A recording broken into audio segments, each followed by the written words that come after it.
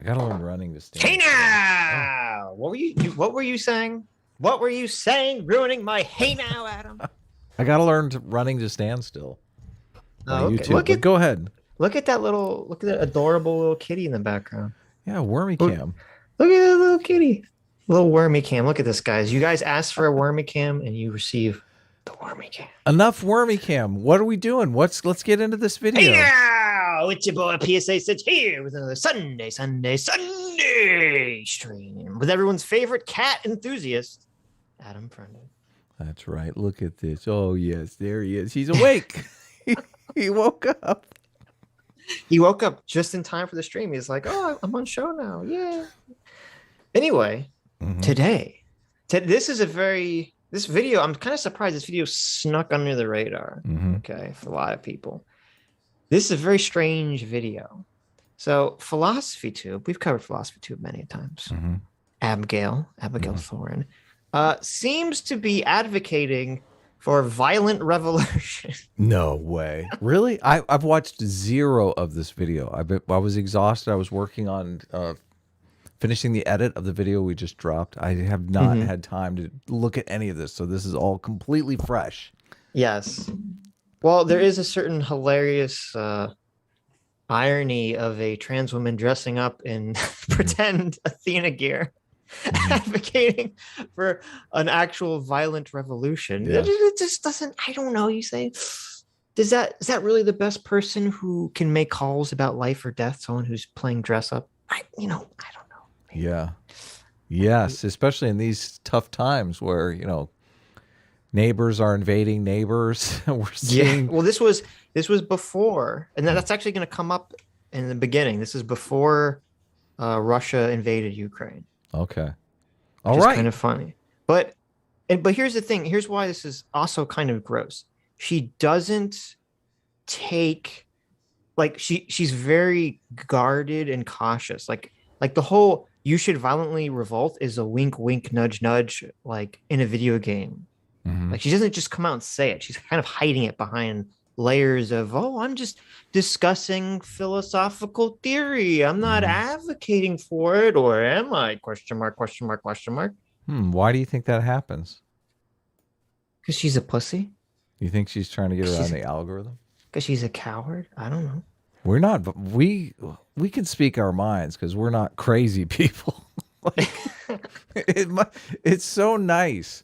It's so nice to be, a sane person so you can actually say what's on your mind. Right. Yeah, not have to hide your power level. It's not strange. Not have to have a wink and a nod or whatever. I know. Anyway, hey Mahler, hey Aiden, hey Sargon. Oh wow. Doing well today. You were on Mahler's yesterday, so yeah, check that out. Check out EFAP. Yeah, after this, of course. But before we jump into the video, should we talk about the song? Well, we dropped a song this morning. If you guys want to check it out, you can.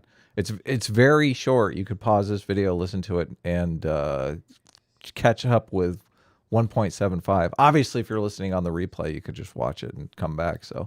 But we'll talk about it a little bit later.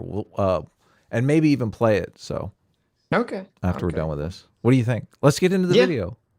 People are here for this insanity.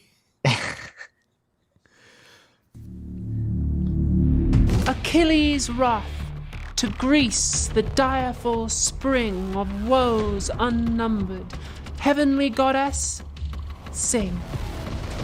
That wrath which hurled to Hades gloomy rain. We're both pausing immediately. Well, as a filmmaker, yeah, like the levels of up your own ass, it's like off the charts here. This is really, I know the mood that she's kind of going for, but I think this is definitely a swing and a miss, right? Well, do you agree or do you disagree? No, I think I agree completely because I don't know, it's weird. Because obviously she's trying to do like it's badass, but also like funny at the same time. Like it's supposed to be kind of tongue in cheek with her really gross looking plate chess piece. I want to go Mhm. back. Look at. Can you get like a clean? Oh, you're right. I don't know. Yeah, That that's looks like filthy. that was. Yeah, it looks like it was sitting under someone's bed collecting mold and dust and mildew for like.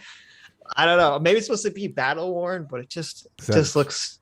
Movie quality. I'm not sure. It just looks cheap. It just looks cheap and gross. Okay, I don't know. Listen, Abigail, you're getting paid. You're supposed to be a secret psyop by the British government. Okay, you can afford better looking props.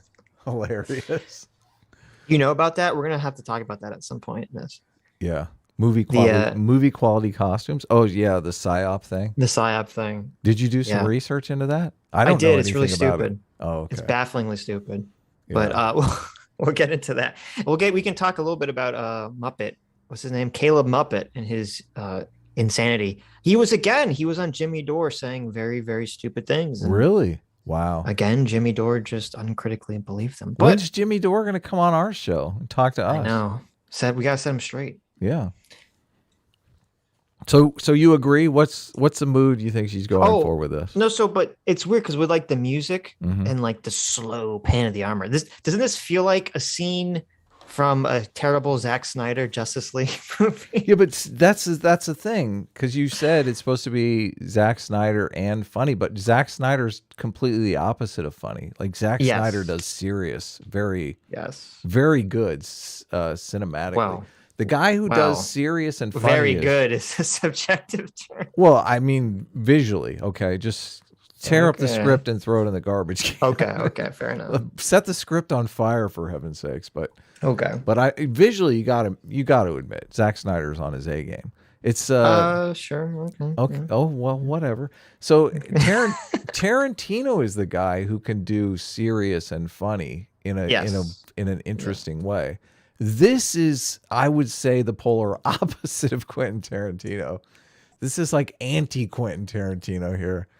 Mm-hmm. I mean, I'm cringing out of my seat. This is just so off. Yeah. So what she's going for here, in my opinion, is just trying to be so hyperbolically Zack Snyder that it's funny. Mm-hmm.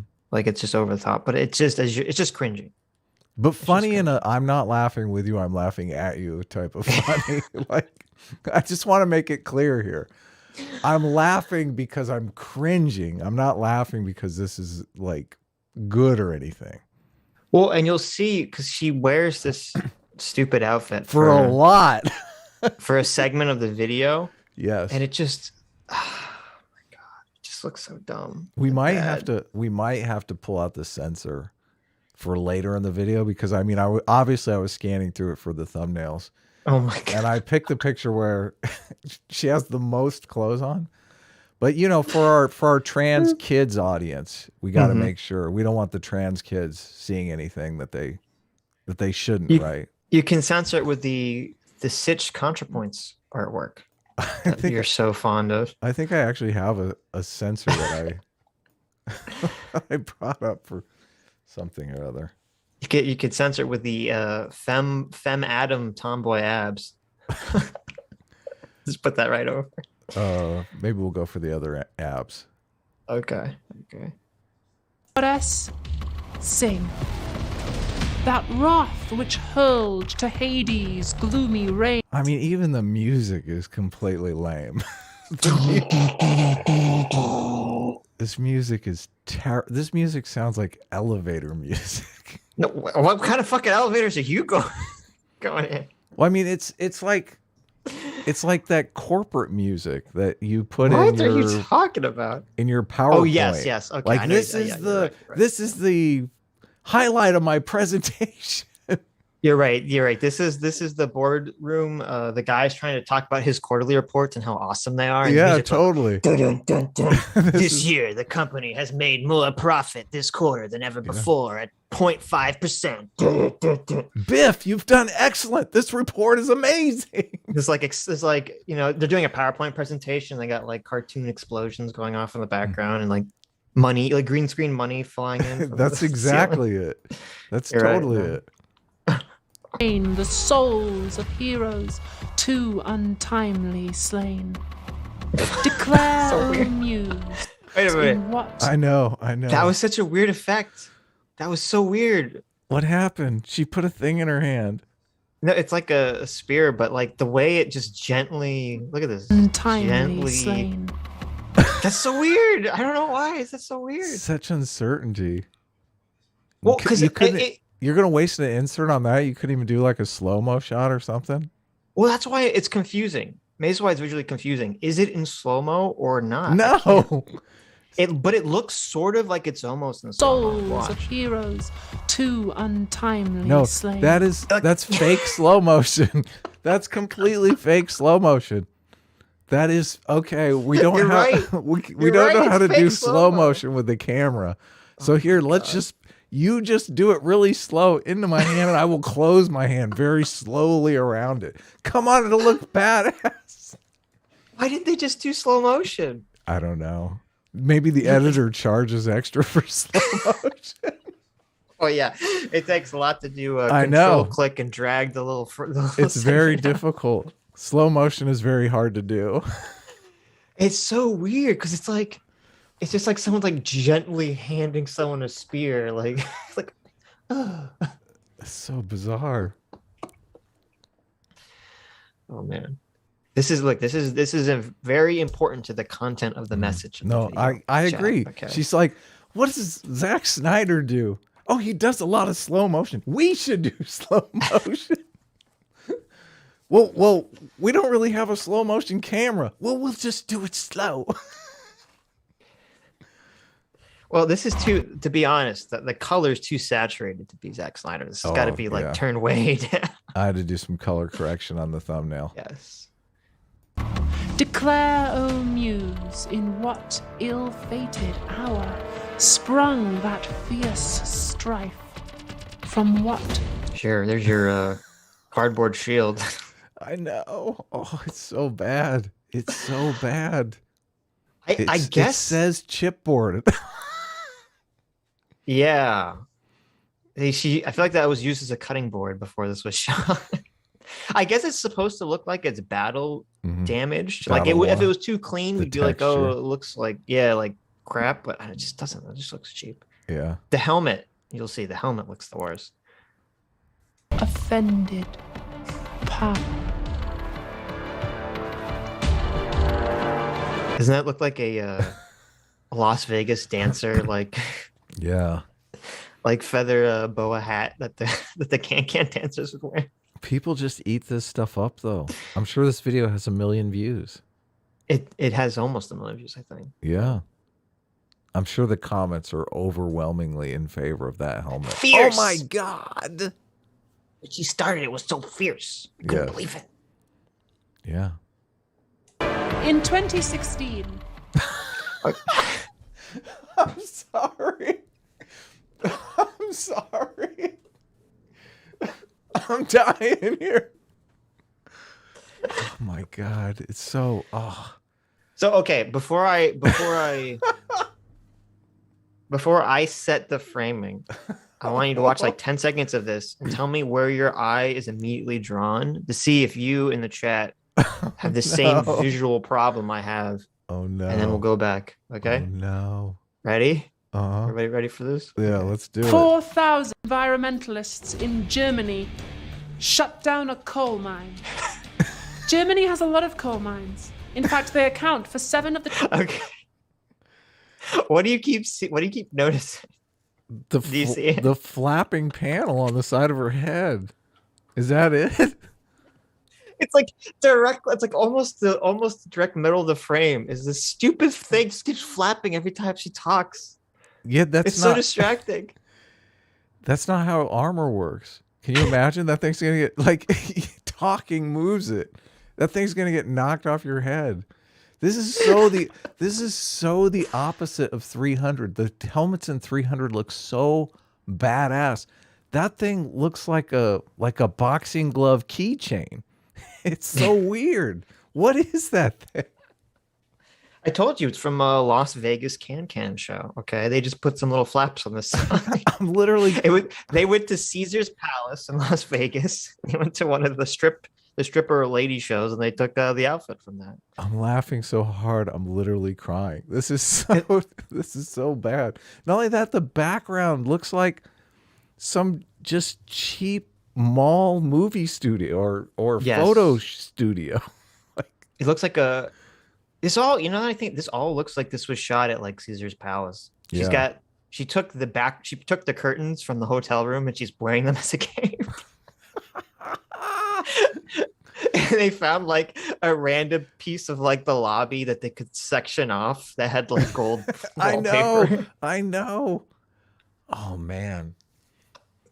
I wonder if she put that wood paneling up because, ContraPoints, which there's a lot of people think Philosophy Tube is a lot like ContraPoints. I don't know if you know this or not, but we've never talked about how Philosophy Tube decided to start copying ContraPoints. I know. We've never talked about that ever. Yes. Well, I mean, I think we have, but not in depth or anything. But the ContraPoints' background selections are usually impeccable. This is like a person that doesn't understand what works about ContraPoints' background. I mean, that wood paneling just screams cheap.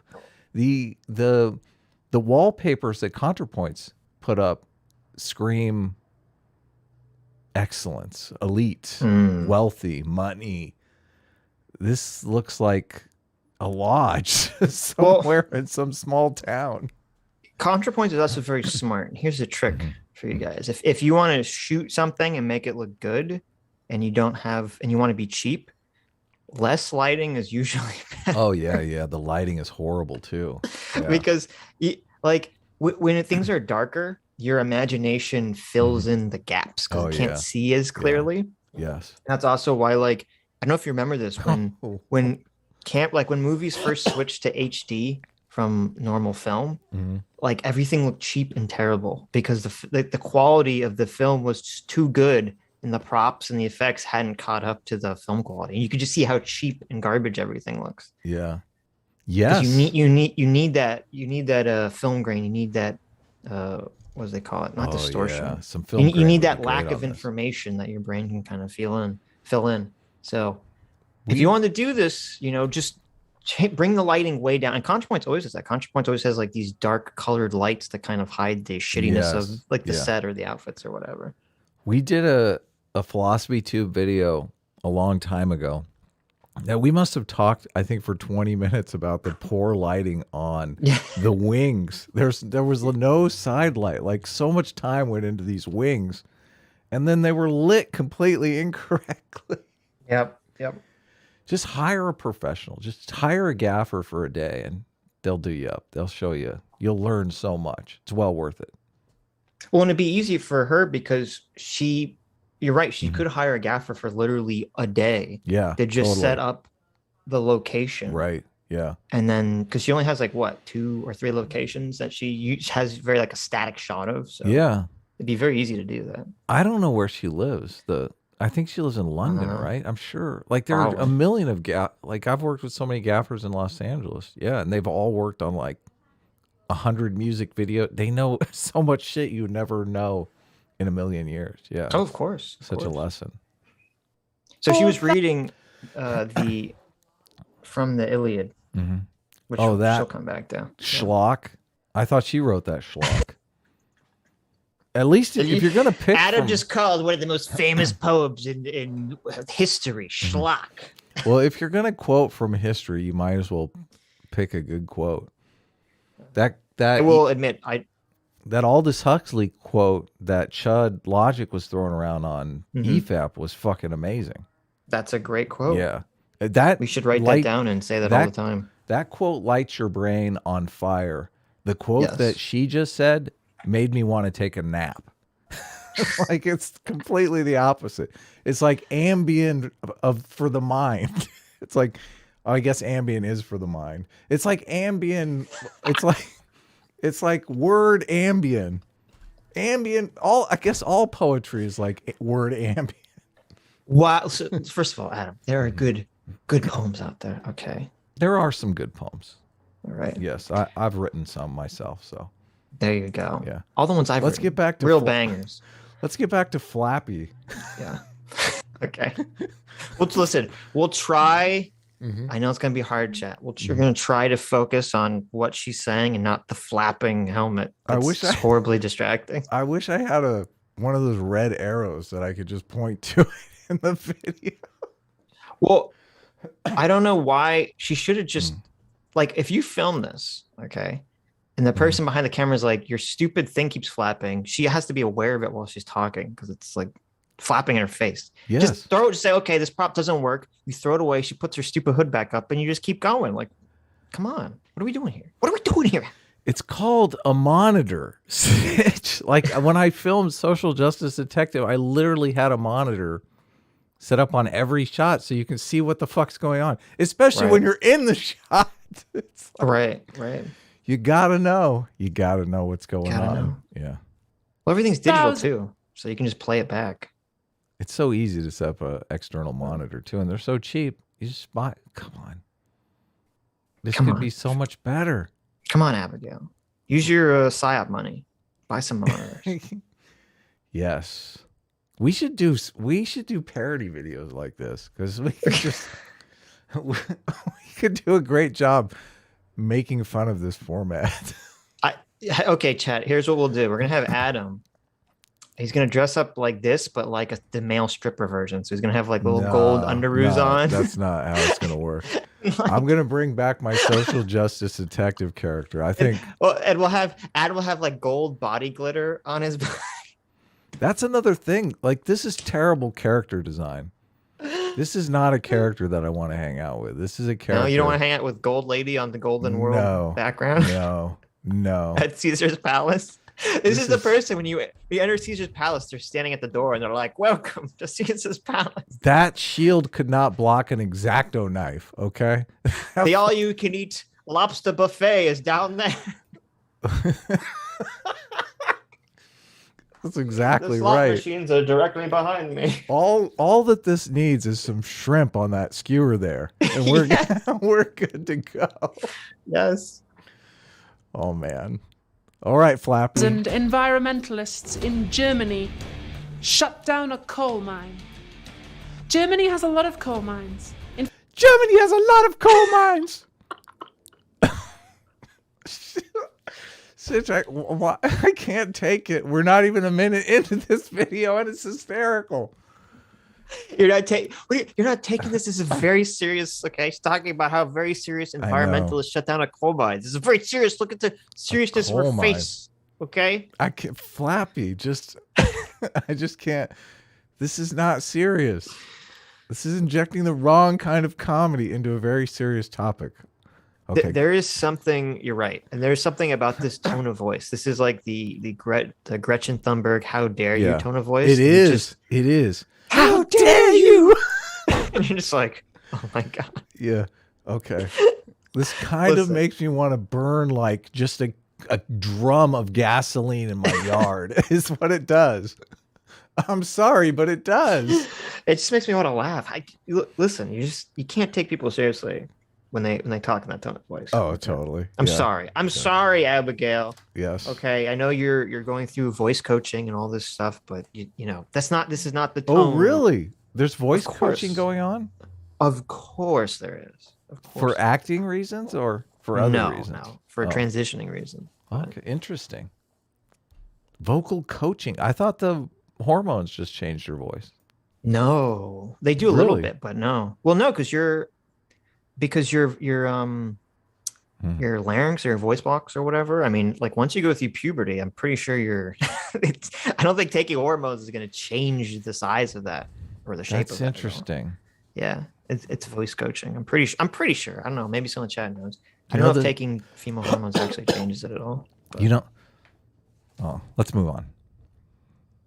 In fact, they account for 7 of the 10 biggest CO2 emitters in Europe. So activists from the Ende Gelände movement blockaded the Garsweiler mine and the power station next door to it, which is called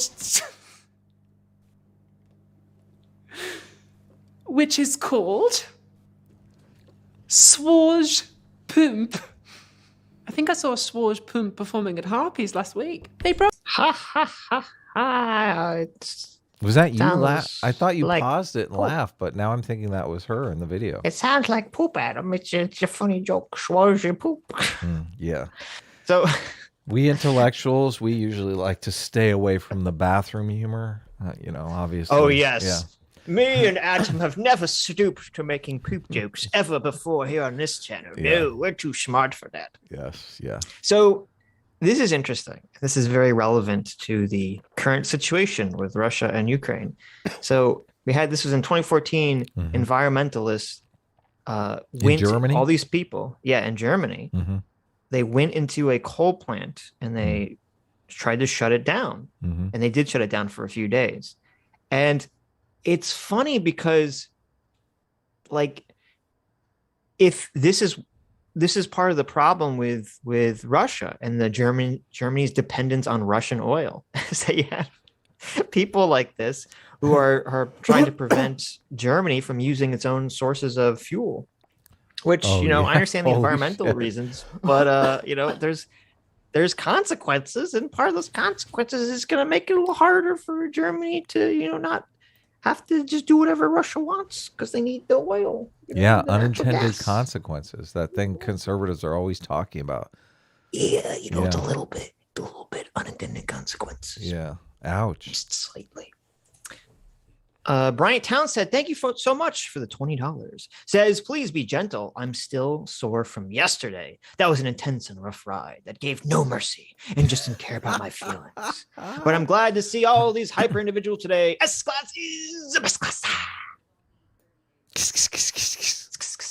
Yeah, yesterday with Mahler and co, we watched Hassan be insane as per usual. Insane and stupid. So was he a dumb fuck? Ride. Hassan might have been a dumb fuck. Hassan might have been a dumb fuck. Interesting. Who keeps sticking his foot in his mouth. 24/7? 24/7, yes. I have a song stuck in my head. The song, that song is catchy as fuck. Enlightened Centrist. Yes. Popped out a banger of a song. Oh, man. Yes. Yeah. Completely stuck in my head. Xerxes for $20. Thank you so much. And I believe... I can't see it right now, but I believe Xerxes joined the channel too. So thank you so much. Cool. That's awesome. Free will seeker. Xerxes for $20 says the advocation of violence can only widen the divide between the two tribes even further. No matter which corner it's coming from, she can wink and nudge about it all she wants, but people have seen through her shit for ages. Very true. Yeah. Very, very true. Scary. And there is something just so deliciously ironic about having Abigail dress up in the stupidest fucking play costume and then advocate for violence. Yeah. like it's so beyond her. Like violence is so removed from her. And it's so childish for her to be advocating for violence and everything she's doing in it. And she's doing it in the most childish way. Like, I'm going to dress up like I'm Athena or Spartan warrior. Yeah. And I'm going to call for violence. It's all just a child's understanding of the world. Yeah. Which I guess is appropriate. Yeah. They don't know about the Chechnyan rape babies. They know. Chris, the Don Singer for $20. Thanks so much, Chris, says, kick Adam. S-Class. He's with class. Boo. Boo. A train. All aboard. S-Class. All aboard. Someone already made a picture. I'll send it to you. With the shrimps, I knew that one was going to be irresistible. Oh, no, they photoshopped the... Oh, no. Abigail into Caesar's palace. It looks perfectly like it's exactly what you'd see. Yeah, it's exactly what you'd see.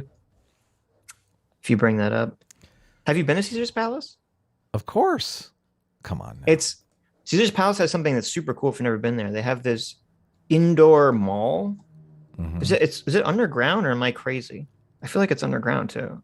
No, it just feels underground because there's that sky dome thing above. Yeah, okay. So they have this indoor, it's like a long tunnel mall thing. Yeah.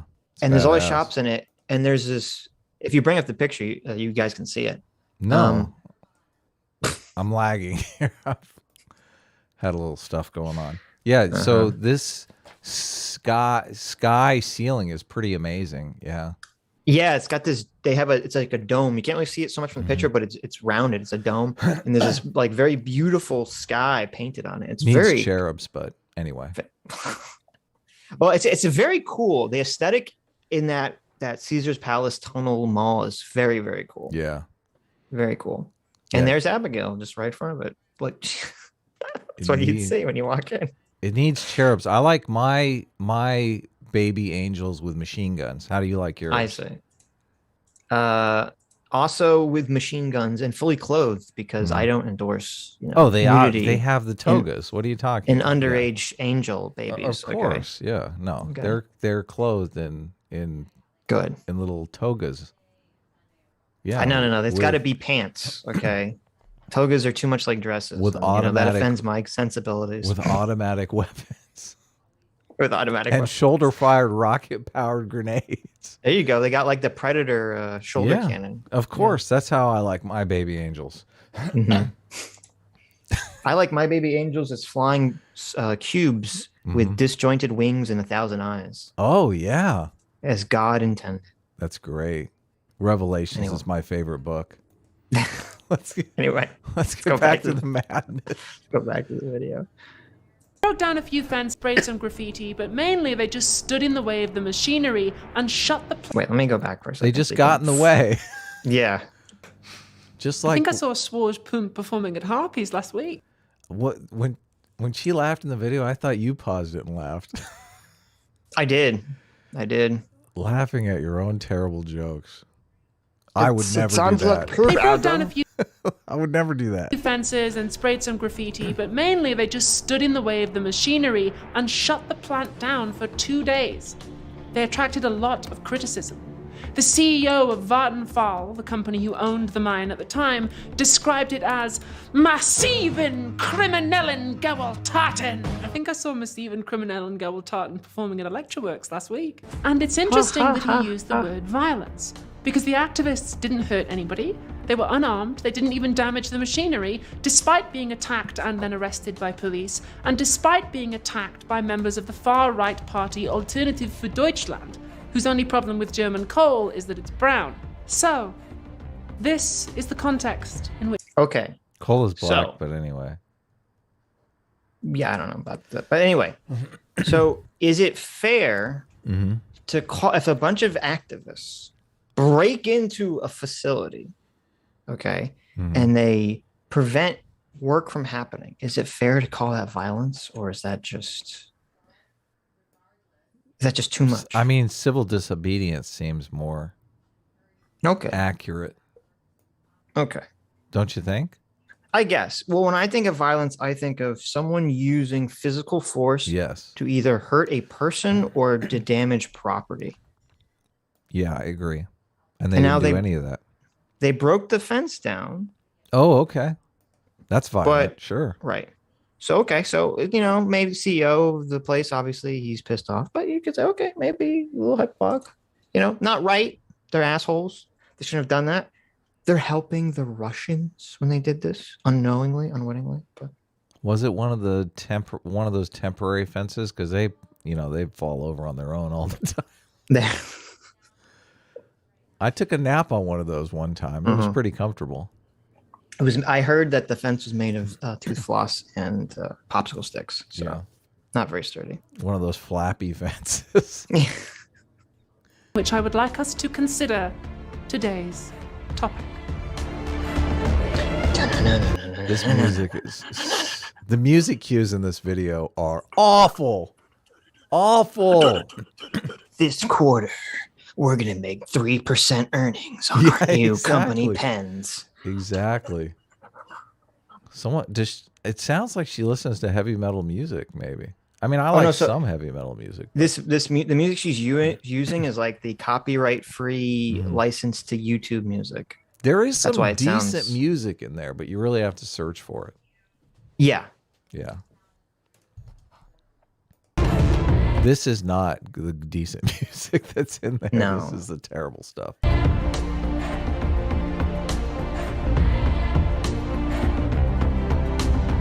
I wish that YouTube would actually, and I would pay for this. YouTube should do this. YouTube should have a program for content creators where they say, okay, you pay us like, I don't know, $10 a month or something. And you have access to this giant library of actual real music that we've licensed from people. That would be good. Yeah. That would be amazing. It I don't would know be why they're not doing that. Instead of this, like, because you're right. So much of the copyright free music that YouTube provides you is garbage. It's like, yeah, and there's so much of it. It's like it's literally you could spend hours just trying to find like a handful of good songs in there somewhere. Yep. Look at this. You notice this drone footage too is like super jerky. I didn't notice, but were you still talking about the music? I listen. Environmental activists, Adam, are not known for their amazing drone footage, steady camera work. Okay. I mean this looks like just footage off of YouTube from like Ren Fair or something. Well, I mean, it wasn't professionally done. I assume it was one of the activists just filmed this or something. This looks like a herd of people walking from the parking lot to the Ren Fair, which is like half a mile away. Maybe that's what's happening. I feel like it is. They're all dressed up in their matching outfits. Okay. Violence and protest at the Ren Fair. You ever been to Ren Fair? Of course. Yeah. What's the most noticeable thing about Ren Fair? The buxom wenches. Okay, exactly. That's the best part. All the girls, they wear those like massive push-up, like middle-aged looking outfits. The cleavage density is much higher than just the regular city. Yeah. You know, you go to the Ren Fair and you're like, why don't we bring this style back? I know. What's going on? Girls should dress like this at work. That won't be distracting at all. I know. Can you imagine? That won't be even so many distracting. people be doing it in the bathroom on their lunch break. Be a big problem. There is a shit ton of people. The Iliad is one of humanity's oldest stories. I studied it in high school at the same time as I was going through a big anime phase. It tells the story of the invincible warrior Achilles and his friends trying to rescue the Lady Helen from Lord Freezer, and then some androids show up with a bugman, and there's a sequel where they go into space. But the French philosopher... It's a funny joke because it's like the Iliad, but then I start talking about Dragon Ball Z. I don't know. I think our musing about the cherubs was more funny. But it's a joke. You see, you just reference something. It's funny. Just say, look, Iliad, Goku. This is the comedy section of it's the funnier that she's trying to read her lines off the teleprompter from across the room. That's way more funnier to me, but you can see her laser like focus on these jokes are so funny she can't even remember writing them. Do you think I'm trying to remember? I think I saw behind the scenes. I don't know if she has a teleprompter. What? I think she has a friend with giant cue cards that like cycles through them or something. I am a fan of taping the script to something close by and just reading it off the script myself, but she should tape it on the back of her shield. She's just looking. Yeah, exactly. She could just raise the shield up and get some crib notes. That would totally work. So have you read the Iliad?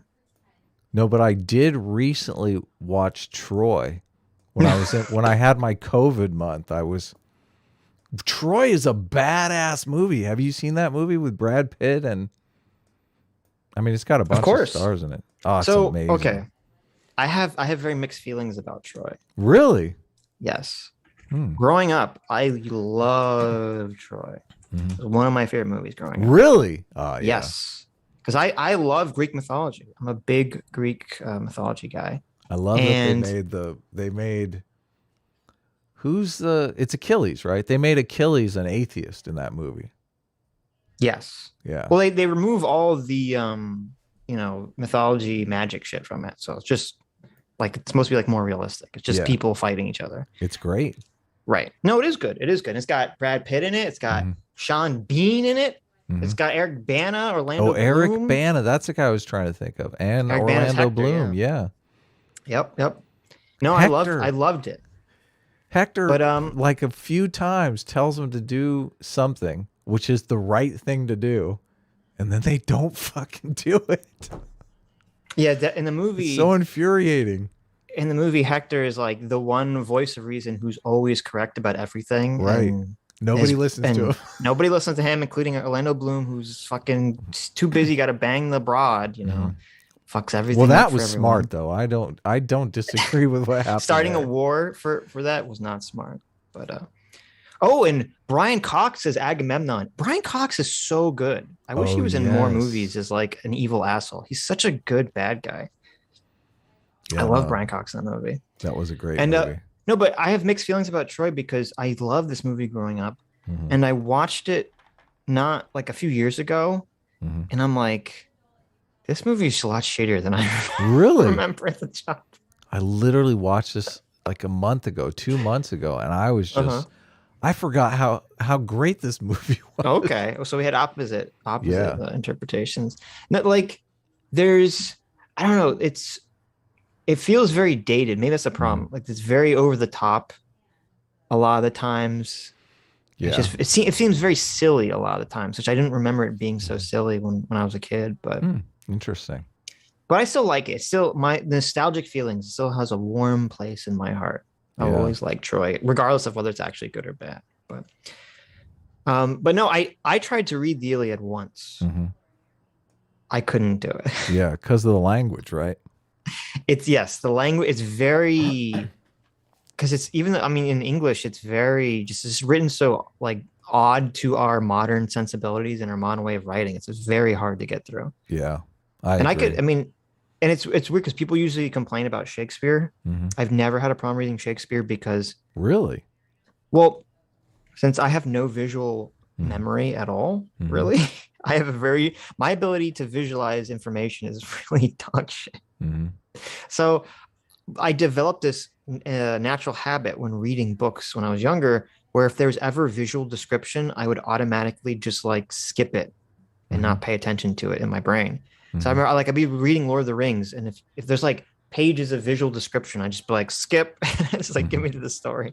Good. And it's funny because that ended up helping me read Shakespeare, because the thing that trips people up in Shakespeare is that he has so much visual, flowery language that's written kind of oddly that people get confused by it, and I would automatically skip it in my brain and be like, awesome. Well, I don't understand why people can't read this. Like, so. You just skip 50% of it and it's okay. Yeah, exactly. But when I tried to read the Iliad, I was like, holy shit, I don't know. I just couldn't. It was like impenetrable. I was just like, oh, and it was very boring. It was very boring. And also, it's funny because it doesn't like the Iliad opens with Achilles whining like a bitch. And you're like, this is Achilles, the great hero of fucking, the age of heroes. He's just whining like a bitch because Agamemnon stole his slave girl. I don't know. It's like, it's very not what we would, not in our modern sensibility. So it is hard to read. Right. It was hard for me to read. But. He goes full simp on page 1. There you go. Not a good look. Not a good look. I got to run and turn the AC on for a second, but play some video. Okay. You go turn the AC on. Says the true. You got to sit through the entire cringe. Is that okay? Why? Why are you go killing turn me? on the AC? Go turn the AC. I was going to come back in like 40 minutes. Go turn on the AC. I'll read a super chat. Okay. Confused Moofish for 20 Canadian. Thank you so much. Says regarding Judas Stewart. There you go. That's a good one. Judas Stewart. I think he and The Daily Show went woke a long time ago. I stopped watching sometime after 2010 because of how unfunny the segments got, like Samantha Bee. Little I to know it was wokeness in action. Yeah, you could be right. I'd have to go back. It's, Daily Show's all blur for me. We have air conditioning at our house. It's great. Of course you do. What Central do you mean? heating and air. Why would you? You're in California. You have to have central air conditioning. Of course. Yeah. But yeah, no, I'd have to go back and look. I wouldn't be surprised if there was the cracks of proto wokeness slipping into the Daily Show, back then. Oh yeah, people were saying that in the comments that we just Mm-hmm. are misremembering because we were in the liberal bubble, which could It's be possible. correct. It's I mean, possible. But because here's the thing, like when the Daily Show was off air, Jon Stewart at first, mm, he would talk out against cancel culture mhm. semi regularly whenever he was asked about it. Hmm. He talked about how ridiculous it was that people couldn't talk about the Wuhan lab leak theory. So I was like, oh, okay, maybe he's gonna become like he's gonna go down the Bill Maher track. That's what I was hoping. He's gonna go down the Bill Maher track. Still gonna have TDS, but he's gonna be anti-wokeness. But no, unfortunately, he bought it hook, Yeah. line, and sinker. Yeah. It's very sad. He got the brain transplant. Angry Man for $50 says that chin is too hard to ignore. Hmm. Wow. Hateful, Angry Man. Hateful. Why? What's the matter? I can't believe it. What do you think the implication is? Oh, there's You an think implication. that was a? Huh. Okay. Confused Moonfish for 20 Canadian says this cringe costume setup lends credence to Sitch's theory that these Muppets are LARPing themselves into a revolution. Thank you. It's true. This is the dark. This is the dark part. That's a Sitch and Adam theory. I think we came up with that on the show. I felt like I came up with that one. But listen, I feel like it was 90% me and 10% what? Sitch, but I feel like it was 90% me and 10% Adam. Okay. Well, I'll go 50-50 with you then. We'll just split it even. We'll See, split this it down is the middle. the trick. This is the trick. Adam's gonna. This is like the common. I remember businessman specifically. negotiation tactic. Listen, no. I remember specifically when that came up, and we were both kind of. Really? Yeah, riffing Tell me. on. What? Really? Tell me about this. Mm-hmm. Listen, you didn't even remember how we got A team and S class. No, because I remember exactly how I came up with this theory. Okay, let's hear it then. And I talked about it multiple times. It was watching this video of Antifa and the Proud Boys decide who's going to protest on the corner of this street in Washington. And this was a memorable event because this was right before this woman got cold cocked in the back of the head and died or something. Had some serious brain damage from Antifa, and people were criticizing Andy No because he had released her information or something before. So that's why I went and found this video. But before any of that happens, the Proud Boys and Antifa are they've one's on one side of the street and one's on the other side of the street, and they've approached each other and they're like so much of this protesting is just protesters yelling at other protesters. It's really fucking stupid. Yeah. And in order to decide who gets the right to protest on that corner, they walk down this alleyway and they create a fucking circle, and they literally reenact the scene from Troy where they're like, call out your greatest warrior to fight. And so wow. So you got some Antifa guy and the Proud Boy guy get in this circle, and they fucking fist fight each other for 5 minutes to determine who gets to protest on the corner. And I'm like, okay, this is just ridiculous LARPing at this point. That's so funny. So that is Troy. That's exactly what happened. Yes. So I'm and then that's where I came up with the whole people LARP themselves into a revolution. So listen, Nat, I'll give you 30% custody. Okay. I love that it's at least negotiable. I'll give you 30% custody because you did add to it. I do remember you adding to it. Yeah. But no, yeah, I think that's been our theory now. My theory is that I don't know if this is true of all history, but it definitely seems to be true now. And also, I witnessed this with kind of the annexation of Crimea, right? When there's a lot of video going on, it seems like it seems like people kind of LARP themselves into the revolution. Like at first, when the protesters come out, it's so obviously LARPing.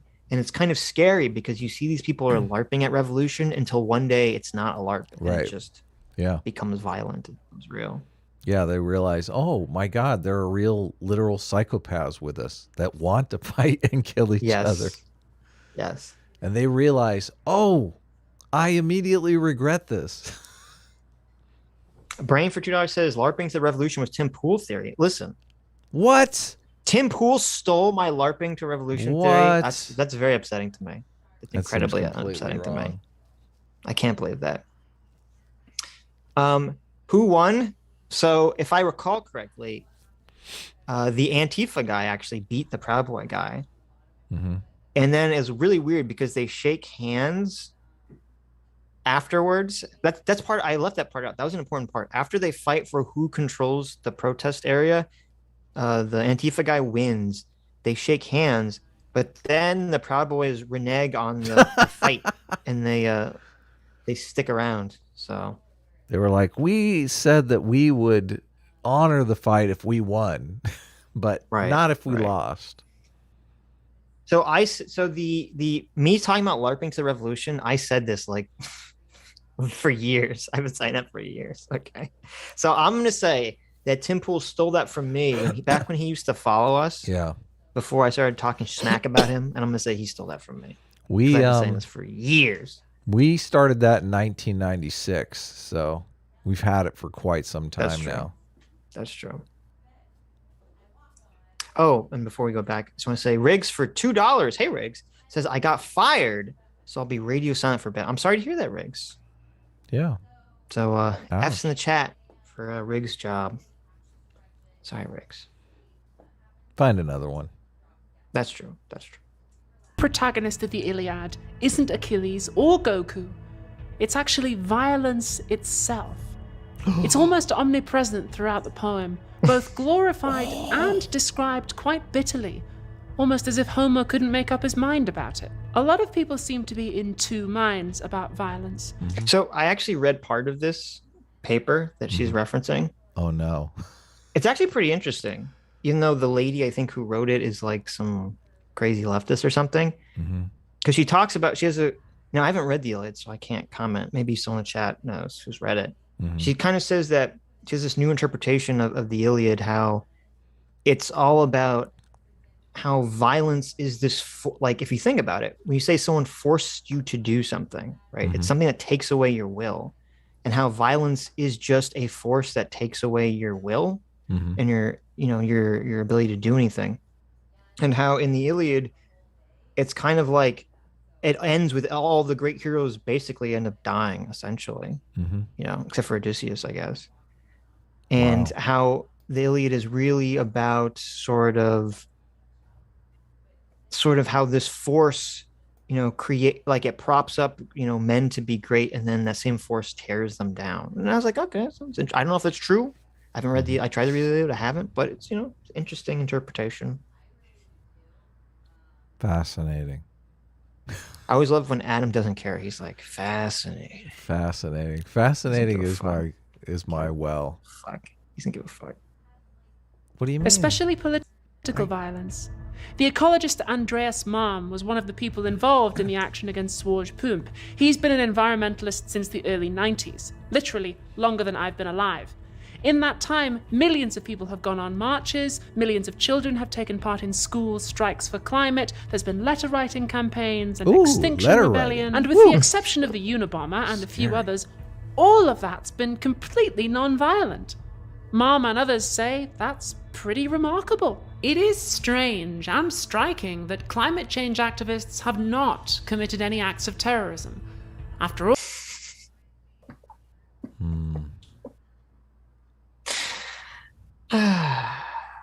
So I did read this guy's paper, and his basic point. Well, I'll let her read the rest of the quote before I get. Yeah, I was going to say. Terrorism is for the individual by far the modern world's most effective form of political action, and climate change is an issue about which people feel just as strongly as about, say, animal rights. This is especially noticeable when you bear in mind the ease of things like blowing up petrol stations or vandalizing SUVs. In cities, SUVs are loathed by almost everyone except the people who drive them. And in a city the size of London, a few dozen people could, in a short space of time, make the ownership of these cars effectively impossible just by running keys down the side of them at a cost to the owner of several £1,000s a time. Say, 50 people vandalizing 4 cars each every night for a month, that's 6,000 trashed SUVs in a month. And the Chelsea tractors would soon be disappearing from our streets, so... Not really, because we would just make keying cars capital crime, and then we just take care of those 50 people. Violence works, right? I mean, we just put them in the electric chair, and we're humming. Our Hummers Well, are back on the streets in record time. it's a very interesting paragraph because at first there is a question like, okay, if people really do think that massive climate change is going to happen and it's going to doom civilization, wouldn't you expect some larger violent eco-terrorist response? But then it ends the paragraph with the lamest fucking shit ever. Let's go key a bunch of SUV. Right. Like that's good. How is that good? That's really going to save the planet? You keying an SUV. That's really more you just annoyed because you're trying to back out of a parking space and you can't because two fucking SUVs are on either side of you and you can't see. Yeah. This car is coming. Okay. Yeah. So it's strange to me because at first I'm like, oh, that's an interesting question, but then it ends in such this pathetically lame way about we got to key SUVs. It's like it's not going to accomplish like fucking anything. So, but why do you think that is, Adam? Why do you think people are not blowing up gas stations or coal mines or whatever? Well, because they don't really believe it. Hmm. They don't buy into this stuff as much. Well, Do you think that's really it? You think? I mean, there's lots of people I think that really do believe this. well, they're worried about going to jail, and they're doing their own things. They got their own projects and stuff that they're working on. Nobody has time to save the planet.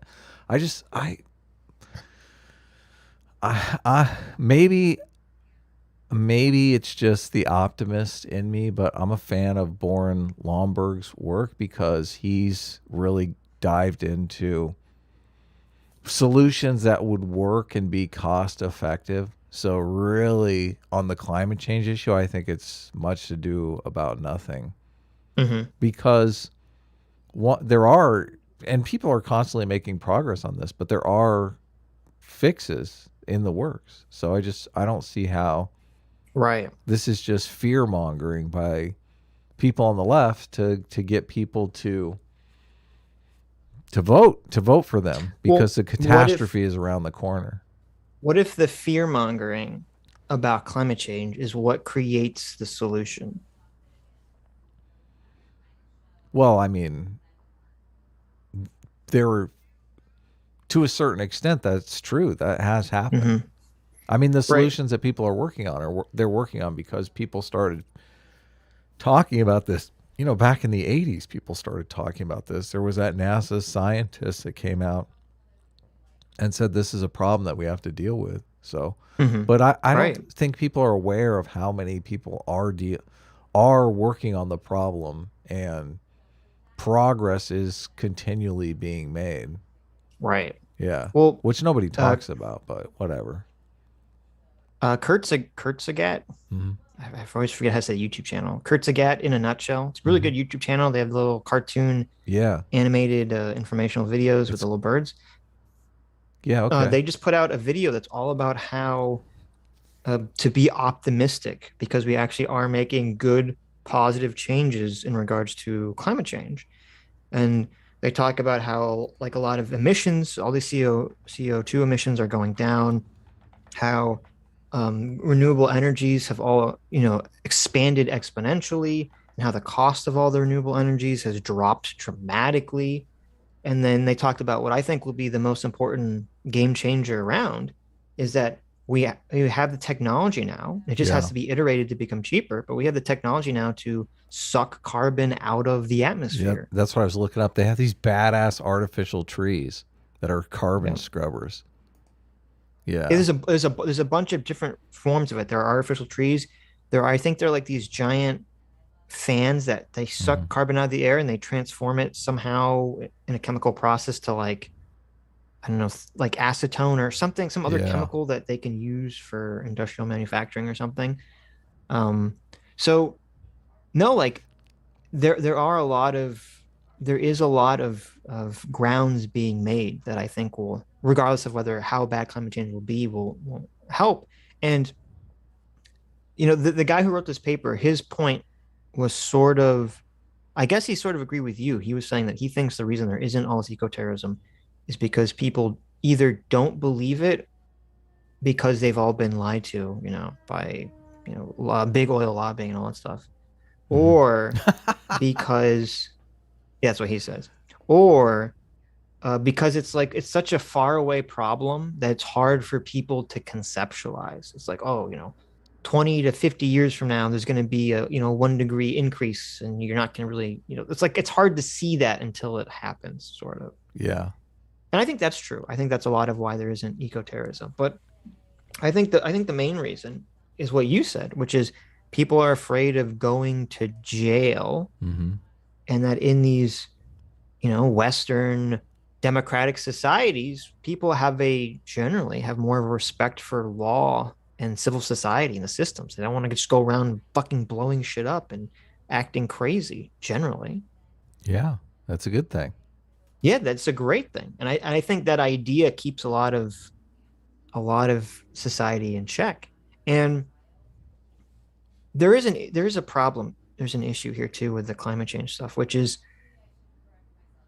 a lot of, like, you never know what the result of your activism will be. Now, you can't let this paralyze you, but you never know what the result of your activism will be and whether it will create positive or negative changes, even towards your own goal.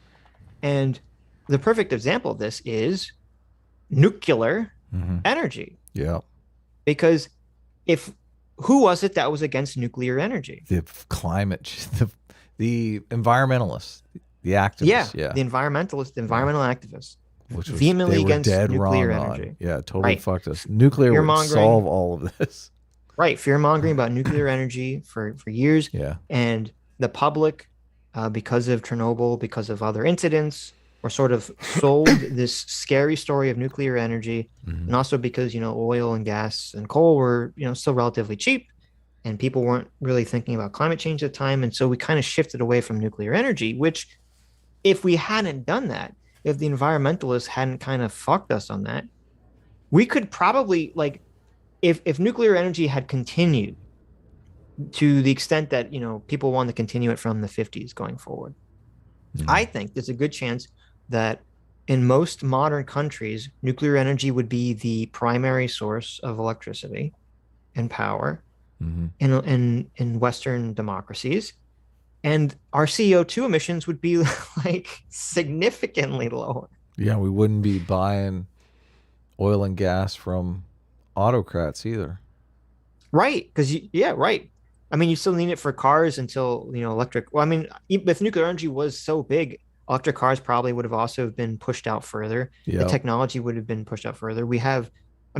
Even without us focusing on nuclear reactors, we have nuclear reactors now that are supposed to be unmeltdownable. Yeah. Supposed to be way more safe.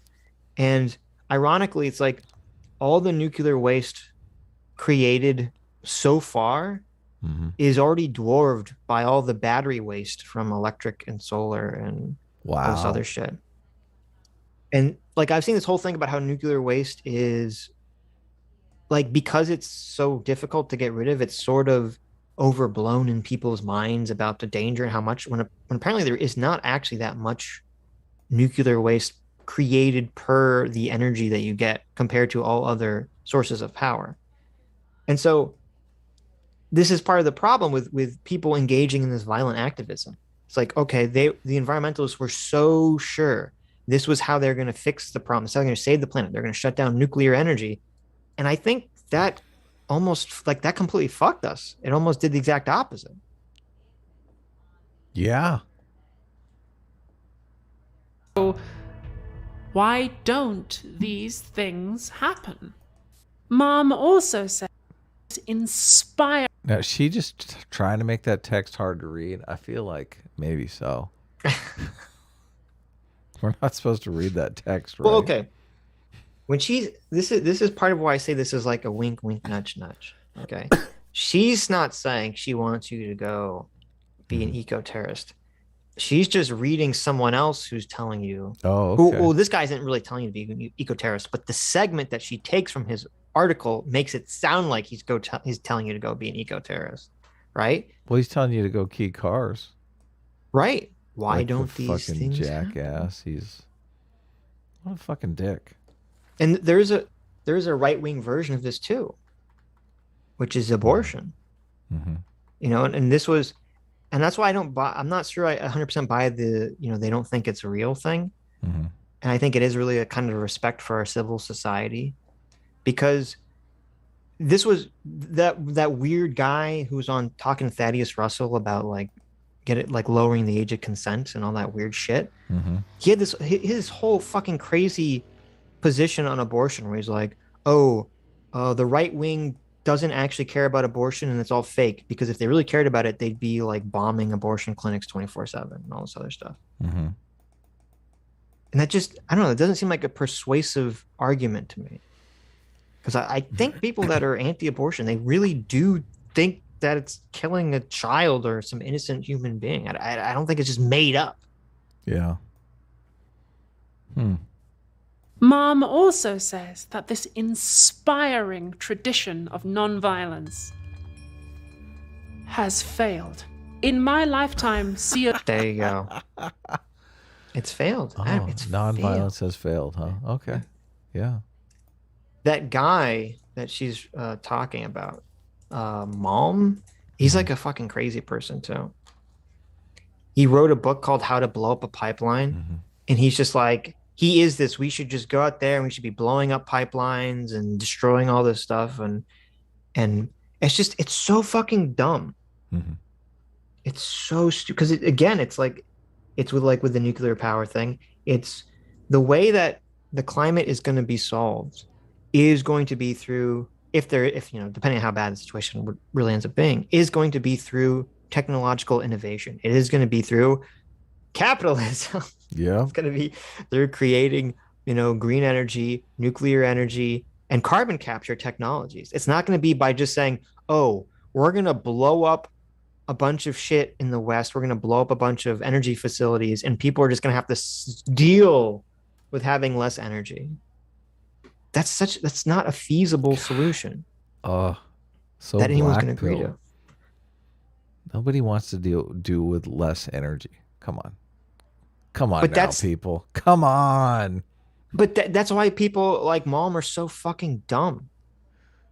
They don't have any, they have no idea how any of this works psychologically. Yeah. No. Or society. People are not going to just say, oh, we're going to cut our GDP in half because we're afraid that 30 years from now, maybe something will happen that we're not 100% sure on. That's never going to fly. Yeah, they're so certain about it, though. That's what bugs me. So many people are just certain about things that are uncertain. Right. That's so damaging. Yeah. And what he wanted to do, and it's funny because he wanted to, this guy's French. And at the time, let's see, what year was this? It's from last year. Okay. Again, this is highly relevant to the Russia-Ukraine situation. Okay. France is building this, like the longest heated oil pipeline in Tanzania and Uganda. Okay. And he's like, we need to blow this up to save the planet. We need to destroy this pipeline. Wow. That sucks. Which, first of all, is idiotic because, like, okay, even if you destroy the pipeline, they're gonna just ship the oil in through other ways. Like, yeah, they're gonna ship the oil through trucks that are gonna be polluting the environment as they're actually shipping the oil, which is just fucking stupid. Yeah. Exactly. So it makes no sense. But then it's like, okay, so you're just making Europe more reliable on Russia, I guess. Yeah. They don't understand that people are working on the problem, but they're working on it sensibly in incremental steps. They have this it's because they can't see tangible progress because they're just not paying attention. They're like, we got to go out and disrupt. Yeah. A lot of people just, this is like their religion. It really is. No, right. It is a religion. This is the thing. Yeah. It's their, the Huxley quote. The surest way to work up a crusade in favor of some good cause is to promise people they will have a chance of maltreating someone. Oh, there to be able it to is. destroy, yes. To be able to destroy with good conscience, to be able to behave badly and call your bad behavior righteous indignation. Yeah. This is the height of psychological luxury, the most delicious of moral treats. Yeah. To be able to go out and fight in the streets for a just cause. That's what people want to do. They're just so often not really fighting for a just cause. They're just fighting because they want to satisfy their elephant. They want to go out and just beat shit. Right. Beat people up. It's very sad. It is sad. People feel like they need. That's why Fight Club's such a brilliant movie Meaning, I know. and story. Yeah, people are lacking meaning. They're looking for meaning and direction. And so if you can sell them on some idea Mm-hmm. of how to get meaning in your life, especially if you can tie it in for young males, if you can tie it into something violent, that's Mm-hmm. like the most attractive thing ever. Like, oh Of yes, course. going Yeah. to war, baby. Yeah. Yeah. We'll see what the spoils of war deliver us. CO2 emissions have accelerated, and there is now more money being invested in fossil fuel infrastructure. If only there was more money being invested in shield design, then we'd be all in much better shape, right? Right. Why does that? And I thought it was funny too that she says that, and then I just turn around and watch this Kurzgesagt video that says basically the opposite. Yeah. It says actually no, the West is doing a good job cutting down on all this. Who wants a to lot live? of CO2 emissions. Fucking who wants to live in a polluted city? Nobody. I mean, I'm stoked about the electric cars. Let them make the electricity, 50 miles outside of town in some nuclear reactor and just ship it in. Have all clean electric cars. It's going to be badass. The future's looking bright, okay? These people need to chill. They need to just relax. This is the best time ever to live. At no time previously could you dress up in stupid costumes and talk about your religion into a video camera and have people pay you thousands of dollars to do it, okay? That's a great point. Stop being so doomer. That's a great point. Enjoy yourself. Well, I guess this is part of the performance thing. I mean, just we're making this video. We're gonna get called climate denialists. Like nobody's denying that this shit is happening. We're not doom and gloom about being able to fix it. We believe there are people working on it. I mean, there's evidence there are people working on it. Google carbon scrubbers. I mean, there are all sorts of different solutions. There's one guy that has this, like they're going to grow weeds. Not many people know this, but all like plants are, all life forms are predominantly made of carbon. So when a plant grows, it's literally sucking carbon out of the atmosphere that becomes the body of the plant. Like intuitively, you think whatever the plant is made up of comes from the ground, right? The roots. No, it comes from the air. It's almost like a condensation of carbon on the ground. So that we're going to figure out how to do this through technology. I mean, think how fast weeds grow. If this really became a problem, we could definitely start working on it in very different ways. They already are. There's a plan to actually, then this one's crazy, to put particulate matter in the upper atmosphere to shade the rays of the sun to counteract. That one seems a little bit more dangerous though. Yeah. Have you seen that? There's a PBS special on global dimming versus global warming. Have you seen that PBS special? I think we might have talked about it before.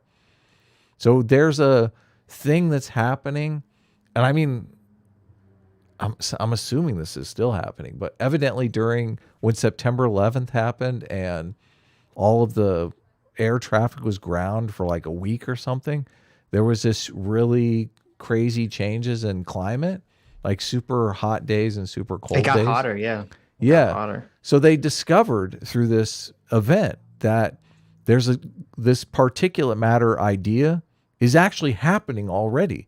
There's so much air traffic over the United States that it's basically blocking out some of the sun, causing a global dimming effect that global warming is counteracting. So there is kind of a balance thing going on already. Which So there are people looking at this shit. No, exactly. And it's funny because in the article that she read that quote from about keying SUVs, he even talks about that exact thing. About how there are these counteracting global warming effects that people didn't account for.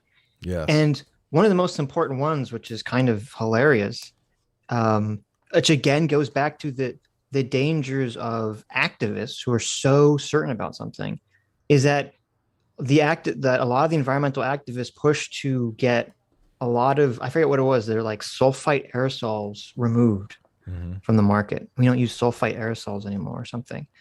And it turned out that the sulfite aerosols were basically doing that thing. They were actually cooling the planet off because they would get in the atmosphere and they'd block out some of the sun. So it's like they actually ended up making it worse, by thinking they were making it better. Yeah.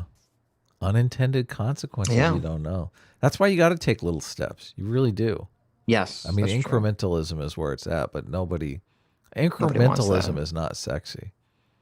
Well, because incrementalism is where it's at, but it's hard for people to perceptually see the change, so they feel like nothing has actually occurred.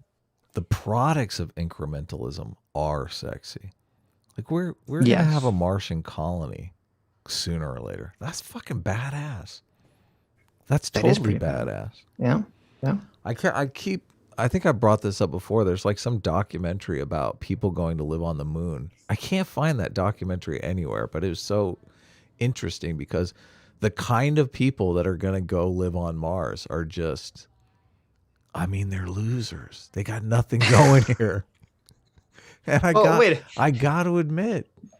Well, no, they interview a bunch of people. I know what documentary you're talking about. Have you seen part it? Of it? Okay. I've seen part of it, yeah. So they're interviewing all these losers who are they're comfortable with that. They know that they're losers. They know that they have nothing going on. Adam, here. These are the heroes who are going to live on the first I think non-terrestrial colony, and you're calling them losers. But this is how humanity works. It's like the outcasts decide, well, fuck it. I'm not having any fun here. I'm going to go live on the moon, I'm going to go colonize Australia. I'm going to the New World. I'm going to go live on Mars. I mean, don't you think? Like that just embodies I see it as something beautiful. Somebody who has absolutely nothing can just say, I'm still in it, man. I'm still in the game. I'm still going to go for it. That's awesome.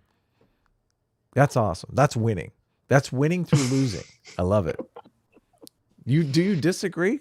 No, you're right. And that's kind of the irony is that, it's the people who don't have anything going for them that often, go out to they press the bounds of, exploration and go do something new, which sometimes it's awful, but sometimes it's amazing. The outcasts. Yeah, that's true.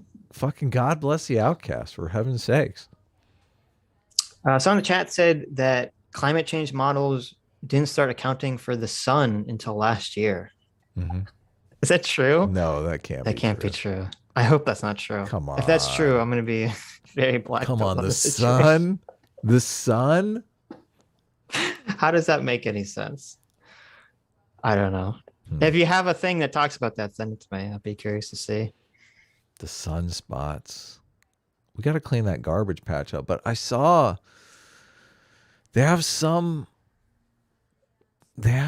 kind of bacteria or worm or something that eats styrofoam. It's kind of crazy. They're going to dump that in the garbage patch and fucking deal with it. That's the kinds of solutions we're coming up with now are incredible. But obviously people will say this is going to be the next sci-fi movie, though. That thing's going to get out of control. Right. The bacteria is going to start eating something that we actually don't want to eat. And maybe. Sure. We've got a pretty good track record so far. Except for until it goes south and then it's all over. But whatever. Yeah.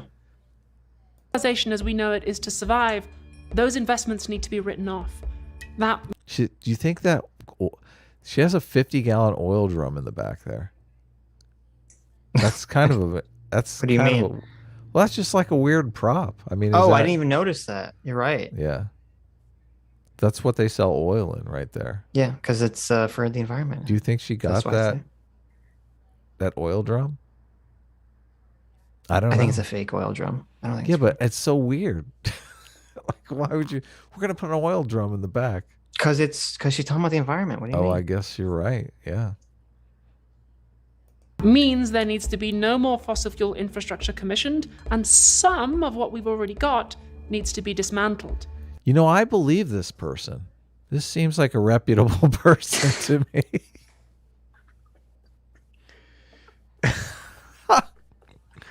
You know, when she talks, there's a lot of gravitas here. I feel like I should. I might have to take the rest of the day off, Sitch. We need to do something about this.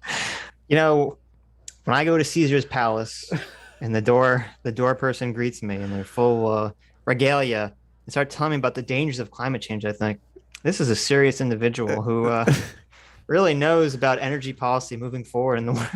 This is a farce. I can't believe people. Oh man, society took a weird turn somewhere. I mean, you have to look this. You have to look at this and laugh. This is yes. This is someone's art. This video is the video version of the how many layers of irony are you on? Okay. You have a trans woman playing dress up as a warrior, advocating for violence. Yes. Right. Yes. There's an extra layer here too, which is that, as you brought out, like, no one is going to take this video seriously because of the aesthetics of it. So it's like, and obviously I think that's like, her audience isn't going to be motivated to violence because they watch, fucking Abigail dress up hour. Okay. Yeah. So it's like, there's so much irony in this video. It just keeps going. Yeah, man. I walk out of that movie Fight Club and I've seen it a few times, and I mean, I'm ready to punch somebody. I'm ready to fucking wrestle in the parking lot. Seriously. That's how you motivate people to violence. This kind of makes me want to, Adam was one of those guys. I mean, this kind of makes me want to just go to the grocery store and buy like every snack in the snack aisle. I mean, that's not fun. I'm going home. I'm going to fucking smoke a fat one and watch some Netflix. I'm not doing violence. Come on, this is insane. We have to back it up just to hear that again, because it's oh God. Those investment emissions have accelerated, and there is now more money being invested in fossil fuel infrastructure. More money in being invested in fossil fuel infrastructure. Now, Sitch, I'm not a very smart person or anything. I don't consider myself an intellectual, but wouldn't it cost more money to make fossil fuel infrastructure less pollutive? Wouldn't that be something that you'd have to spend money to do? It seems like that may be what they're spending the money on, but I don't know. I would have to look into it, but I would be a guess. Well, and also if we start dismantling, oil and coal and, gas production and all this stuff, who's that going to affect most, Abigail? Okay. If energy prices start raising because we're being more green friendly, quote unquote, who's that going to affect most? Poor people, right? Let me guess. Poor people. The working class, the poor people, the people that socialists are supposed to care so much about. I don't know. The proletariat. Yes. Seems a little contradictory here, but okay. This is getting a little bougie. Yeah, a little bougie. If civilization as we know it is to survive. Oh my God. Civilization is on the brink, Sitch. I know. We're not going to survive. Holy shit. I'm going to Mars. Fuck it. Fuck it. I can't take it anymore. I need a new planet. Those investments need to be written off. That means there needs... It's so ridiculous. I'm certain of it. Those investments are to make the infrastructure more clean. Especially here in California. To make it more dirty. Dude, all the regulation in California is like, you got to cut your fucking carbon down. And all the companies are like, but this is going to be expensive. It's going to cost us an arm and a leg. You better spend that money on that infrastructure. That shit better be clean. I better be able to put my nose right up to that exhaust pipe and smell clean air. I want a nice lemon scent coming out of your factory, okay? Well, and this is one of the grandest ironies, or not ironies, but hypocrisies of crybaby leftists on the internet is who is making probably one of the biggest differences in trying to reduce CO2 emissions in the entire world? Elon Musk, he founded 3 fucking companies to do it. Exactly. I mean, you think they should be? He's trying to make electric cars like the sexiest, coolest fucking thing on the planet. Yes. You think that all these, environmentalists would be bowing down, be like, "Oh my God, Elon Musk is such a great person. Thank you so much. You're really doing your part. You are the Iron Man. Okay, Yes. you are the Robert Downey Jr. Yes. businessman of trying to help the environment." And do they do any of that? No. Nope. They call him a fucking bougie capitalist. They call him a scumbag. He's a scumbag, bougie capitalist. How dare you make money saving the environment? Making too much money. We want to do it. We want to do it with our videos and our costumes, okay? How dare you start a factory?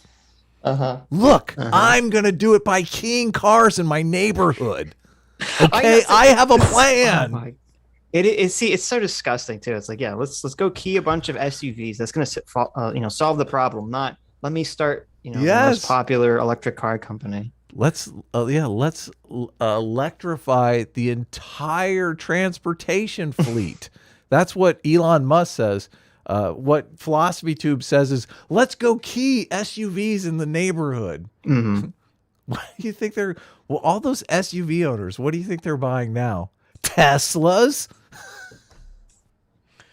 Oh, this is so hilarious. To be no more fossil fuel infrastructure commissioned, and some of what we've already got needs to be dismantled. Oh, we're going to dismantle it, okay? Well, I just spent $1 billion making my factory carbon neutral. Fucking moron. Now I have to dismantle it? What are we going to do? Are we going to cook with wood stoves? That's real environmentally conscious. Yeah, I know. This is so ridiculous. This is ridiculous. I'm 5 minutes in and I'm tearing my hair out. Who watches this stuff and believes this nonsense? Wow, yeah. I hear climate change is a huge issue. Voters are just they're going to the polls over this. Let me look up the climate change. I bet you, without even looking, it's like number 20 on a list of issues people are worried about. Then no one cares. Right now it's inflation. Right. No one cares. Mom says the free market ain't going to do that because investors expect profit. And governments have... Now, who's mom? Is that... What? She said mom. Mom says that's not going to happen. Oh. My mom? She just means like... Or, well, is she mom? I don't know. A hypothetical mom. So I haven't watched it. Or she mom? I haven't I'm so seen confused. But I can guess. Philosophy Tube actually has a video from 2018 called Elon Musk. Oh, yeah, I knew it. Which I could almost guarantee you is, I'm scrubbing through it, and it seems like this is pre-transition. Elon Musk hate.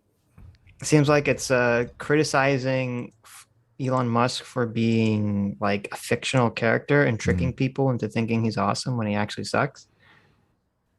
So I had a weird interaction over Boren Lomborg too on Twitter.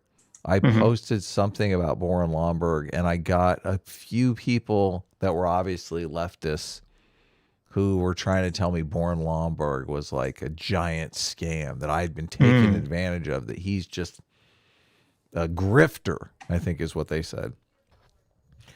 And I dug in because I was like, obviously I don't want to be sharing some grifter around. And all the stuff that they believe is just is propaganda thrown against him by these climate activists. Like there's some paper that they say was retracted, or some peer-reviewed paper that was retracted. They retracted it in the same way that they always do, like cancel culture fashion, and it wasn't like the science was totally fine, but they tried to get him to take it back, and he fought them. So after doing some digging, I'm convinced Boren Lomborg is legit. But it's funny that these people all, I mean, they all have some counter narrative on anybody that might inspire people. Elon Musk, Warren Lomberg, Jordan Peterson, like all these people, they have this weird counter narrative where they're just like Nazi grifters. It's so I mean, sad. how triggered is the philosophy tubes and the bread tubes of the world going to be when capitalism saves the climate? Oh, they're already triggered by it. They're totally triggered by it. When Elon Musk and capital private investment into carbon scrubbers and carbon removal technology saves the environment. This is what be so mad. This is what fucking kills me.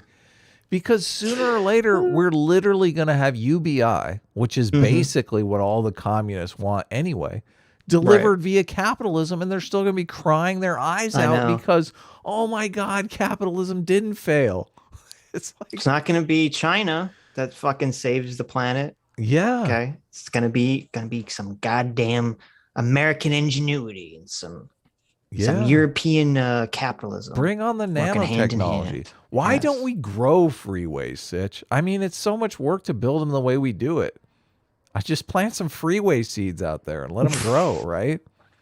Like, why don't we have a plant that makes an asphalt road for us that we just seed like the path, and it's nice and stable to drive on? There you go. I'm telling you.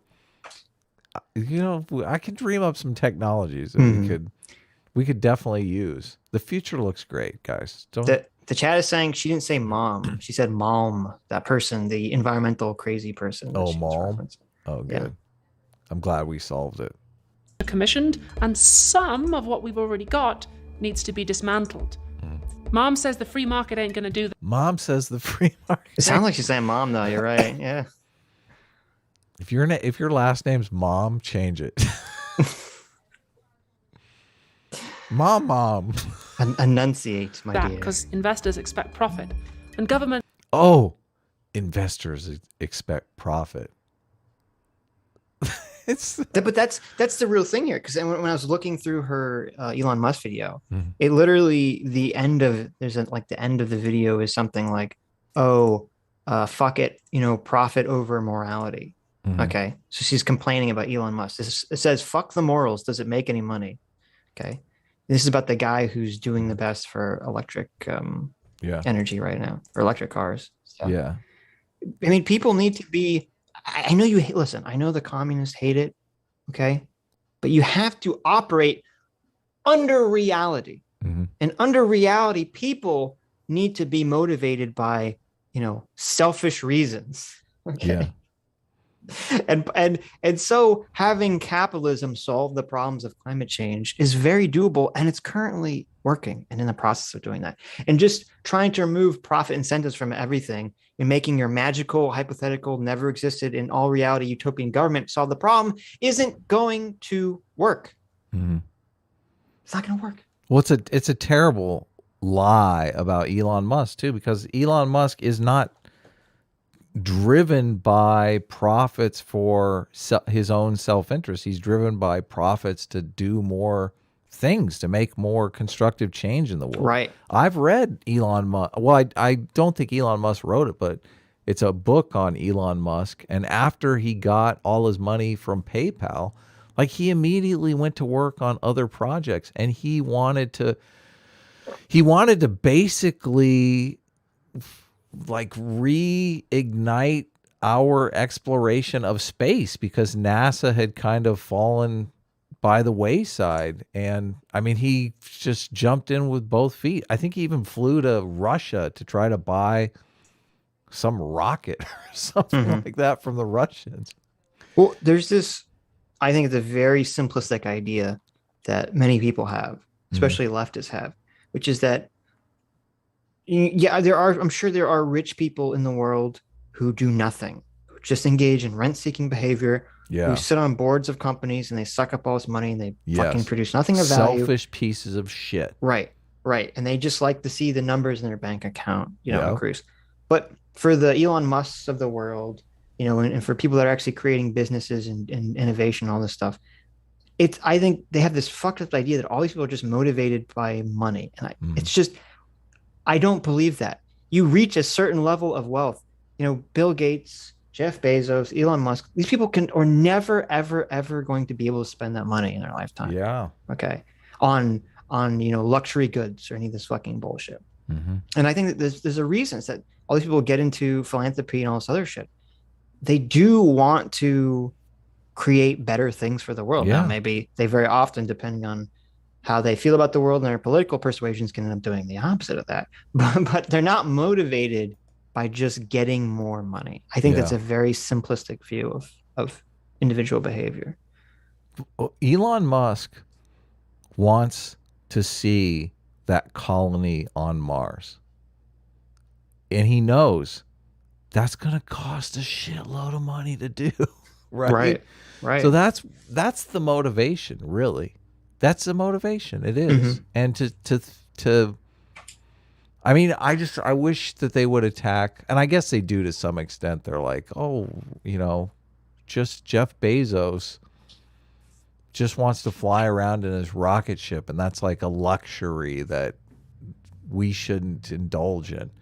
But that's a complete misread of the situation, because I mean, that's a step that they think is like the final thing. Like they see the ride around in the rocket ship as like the yacht or something like that, when really it's just like the first like shipping ocean liner, right? You don't understand. Okay.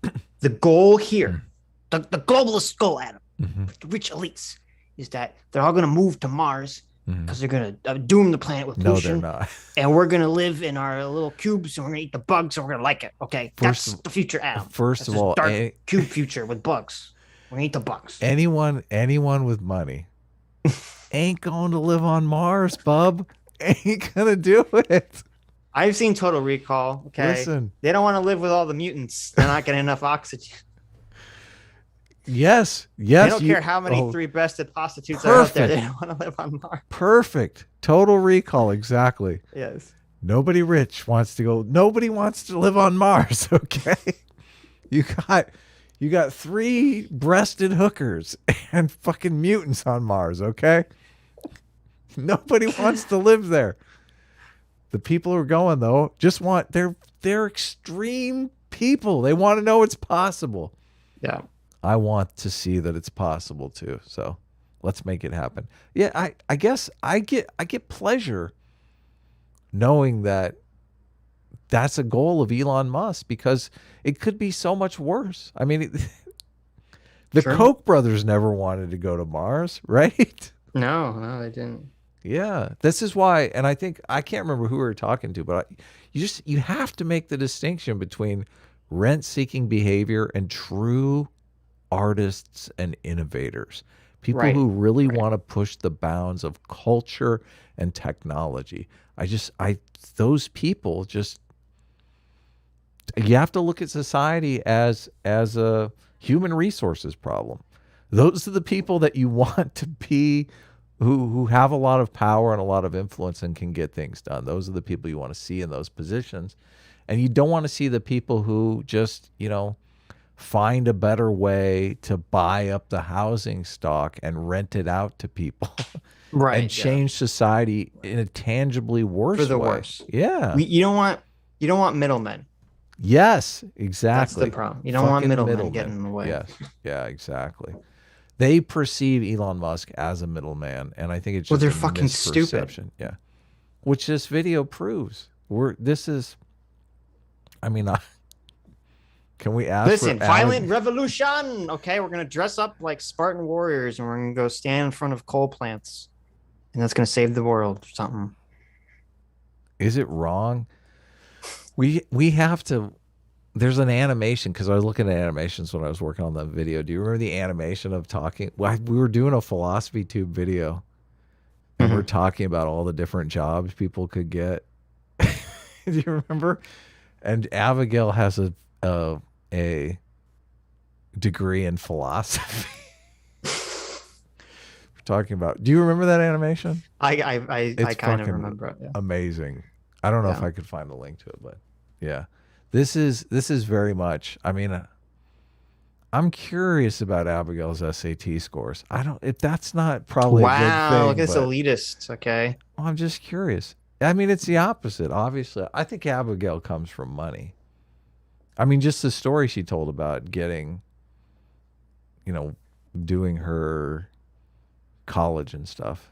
I don't know. Didn't I she could be say wrong. she like flew out randomly to Australia for Yeah, no I reason know. to go work in a Yeah. restaurant? or Tripping something? around and stuff. Yeah. Yeah. I worked in a factory. I didn't have a This lot- beer I'm serving costs $6. I know. Why am I only getting $6 an hour? It just doesn't make any sense to me. Yeah. No shit.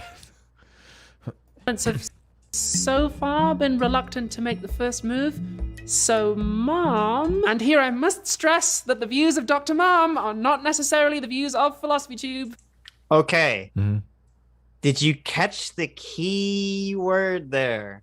Not necessarily. That necessarily is doing a lot of heavy lifting in that sentence.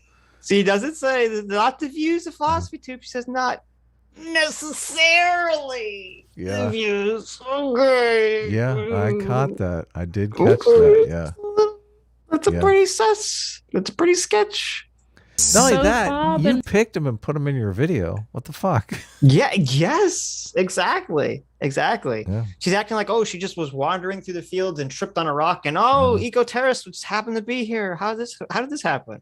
You didn't pick Boren Lomborg for your video to give No. people hope and optimism. You're basically making a video telling people to, get violent in the streets. Right. How is that good reluctant for to make the society? first move. So, Mom, and here I must stress that the views of Dr. Mom are not necessarily the views of Philosophy Tube. Free speech, academic cancel culture, turn around, touch the ground, skin cheese. Mom? See, if I make it a joke, Mhm. then it's okay. Yeah. Oh, it's very Yeah. funny until you get your Hummer keyed. Right. Well, it's like, if Nick Fuentes says, his Holocaust denial thing, it's funny. If he makes yeah. a cookie joke, then it's Yeah. okay, right? We learned that from the Yeah. left. As long as you make it a joke, it's okay to advocate for crazy shit. Yeah. Ooh, ouch. Explicitly recommends sabotage. Massiven criminellen Gewalttaten. Sabotage. How's she getting away with that Beastie Boys riff? I think it's probably too short to trigger the. I don't know. Copyright I've stuff. gotten in a lot of trouble with copyright. I mean, it's literally like 3 As the seconds. Endergalanda slogan No, puts but going back to this whole why I'm saying when I watch the video, I'm like, she's advocating for violence, but is too much of a pussy to do it. Mhm. Like, oh, so not only does she say not necessarily, when she talks about sabotage, she's like, oh, I'm gonna make it cool. We're gonna play a sabotage song. Mhm. I'm gonna say it in Latin again or I German. mean, that was cool when I was a kid. I don't know about. I mean, it's like 100 years ago now. Well, I understand it, but I'm saying she's trying to make it look appealing. Okay, she's not. It's very obvious she's trying to make violence an appealing thing in this video. Why don't we go At least to tag me, up it's very Mars? I got some spray paint. Let's go Okay. fucking paint Mars. Okay. We are the investment risk. At what point do we escalate? When do we conclude that the time has come to also try something different? When do we start physically attacking the things that consume our planet and destroy them with our own hands? Is there a good reason we have waited this long? Greta Thunberg. It's so frustrating because when we do fix any climate problems via capitalism and technology and innovation, none of these people, they're all going to be fucking silent or dead, because they've aged out, Mm-hmm. and no one's going to learn from it. Mm-hmm. No one's going to fucking learn from it and say, oh, look, it worked. Not blowing up pipelines would have been worse because then it would create a backlash and slowed everything down. People would have had to focus their energies on preventing your dumbass from blowing up pipelines. Yeah. Turning up at COP27 like, right, motherfuckers! To be clear, Wait, Yeah. What the fuck? is there a good reason we have waited this long? Greta Thunberg turning up at COP27 like, right, motherfuckers! What is going on here? she's like, Greta Thunberg should show up with a fucking You can't do this gladius. on YouTube. And, Look at that. yeah. She looks like Chucky. She's gonna kill us all. this is like a horror movie. Uh-huh. What's going on? Real artist. I just realized her wrist things, are they different lanes or or is it the shirt? Is like that? Oh, it might be the shirt. Yeah, it may be. Shirt, yeah. I should try to even that out a little bit. A real artist would have blood all over that knife, but you know. There you go. To be clear, Mom. I love a video where this is basically stochastic terrorism. She's advocating for violence, but they're still going to be good enough to bleep the fucks out. I mean, we don't. We bleep our fucks in the first minute of the video, and then it's fuck. I mean, come on. This video is stochastic terrorism, right? 100%. And this is part of why, Caleb Muppet going on Jimmy Dore talking about how, Abigail Thorne, since she got money to make pro-vaccine videos, is obviously a liberal psyop by the government to stamp down on real left-wing activism. And I'm like, first of all, Caleb, you're a dumb fuck because you think Destiny is the kingmaker of BreadTube. Okay, I don't think your information is very good if you think Destiny is the fucking kingmaker of BreadTube. And you have the #1 BreadTuber in the fucking planet is Hassan Piker, the guy who went completely against the mainstream liberal discourse and kept saying Russia was not going to invade Ukraine until the day that it happened. And here we have Abigail Thorne, who Caleb Muppet is over here saying is some sort of government psyop, is advocating for stochastic terrorism. Crazy. It's so dumb. Yeah. It's all so dumb. It is funny though. I mean, the ignorance we're surrounded with at all times amuses me. Yeah, it totally amuses me. Is that wrong? It's funny. No, it does amuse me too, because it's like you have these class reductionist Marxists. This is what's so annoying. Marxists literally only have 3 ways of attacking you. They say you're either a racist, a fascist, or a liberal. Mm-hmm. Wow. And when they say you're a liberal, they generally mean you're secretly a racist or a fascist or both. Right.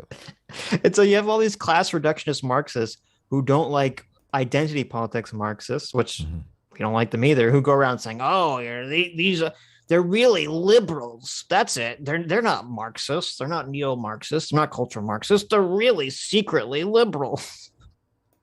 Scary. That drives me crazy.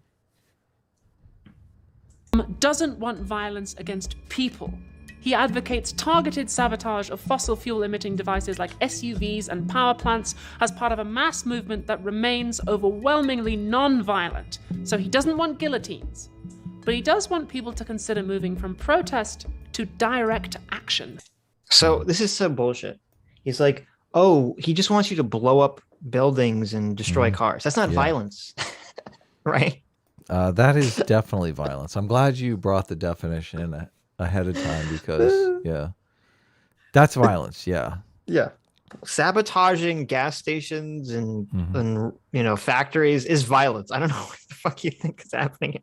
And it's so dumb to say, oh, I'm only advocating for the destruction of property. I don't advocate for hurting people. Oh, really? So when you and your eco-terrorists start destroying property, what's going to happen once the police and start cracking down on that?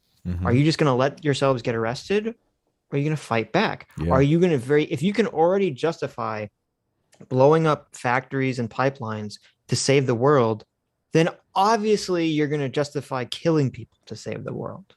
Yeah. Yeah. It's obviously going to go to that route and say, well, we need to start assassinating, key polluters. Well, also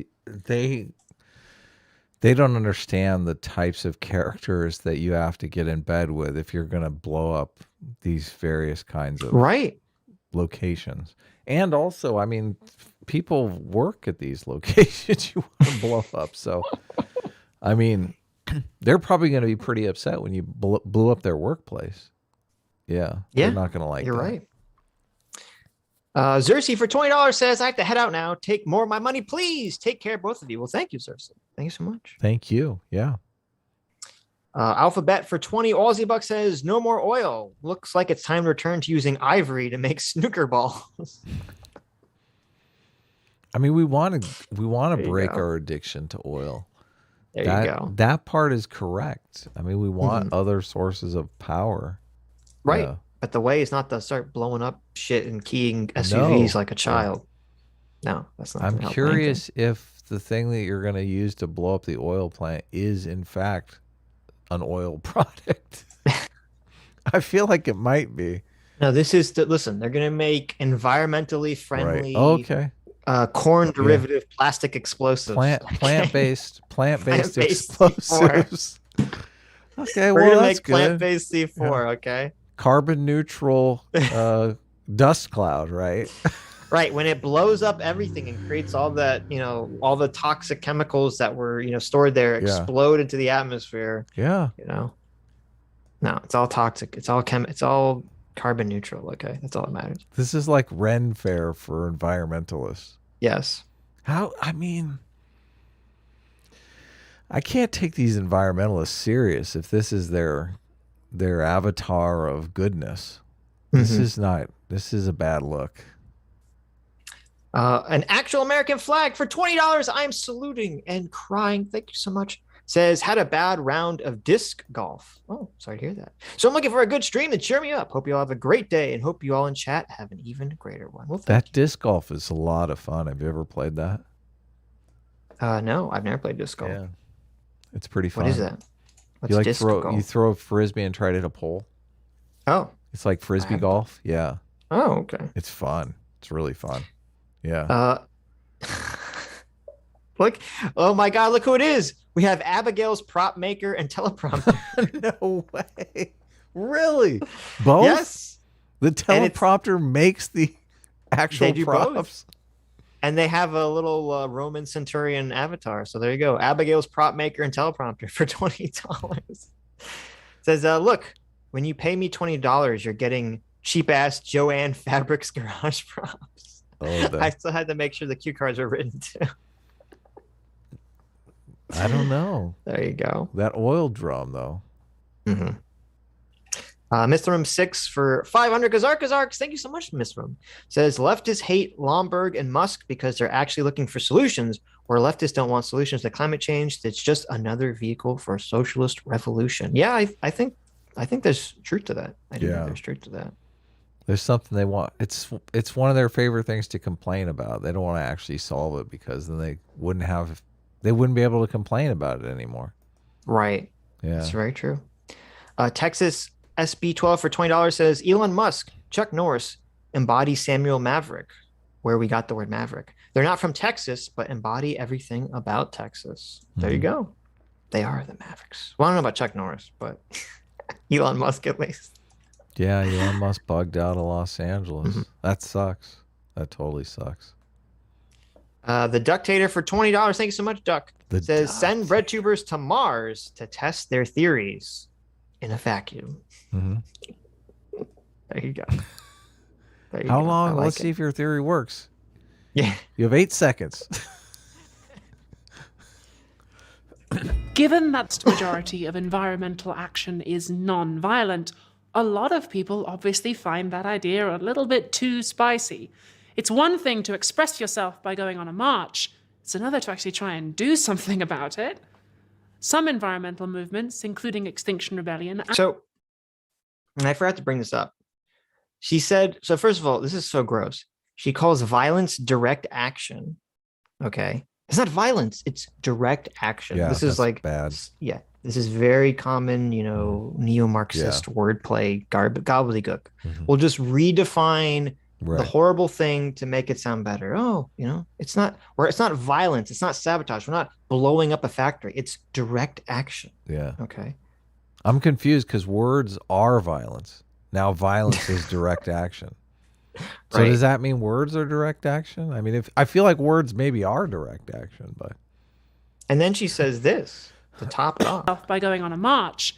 It's another to actually try and do something about it. So she makes it sound like, oh, if you're protesting and you're not blowing something up, you're not doing anything about it. Yeah. Okay. Wow. You're not doing anything about it. Excellent framing. You know, when MLK had, you know, the sit-ins at the lunch counters, he wasn't blowing anything up, so I guess he wasn't doing anything real, you know. This So it's is fake. top tier idiocy.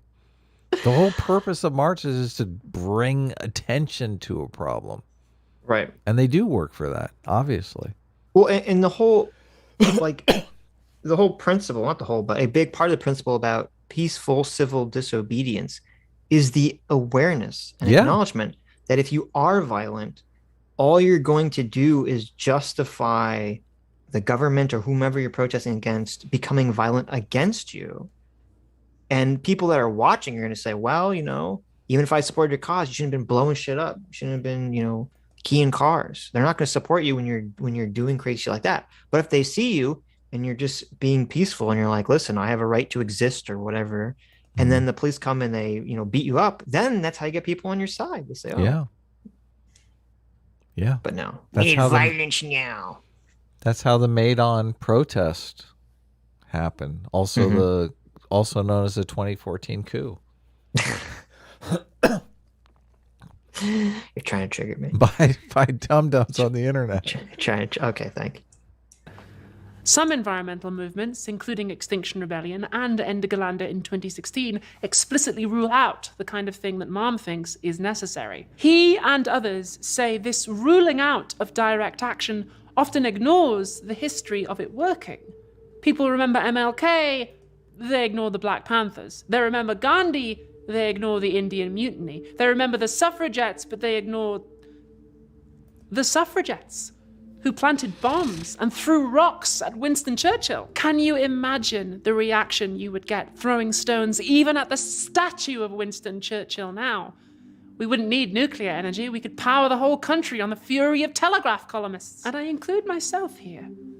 The Stonewall riot. Wait a second. That crazy feminist bitch threw a shoe at Larry Elder and the news wouldn't even cover it. That's true. That's true. But what she said was really... we need a Sitch translation. Well, okay. Let's go back a second.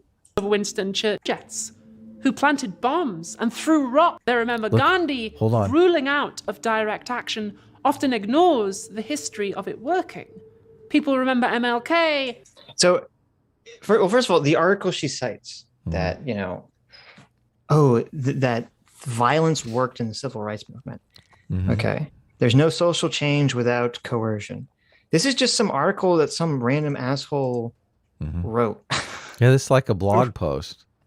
Yeah, it's like a fucking Salon article. No way. You're kidding me. It is literally a Salon article. Okay. Holy shit. From 2015. And it doesn't even have anything to fucking do with the civil rights movement. Mom, who I follow on Tumblr.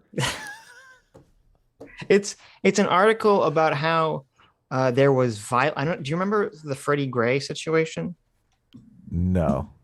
Freddie Gray was a guy who and I'm sure there's more to the story. I'm sure Actual Justice Warrior knows a million facts about this that you know I'm not going to know or go over. Freddie Gray was a guy who he just randomly ran away from the police, like when he saw the police. So the police stopped him and they arrested him. And they found he had a pocket knife or something on him. And they put him in this van, and he died. And the claim was that they intentionally drove the van kind of erratically, gave him a rough ride in order to kill him, was the claim. Because he, you know, looking at the injuries he suffered while he was in police custody. And they had a trial, and I believe all the police were found not guilty. Really? And so there was... so when that happened, obviously there was, you know, corruption, violence, and I don't know enough about anything about the case. So I don't know whether the police were guilty or not. It was 6 cops, 3 white, 3 black officers. So it doesn't seem like it was a race issue. But obviously violence erupted. I think it was either when the not guilty verdict came in or it was the night of his funeral. And so a lot of people were like, hey, you know, don't fucking riot. Don't burn down your own community. Don't destroy things. And the article was just about how, we should be, you know, we should be fucking shit up.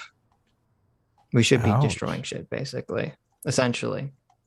in order to do anything. And I think the only argument you can make in terms of the civil rights movement is that maybe you can make the argument, this could be true, is that it could be useful to, on one hand, it's not useful to, actually, I don't know. Here's the question.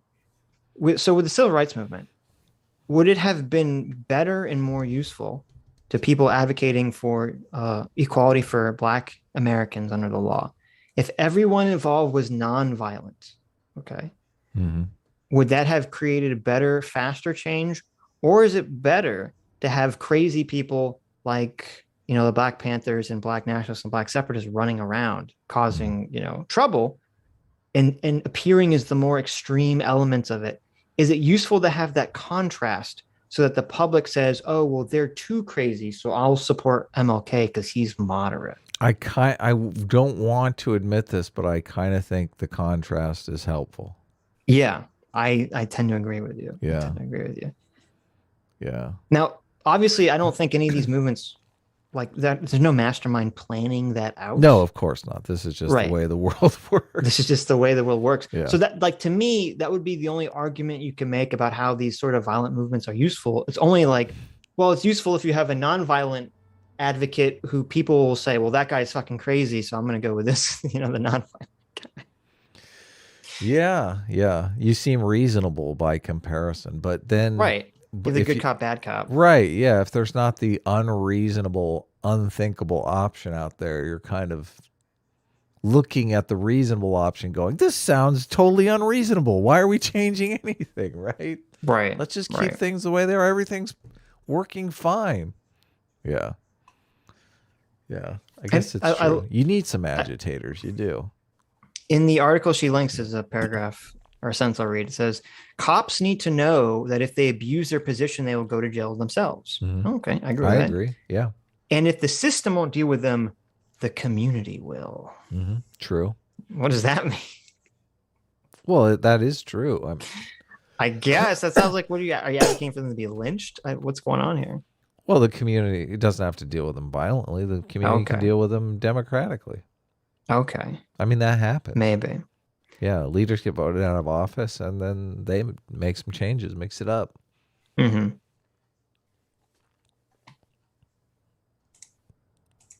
They ignore the Black Panthers. They remember Gandhi. They ignore the Indian Mutiny. They remember. Nobody ignores those people. I mean, obviously, she wrote about it, right? Right. Well, they're not banished from history.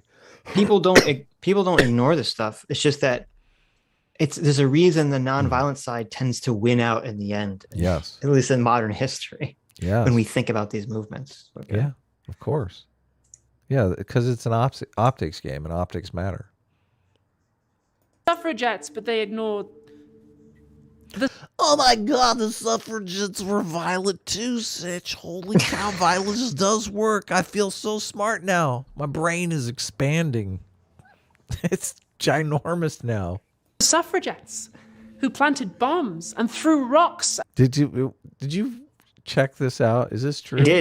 I did check out this. At Winston Churchill. Can you imagine the reaction you would get? In the UK, there was a violent sector of the suffragettes. Okay. You know, who were advocating for women's suffrage, right? Women being allowed women's to suffrage, vote. women's right to vote. Yes. So there was like a 2-year period in 1912 to 1914 where there were some suffragettes who kind of splintered off from the main movement and decided to start trying to blow shit up. Oh God! Like do all this crazy shit. That's nice. And but it's kind of funny because the reason it stopped in 1914 was because World War I happened, and so they're like, oh, I guess we have to stop dicking around. It's fucking World War's happening. They're like, I don't want to vote anymore now. I just want to live. Yeah. Yeah, it's like, okay, why don't you go march off the war, you know? Yeah. But it's funny because when you look up the people have for years been discussing the impact and effectiveness of the violent suffragettes in the 1912, 1914. And it seemed like from my cursory research that most people thought they did fuck all, that their bombings and violence either accomplished nothing or made everything worse. Oh, hilarious. Because it wasn't until 4 years later after the suffragette movement, or the violent form of it. Obviously, the peaceful suffragette movement continued, but it wasn't until 4 years later that in the UK they passed the first act that gave women the ability to vote. Not all women. It was only women. Let's see. Mm-hmm. It was women over 30. Mm-hmm. Wow. Who met certain property qualifications because of the hot flashes and whatnot, right? There you go, because of the hot flashes. And it was only, let's see, that was in 1918, and it was only 10 years later that was expanded to all women could vote. Okay, so I think it's bullshit to kind of say that the suffragettes' violence is what gave them the vote. It didn't seem like it really had anything to do with it whatsoever. That's fake news. Yeah. Didn't work, obviously. Throwing stones even at the statue of Winston Churchill now. We wouldn't need nuclear energy. We could power the whole country on the fury of telegraph columnists. And I include myself here. The Stonewall riot was one of the catalysts for LGBT rights in the English-speaking world, and it wasn't peaceful. Police turned up at the Stonewall Inn in New York and started systematically rounding up and sexually assaulting trans and gay people. So they What? What? The police show up and sexually assault them? What is that, part of the punishment or something? Like, what happened? How'd that happen? See, that was the red flag for me. I heard them like, what? That doesn't make it. What are you talking about? The police showed up and sexually assaulted everyone. Yeah, that's what we call lying or systemic dishonesty here at the Sitch and Adam Show. All right, everyone, pants around your ankles.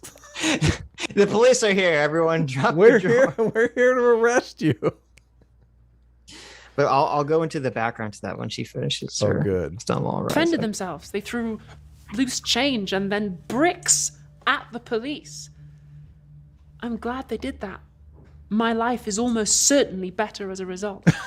And yet, I have political goals now, things that would make my life better again, and I'm not using those kinds of tactics to pursue them. Now, okay, so yeah, what are the political goals that would make the?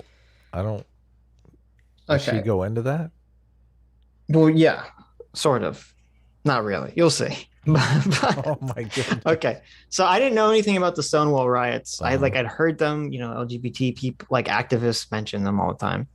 So this is actually a very interesting situation because we talked about this a couple streams ago about how when there is a gap in institutions and in law, the mafia will very often fill it and provide the service that people want. And so basically, let's see, let me bring up my tab on this. So basically in the 60s, and it's kind of crazy, in the late 60s, not only was it was illegal to dress in drag, it was illegal for women to they had to wear like a certain amount of female clothes, which is kind of fucking insane. Like a woman couldn't legally dress up into like a man or something. It was very crazy. And public displays of affection, such as like hand holding and kissing among gay individuals was also outlawed, which is fucking crazy. And serving alcohol to gay people in gay bars was also made illegal. And so all this crazy shit that obviously I disagree with is going on. And so the mafia comes in and they fill the gap by saying, oh, we're going to sell all the alcohol you want the gay people. Right, want. Exactly. The mafia says, oh, okay, you can't legally buy alcohol. Well, here, we're going to buy this bar. We're going to transform it into a gay bar where you can have all the alcohol that you want, unregistered, unlicensed alcohol you want. Yeah. And it was called the Stonewall Inn. And it's funny because since the mafia was running it, like it was a fucking shithole. They didn't have running water. The toilets were always like causing them problems. Yeah, there wasn't really like a fire exit. It was a horrible fucking problem. But there was not a lot of alternatives for gay people who want to go to gay bars and get wasted or whatever. And so they would have the police would pretty continually, like once a month, go to this Stonewall Inn and they would raid the place.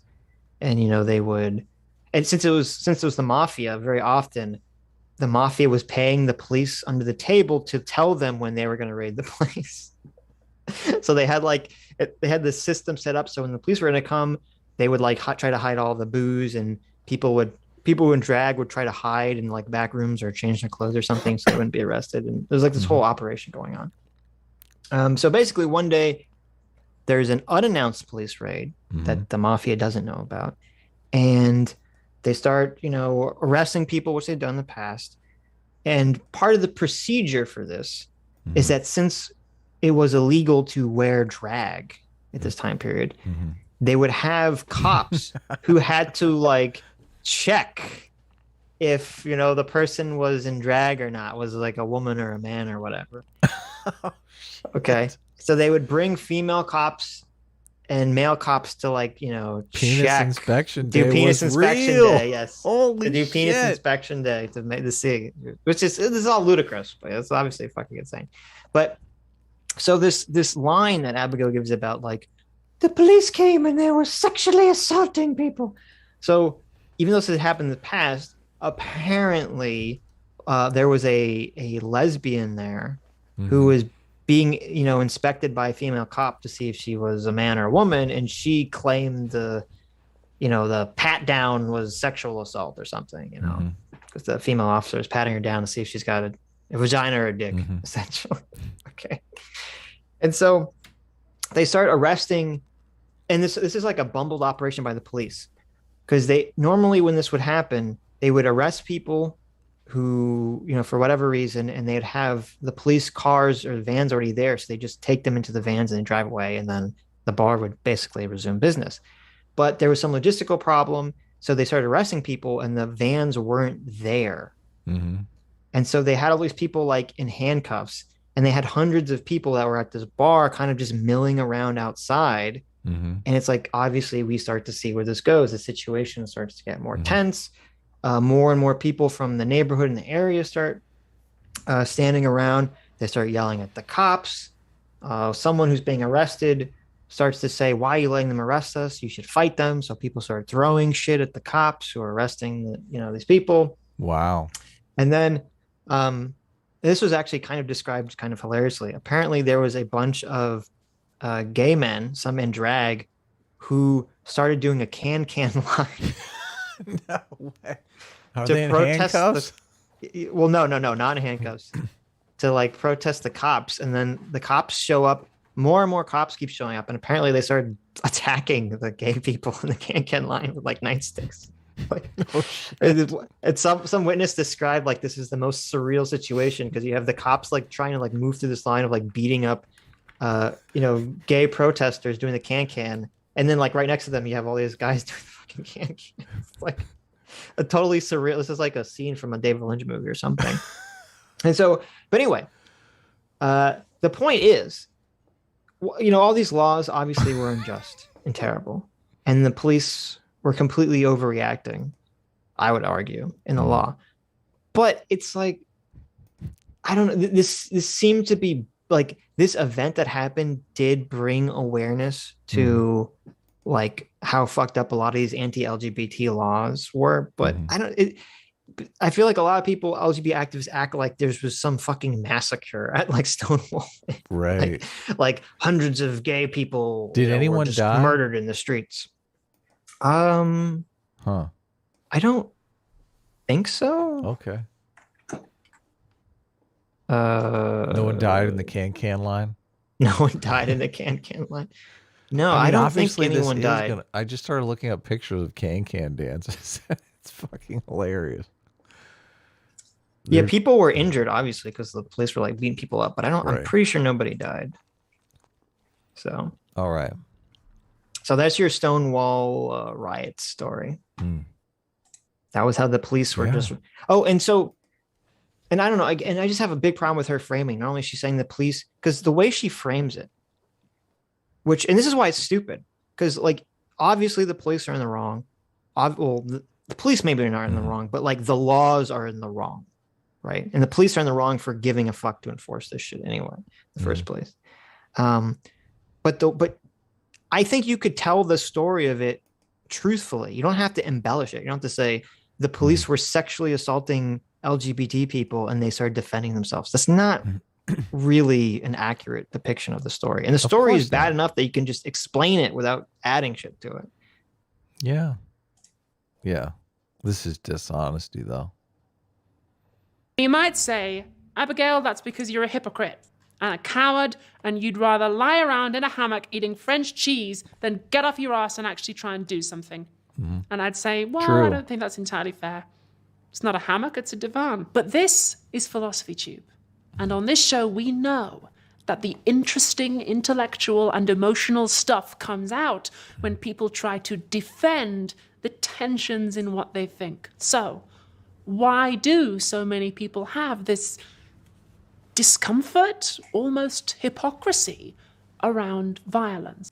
So do you think, so she set up this question, which is, am I, Philosophy Tube, a big fat hypocrite for sitting around absorbing Patreon money to dress up in costumes? Right.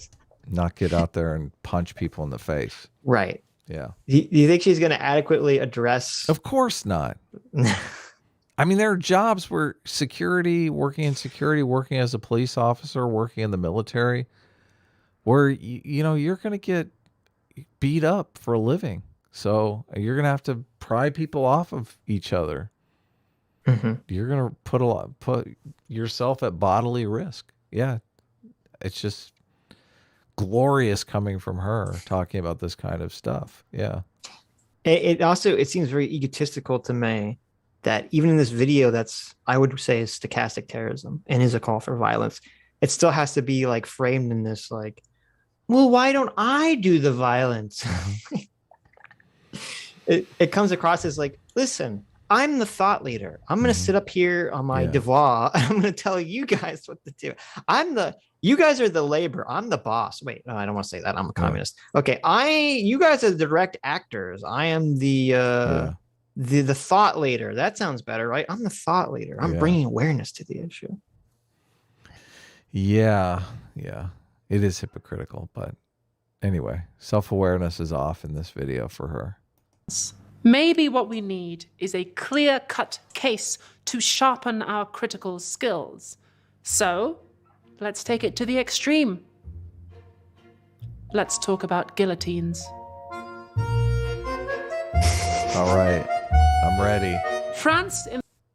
Perfect. Look at that. Ah, saved all of you. Saved. What did you do? What did you do? What You're are you censoring talking it? about? What? We don't want to listen. Kids, There's nothing even to censor. kids today.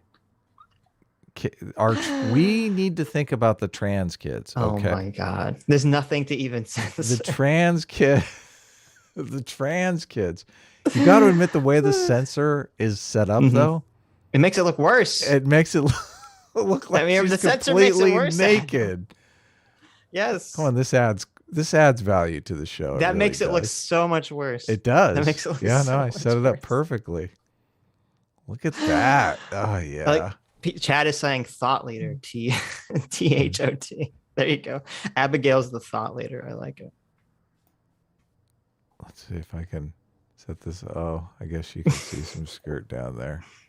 You should have put like a big puppy in there instead of the giant sensor. What I would give if you could rotate objects in OBS. It seems like that would be so basic, but Oh, you can't? for some reason you're unable to rotate anything in OBS. That's really dumb. My design skills would be off the charts if I could actually rotate. There you go. People like it. People like the sensor, it looks like. Yeah, come on. I know some people are calling you cowards. Some people are happy about it. So, Oh, it's a 50-50 split. right. I just had to make an executive decision, okay? You guys want to see the cleavage? Okay, here it is. There you go. There's no cleavage. There's no cleavage. There's no cleavage. Yeah. Okay. Nothing is cleaving onto anything else. No. There's no buxom wenches here, okay? I mean, Philosophy Tube might be cleaving onto her sanity, but I don't know. It doesn't seem like she might be losing that battle.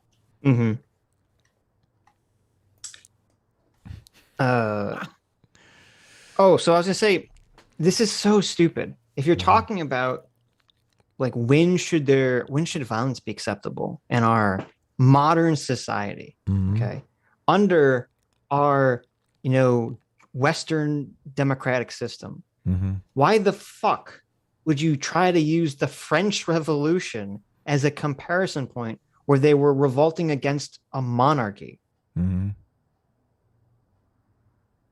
That's so stupid. You can't compare these two things. It's completely disanalogous. Yeah.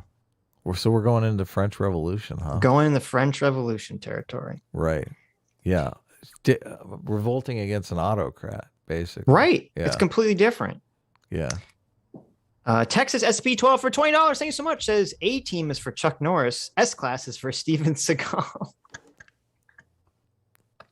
You little bitches. What do you mean? You'd rather be Steven Seagal than Chuck Norris? Isn't Chuck Norris better? What do you mean? Yeah, he said A team is for Chuck Norris.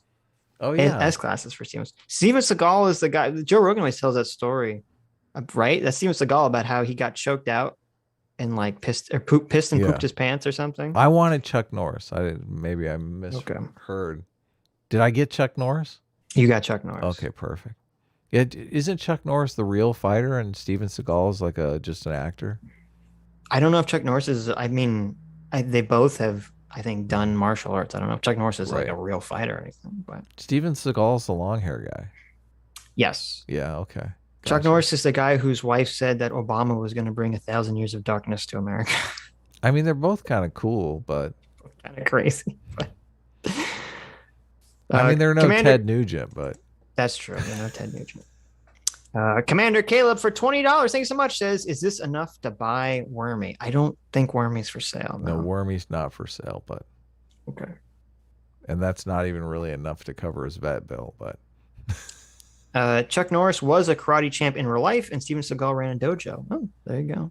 I guess they were both quote unquote real martial artists. Nice.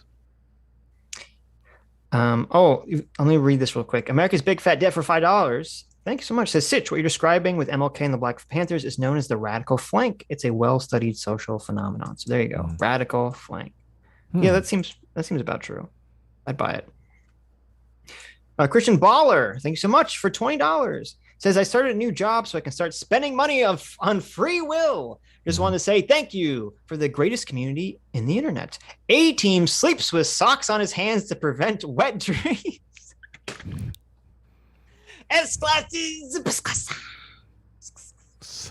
a good idea. That's a great way to prevent. And yes, Christian, you get 20 free units of free will. Thank you so much.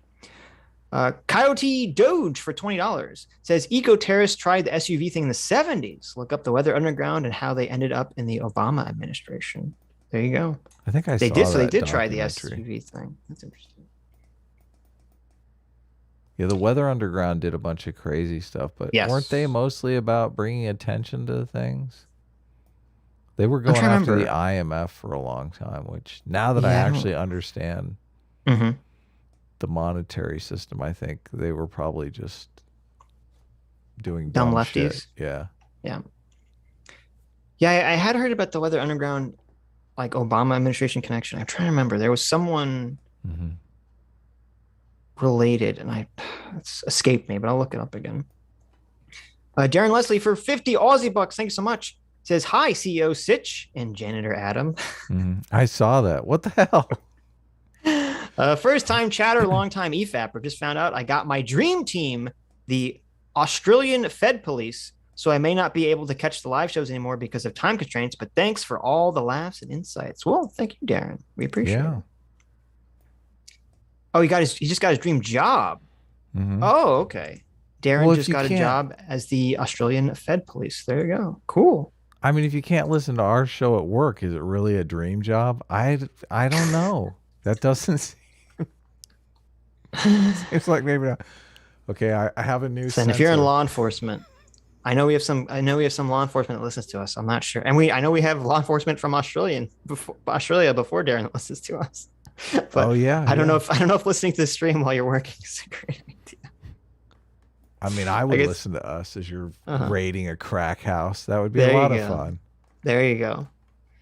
Just Alright, kick the door down and say, "Hey now!" I found Start it. blasting. I found a new sensor for us. Tell me what you think. That's perfect. I like it. I like that one much better. We try. This is a comedy show, guys. We try to keep it light. You know, so I'm gonna take a screenshot and say, "You guys are transphobic." Okay, you're covering up Abigail's beautiful body. Is that transphobic? Is it really? I don't think you so. can't do anything. I don't think so. Listen, they don't. If you, they call anything transphobic these days. I want you to know that. Yes, Right. Yeah. Spencer Harmon for $50. Thank you so much, Spencer. Says, after 30 plus years, Trist, I just beat the Elden Beast. Fuck yeah. I'm literally shaking. Oh, after 30 Really? plus tries. I'm sorry, 30 plus years. What the fuck? After 30 plus tries, I just beat the Elden Beast. There you go. Awesome. We have Awesome. to. That's the final. Is that the final boss in Elden Ring? I assume. Yeah, we have to. We have to Congrats, play this Spencer. game. We don't have to play this game. Adam wants me to play Elden Ring, play it so together? I don't. So I don't. Yeah, I think to some extent. Adam wants me to play Elden Ring, so I don't finish the video, so he doesn't have to pay CT the $500. That's the plot here. Yes. Well, I just thought it'd be fun to play because, bets aside, everyone's talking about it, and I like to do what everyone's talking about. Okay. I see. The peer pressure is getting to you. Yeah, let me fix it. I did. Potato for $23. Thanks so much, Potato. Says, I said on Tuesday that I was joining A Team, but after discovering that Adam is a simp, I'm retracting my statement. Wow. What? How? Oh, I don't know. How was Adam a simp? Is it the duck thing? Oh, maybe to your duck simp? Because That I is feed true. the ducks. He You feeds the guys. ducks. He's a duck simp. All right, I changed it up. I got a new graphic design going. What do you think? I'm so glad. I'm so glad we. Now, David Packman is thrilled to meet trans Adam. What do you think? Those of you who don't realize, that's a picture of Adam with the female face filter. There you go. This is what Adam would look like if Adam transitioned. Everybody. I don't know who did it, but How do you guys feel about that? You like that? I will be finishing the rest of the Philosophy Tube video. Oh my god. Okay, let's get back to Okay. the video. In the 19th century was an absolute monarchy. That's a political system in which the monarch is not bound by any written law, so they have a right to do anything you can't stop them from doing. Ooh. They had a lot of debt, and poor people paid more taxes than rich people because rich people wrote all the laws. And rich people had so captured the state that meaningful reform just wasn't happening. Plus ça change, plus la même chose. The people of France decided they'd had enough, so they wrote strongly worded letters and held peaceful protests until the people in charge felt so bad they changed their ways. I'm just kidding. They cut the king's goddamn head off. And almost immediately, This is so dishonest. Everything we cover, that's like the theme. It's just complete dishonesty. She's obviously comparing our current system to a fucking absolute monarchy. Mm-hmm. Okay. Where people, listen, if you have a violent revolution under an absolute monarchy, Mhm. fucking go for it. Yeah, I don't care. do it. I'm Do all in it. favor. Yeah. Yeah. Nobody You're wants to be living under- subjugated by a bunch of fucking assholes. Right. You're living under a system where you have no Mhm. recourse or redress whatsoever for anything in the government. Okay. So go fucking nuts. I think it's totally morally fine to go Mhm. fucking start a rebellion under an Mhm. absolute monarchy. You can't compare that when you live in a democracy where people vote for the type of governance they want. Yeah. Because suddenly you're saying, hey, I'm going to use my violence over the will of the majority of the people I'm living with. Mm-hmm. Yeah. And then suddenly Little you're the dick. Right. Then you're the authoritarian. Yeah. Because you're saying I know best through violence. Yeah. Better than anyone else. Yeah. So simple. European politicians and philosophers shit their fucking pants. But one man could always be relied upon to keep his pants firmly unshitted, and that was Prussian philosopher Immanuel Kant. Oh, Kant wrote a lot of famous books like The Critique of Pure Reason, Groundwork of the Metaphysics of Morals, Harry Potter and the Metaphysics of Justice, all of which philosophy students will know. But today I want to look... That's a little transphobic, Abigail. Can't believe you made that joke. Fuck. Really? Did you know J.K. Rowling and Harry Potter is bad? Did you know that the reactionaries love Kant to death? Oh God, they're so... Oh, really? They can't stop talking about Kant. They can't stop talking about Kant? Nope, yeah. I knew you were going to make that joke. Such lazy, fucking low-rent joke. Oh. You said it, not me. Okay. No, I just didn't say it. Emphasized it really stupidly. Yeah, Kant. Should I bring up the soundboard? Do we need some laugh track? No, thank you. The reactionaries, they love them some Kant. Oh, really? Yeah. Okay. They do. Yeah. Listen, Abigail should know that. Listen. I'm just a humble American man. Mm-hmm. Okay, from the South. Mm-hmm. I don't know nothing about your fancy schmancy European philosophizers. Okay, I don't know anything about that. If it's not in my constitution, I don't want to know it, damn it. Mm-hmm. Good. Look at some of his lesser known albums, his later stuff, his B-sides, because Kant actually lived through the French... Does anyone even get that reference anymore? B-sides? Nah. B-sides? Yeah.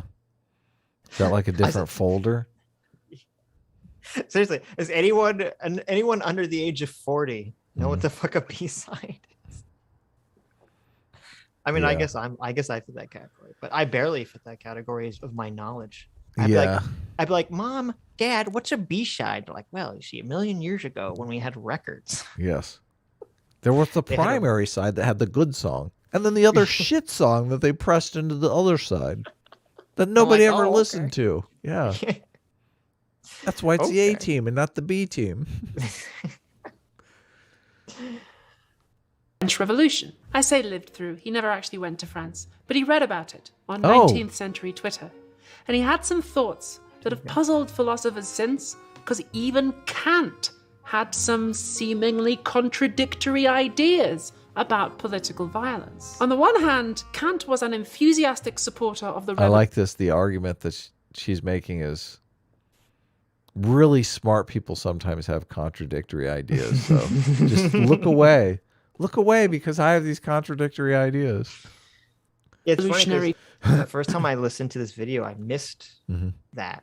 That she's comparing herself to Kant? Yeah, that's why she's bringing up Kant. And you're so right. It's because it's like, listen, I'm not a hypocrite. Okay, look at this smart guy. Okay, he was in favor of the revolution, and yet, contradictory. We should really do a stream with the carefree wandering pro Felicity guy. He's got a couple videos that he annihilates philosophy tube. Just completely explains how she just doesn't know what the fuck she's talking about. On philosophy, obviously, the guy's a philosophy teacher, so yeah, that would be fun. That would be fun. So much so that he acquired the nickname the Old Jacobin. The Jacobins were the more radical wing of the revolution. When things first got going, it looked like France might become a constitutional monarchy like Britain, where you keep the monarch, but they have to follow some laws. And the Jacobins were like, une monarchie constitutionnelle, mais que diriez-vous à la place? La guillotine. And eventually they won. Kant thought republicanism was great. Just leaving out that, there was a moderate, liberal party that wanted to get rid of the king, but also didn't want to be like proto-communist, and the Jacobin said, fuck you. Oh, ouch. It's funny because the French Revolution, obviously this is before, Marxism, but it's kind of like the perfect story of why this kind of leftist philosophy will never work. Because you have, people are living under an authoritarian system that sucks. The extreme leftists come in, they take over, they start witch hunting everyone, making everything worse. People getting, they're killing all these people left and right. They become the authoritarians themselves. And who emerges from the chaos? A little man you might know called Napoleon. And then he decides to start conquering the fucking rest of Europe. Wow. So, I mean, it's so annoying because all this shit just keeps happening in this cycle with leftists, and they don't see it. They don't notice it. Yeah, they set up an atmosphere where might makes right, and then they wonder why everything devolves into chaos. Right. They're like, we're going to create a perfect system where there's no hierarchy. We're going to get rid of coercion and force. Yeah. And in order to do that, we're going to have to use coercion and force where might makes right. Yeah. And then what happens every time? Oh, you created a power vacuum where some fucking authoritarian guy rises to the top and takes over. Oh, shocking. How many times are we going to play this stupid game again and again and again for these dolts to get it drilled into their skulls? This stupid shit doesn't work. I feel like your microphone went low a bit, so just FYI. It went low? Yeah. Like quiet? Yeah. Still? Like you moved away or something. What about now? Sounds good. Okay. Rational form of government. On the other hand, he condemned killing the king and any kind of violence and even breaking the law. He was very explicit about that. All resistance against the supreme legislative power, all incitement of the subjects to violent expressions of discontent, all defiance which breaks out into rebellion is the greatest and most punishable crime in a commonwealth, for it destroys its very foundations. This prohibition is absolute.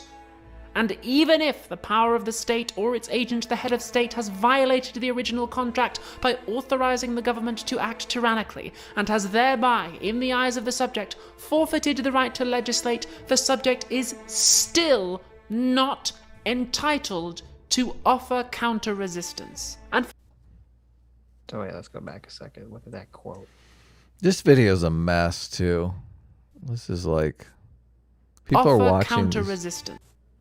Go ahead. No, I just wanted to get it the full quote. People are watching these videos because of the costumes. This is just, of course. I mean, this is garbage tier content. I'm just gonna say it.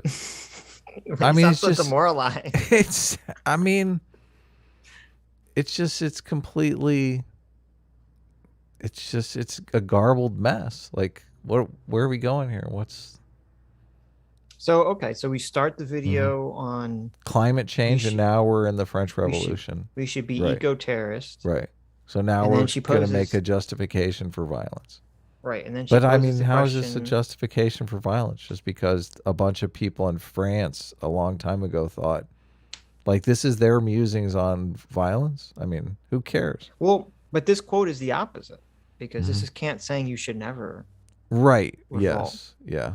Which I don't like. Listen, I'm not, as I said, I'm not some big philosophizer. Okay, I don't know much about Kant. Okay, I can't be bothered.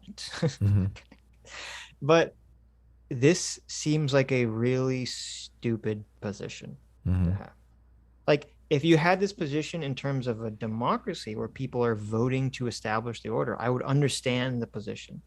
And he kind of goes, and I think she talks about this. She kind of goes on about how, the reason you have government in the first place is to work out the differences between groups of people. And you always have to have some sort of outside arbiter. Conflict resolution. Yeah. Yeah, to dictate that. And thus, if you destroy that outside arbiter, there's no one to, there's no force to like decide what is right or wrong, really. Well, there is. But it's fucking violence. Yeah, exactly. Yeah, but he's obviously not talking about that. But I don't see how you could say this under a monarch, an absolute monarchy. It doesn't make any sense to me. Why would you justify the government who is just using force? It is just saying might makes right. Why would you justify them having legal sway over you at all?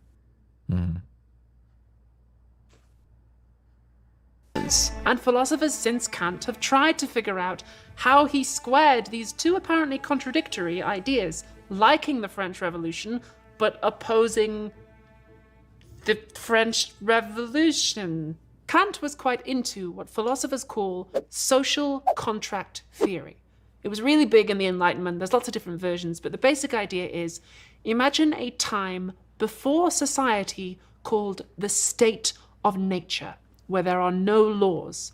It's not a real time like the Dark Ages or the Roman Empire. It's a rhetorical figure like the age of heroes or the time of gods and monsters. In the state of nature, everybody has authority over themselves. So in that sense, they have a certain freedom. But because people's interests conflict, everybody's fighting all the time. So they come together and they transfer their individual authority to a government so they can decide what to do when people's interests conflict. That way we replace violence with politics. In return, the government might promise to do some stuff like follow the law, depends which version of the theory you're talking about. The problem of organizing a state, however hard it may seem, can be... So that's an important conception. We're replacing violence with politics. Okay. Which partly explains why we get so upset and so angry whenever we have these political conversations, because we're having violent conversations essentially, or we're sublimating violence through politics. Well, we're arguing over resources, and that's always going to Right. be contentious. Sure. The old way we used to argue over resources was, hey, they have some stuff. Let's organize a bunch of guys and take it from them, right? Exactly. Yeah. Exactly. So why would you want to... I mean, I guess that's why this is so bizarre. So she's advocating to deconstruct politics again back into violence in this video? Yeah, I'm not certain. This took a weird turn. I mean, I thought we were talking about climate change, but I guess... Yeah. Well, don't worry. I'll take another weird turn. Well, it's just bad. It's really bad writing because it's set me up to think we're talking... Oh, I guess the name of the video is Violence and Protest, so... Yeah, it's not about... This Right. isn't about climate change. It's Right. about whether it's okay to commit violence. Right. That's the theme of this. I gotcha. So we're... And now she has to create a framework where it's acceptable for her to not do violence, but to advocate for violence. Right. Yeah. I'll be right back. Okay. Be solved even for a race of devils if only they are intelligent. The problem is, given a multitude of rational beings requiring universal laws for their preservation, but each of whom is secretly inclined to exempt himself from them, to establish a constitution in such a way that although their private intentions conflict, they check each other, with the result that their public conduct is the same as if they had no such intentions. Let me go back for just a second. They had no such intention. Given a multitude of rational beings requiring universal law for their preservation, but each of whom is secretly inclined to exempt himself from them, to establish a constitution in such a way, although their private intentions conflict, they check each other. With the result that their public conduct is the same as if they didn't have those intentions. So he's saying that basically we have a system. Is that you have a bunch of people who have universal laws, but they all secretly want to take over, and all the people that secretly want to take over will kind of check each other's power to prevent any of them from secretly taking over. I don't know. I mean, I'm back. I don't know if I believe this is the way the world works. This is a very maybe it's a black pill way of looking at how democracy or any system works. And obviously, this guy is from before Western democracies swept Europe and America. So, but Who's the race of devils? he's saying even a race of devils. Oh, So even the worst people could create a functioning government under this framework. okay. But I think the key here is requiring universal laws. And I think that's the key to creating any fair or stable system, is that there has to be laws that apply to everyone universally. And that's part of why Marxism and Marxist-inspired philosophies will never work because they don't believe in universal laws for everyone.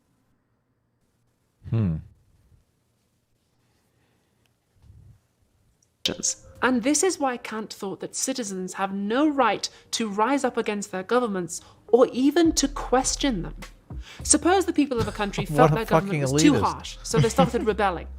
The government could turn around and say the only Now, do you see why the neo-reactionaries like Kant so much? Oh, well, there you go. reason we're being harsh is to quash the rebellion. And who's to decide who's in the right? You can't have another government above the government to decide who's right when the people in the government disagree. The whole point of having a government is they decide what happens when people disagree. Now, at this point, it might be tempting to say that Kant is not only licking boot, he's wrapping the boot in pate and baking it in pastry. A kind of Wellington boot, if you will. But the key here is, he's not saying challenging the government would necessarily result in disaster, just that it would be intellectually inconsistent. You want to have a social contract, but you also don't want to give up your individual authority. Well, sorry, but that doesn't make sense. You can't have both.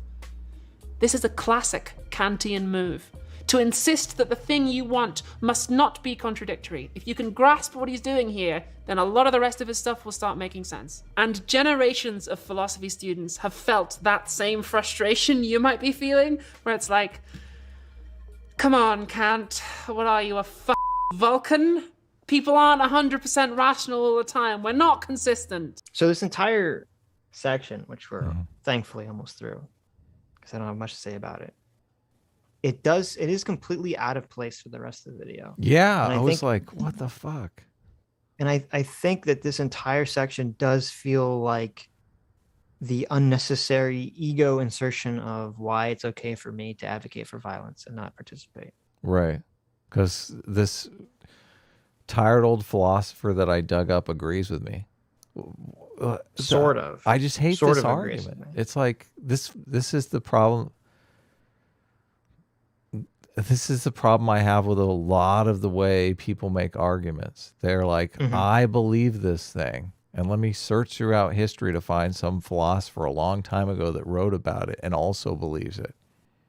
But it's not based on any evidence, whatever. It's like, come on, sooner or later, you got to bring it into the real world. What does this have to do with what's going on now? You know, this doesn't answer any questions about whether or not violence works, you know, how to create stable societies. Like, this is not, yeah. So, yeah, Kant agrees with you on your crazy opinion. That is dumb. Okay. Congratulations. Right. Yeah. Right. I'm sure there are plenty of philosophers who disagreed with Kant that we could dig out to find one that agrees with whatever opinion I have.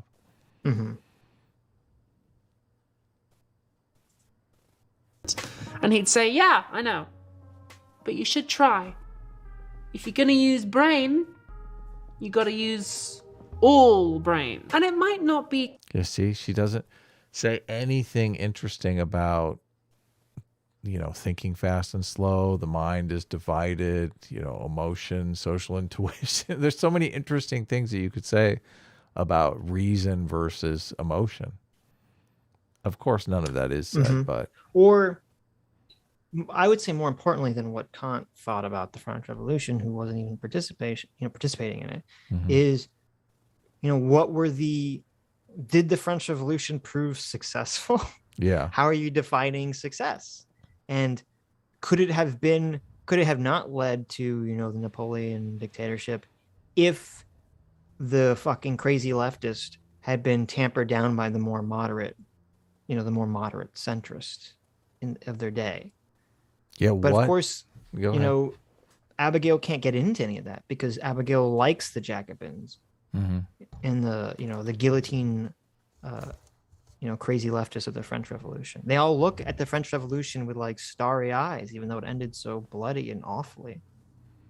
Yeah, if they hammered out a similar system that we have in America, I mean, if they came up with 3 branches of government and, you know, a Bill of Rights and that kind of thing, they could have been America. They could have been America Part 2. Well, they would have been before America. No, this was right after. Oh, the French Revolution happened after America. 1789. The only thing I really know about the French Revolution is that's where we got the left and right, like the first case of the left and right in politics. Right, yes. Yeah, but it's only one political spectrum, and it's Stupid. societal change. They asked, people who want to stay with the old institutions sit on one side, and people who want change sit on the other side. And the lefties sat on the left. The people who wanted change sat on the left, and the people who wanted to stick with the monarch Yep. sat on the right. And it's been left and right. But there are so many other political spectrums. But that is an important one. It is the people on the left that definitely are for radical change. And the people on the right want zero change, and the balanced position is really just incremental change. Mm-hmm. Quite as weird as it appears at first. This idea is actually reflected in international law. We might not like that other countries don't have democracy, but you're not supposed to invade and make them have democracy. You can't want a system of sovereign nations and also want to tell other people what to do. That's a contradiction. Not with that attitude. America! Dun-dun-dun-dun-dun. Fuck yeah! Yeah. Contradictions. I don't know. It's weird. Although it does still happen. So, given all this, why did Kant support the French Revolution, an uprising that quite clearly breaks his rules? Kant thought that by watching a revolution and cheering it on, but not taking part in the violence, we create a community of onlookers. The revolutionary goes beyond morality, deliberately breaks the rules of the game. And obviously morality can't ever tell you that it's acceptable to do that. But the spectators stay in the moral zone and engage. She does this weird thing too, where she throws out all of these terms that she never defines. Like now we're talking about morality, and I have a very, narrow definition of morality that I doubt would apply to anything that she's saying. I have no idea what she's talking about because of that. Engage with the questions that the revolution throws up. By doing so, they develop morally. And she's not really, I feel kind of shitty relying on her telling of Kant here. Mm-hmm. Because, when I looked into the things she was talking about, she had a very biased way of framing a lot of these events. Oh, obviously. Right. So I don't want to speak too badly of Kant until I look into myself. But if that's his argument, that's a really stupid argument. Because if you're creating a grand philosophy, some kind of universal philosophy, and some event happens that completely contradicts your philosophy, but it creates an outcome that you want, that means you need to re-examine your philosophy.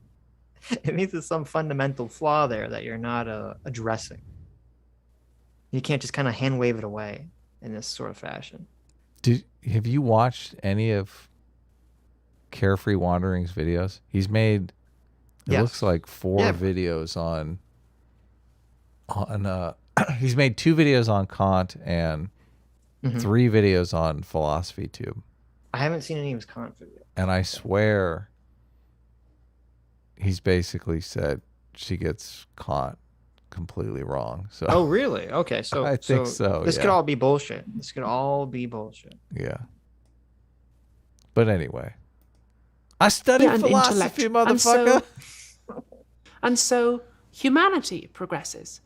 Kant thought that by watching the revolution... See, this is...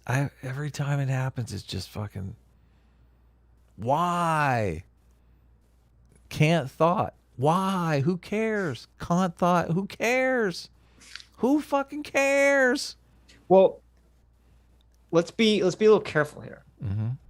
There's nothing wrong with calling towards specific thinkers, and even thinkers from hundreds of years ago.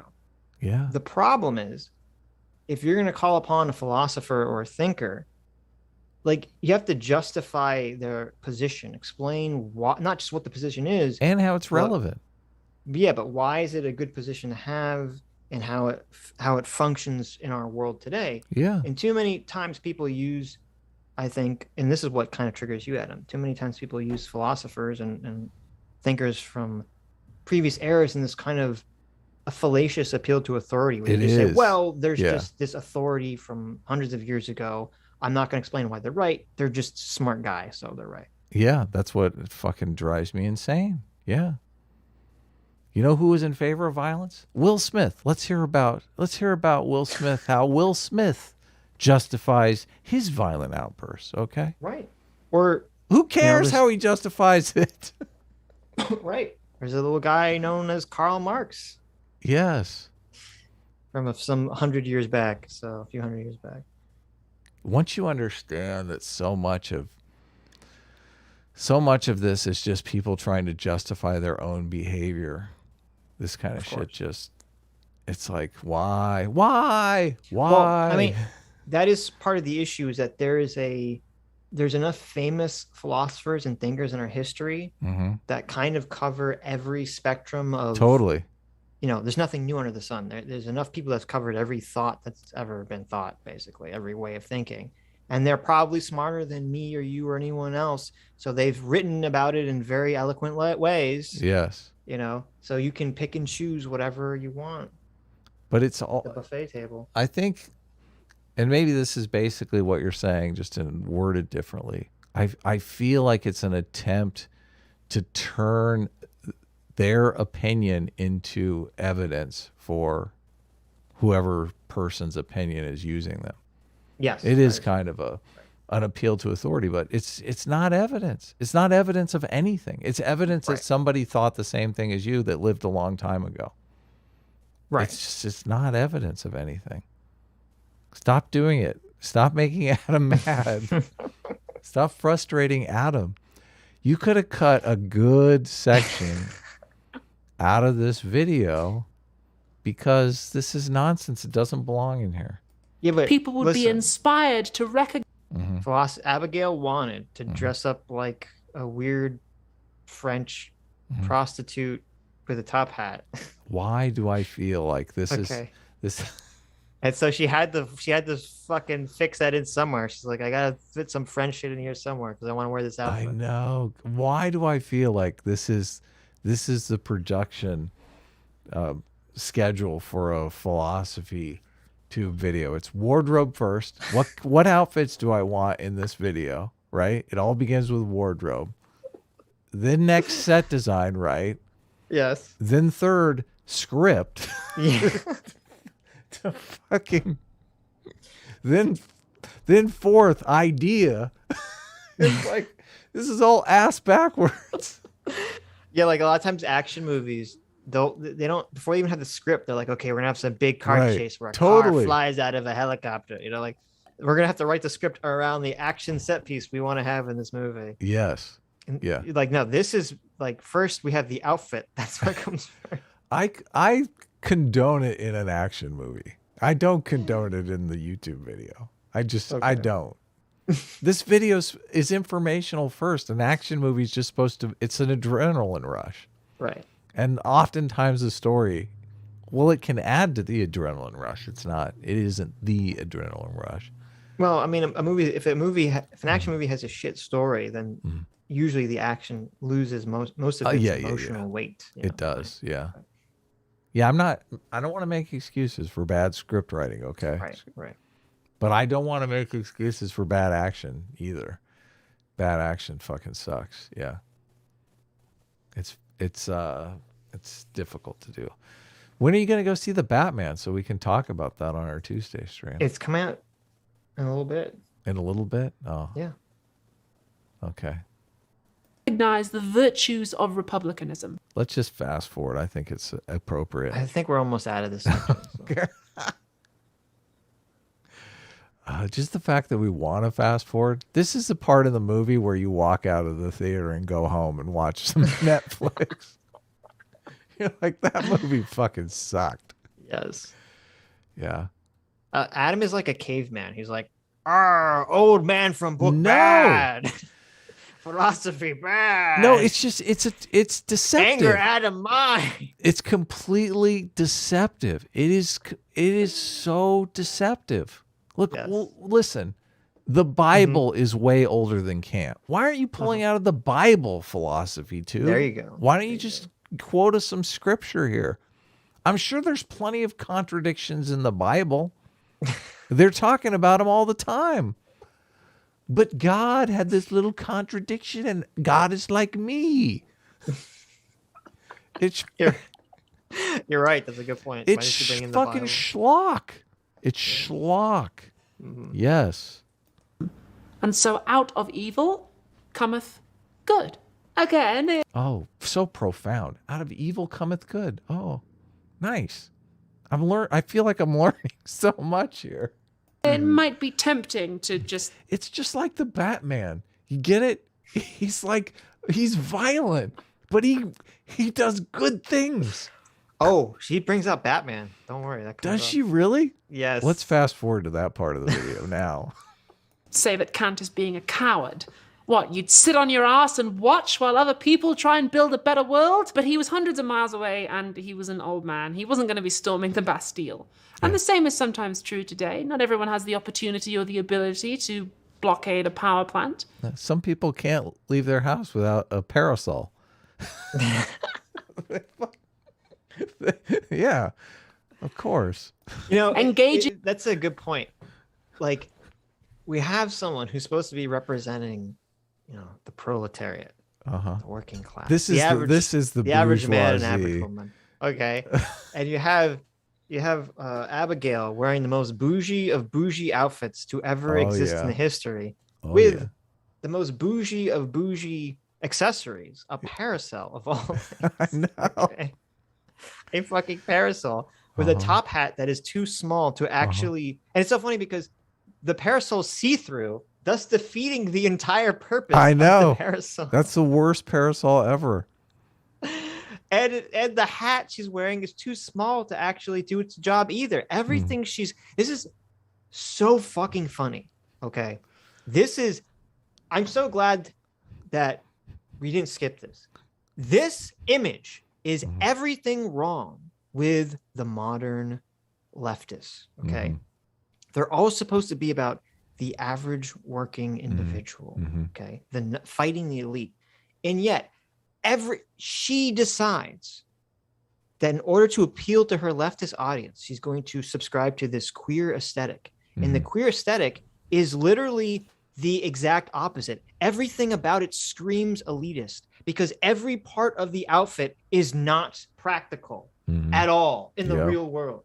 It can only exist in a air-conditioned set where you don't have to move, where you sit perfectly still in one fucking position so that everything looks right. Because if you try to walk around and move this fucking thing, it all falls to pieces. Yep.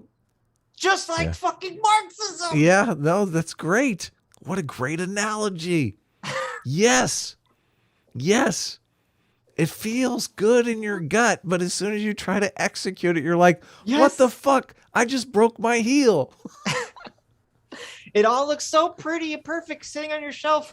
And the second it moves 1 inch, it all just crumbles to fucking pieces. Whose idea was this parasol? I have a 3rd-degree sunburn.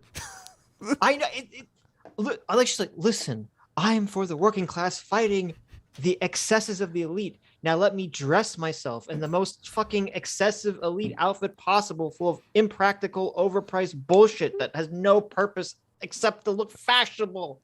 Yes. Fuck. Yes. The hypocrisy. I'm dying to see her walk down the street with that ribbon around her neck and see her trip. Like that thing's totally going under that shoe. She could accidentally fucking hang herself. Yeah. Look, it's so long it stretches to the mannequin in the back of the Yes. There you go. I didn't even notice that. in the back of the set. Oh, this is so bad.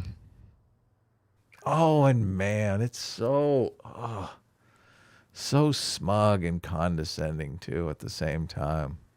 Plight of the people. Yeah. Plight of the people. Very. engaging with the questions that political violence throws up is not necessarily cowardice. It's kind of the premise of political philosophy. So, let's get engaged. Oh, great. Part 3, Sticks and Stones.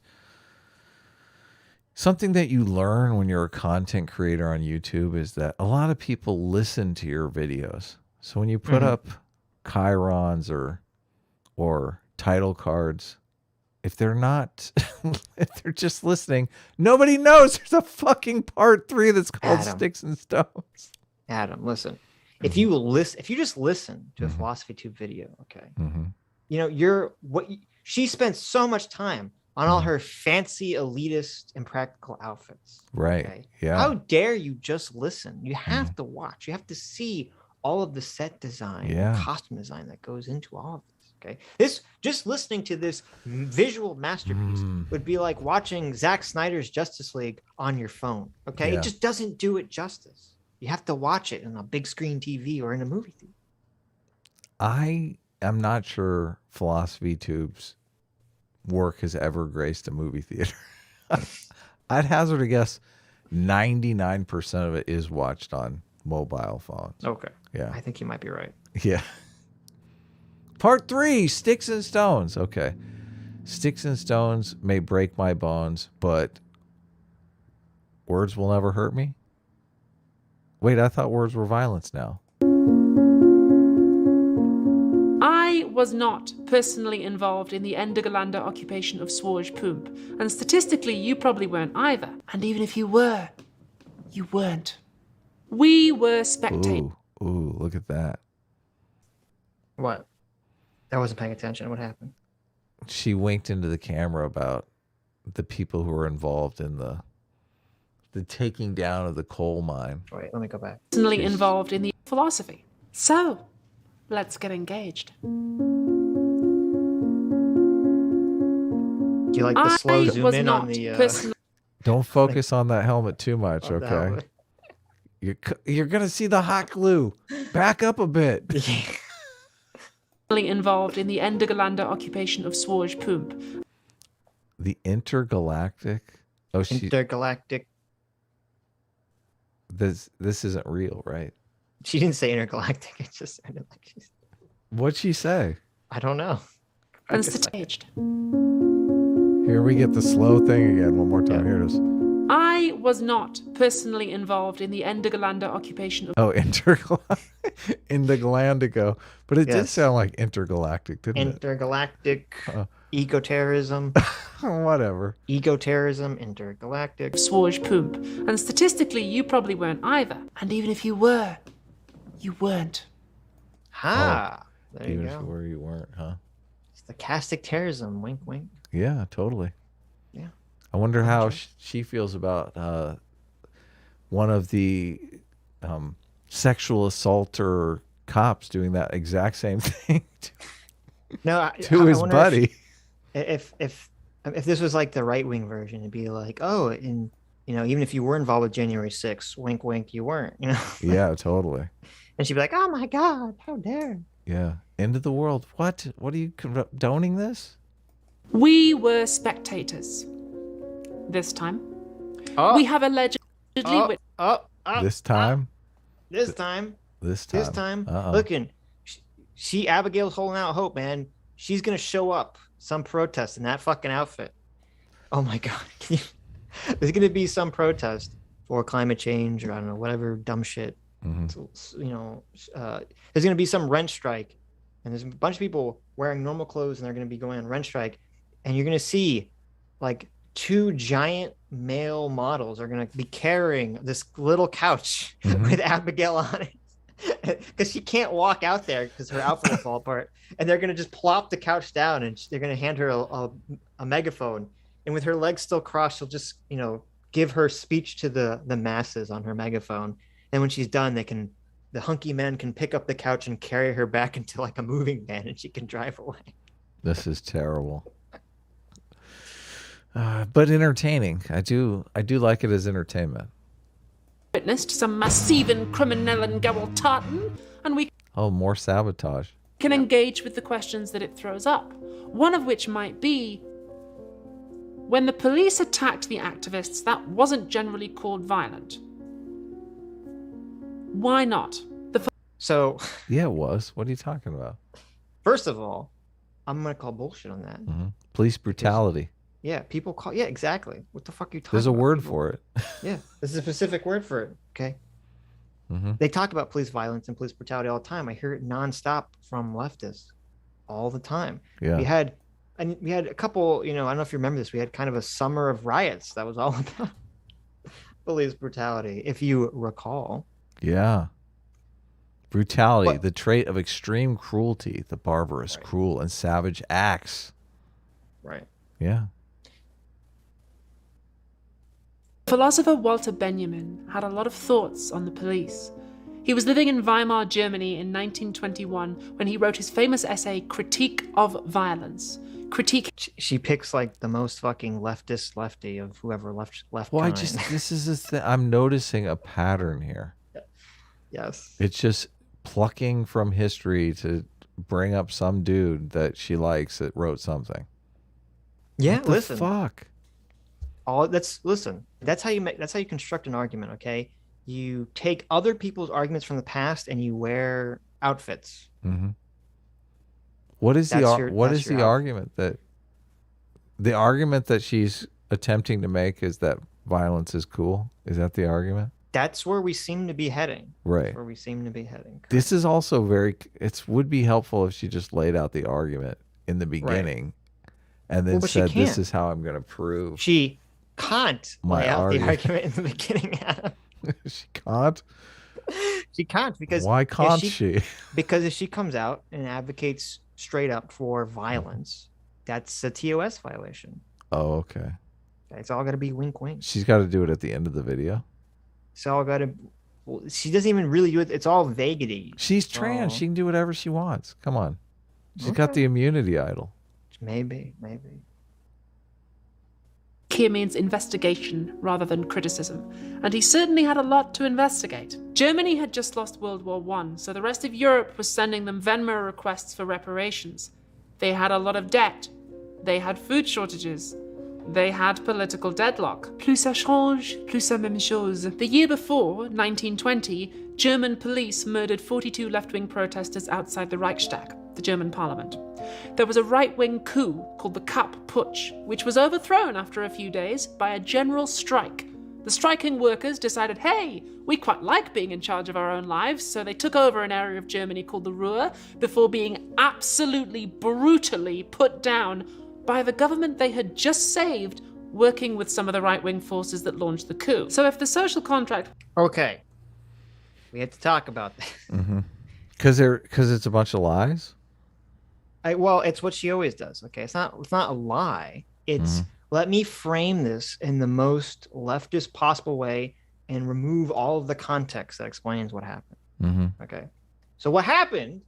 Because basically she lays out this. Oh, there's these innocent lefties, and then these evil right wingers come and they attack them and they take over the government, and then the righteous lefty, socialists rise up and they kick out the evil rightoids.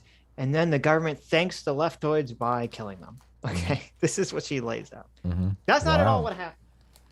Okay, what happened was after the Treaty of Versailles, it wasn't just like you have to pay back all this war reparation stuff. Part of the agreement was you have to massively downsize your army. Germany had to massively cut their army.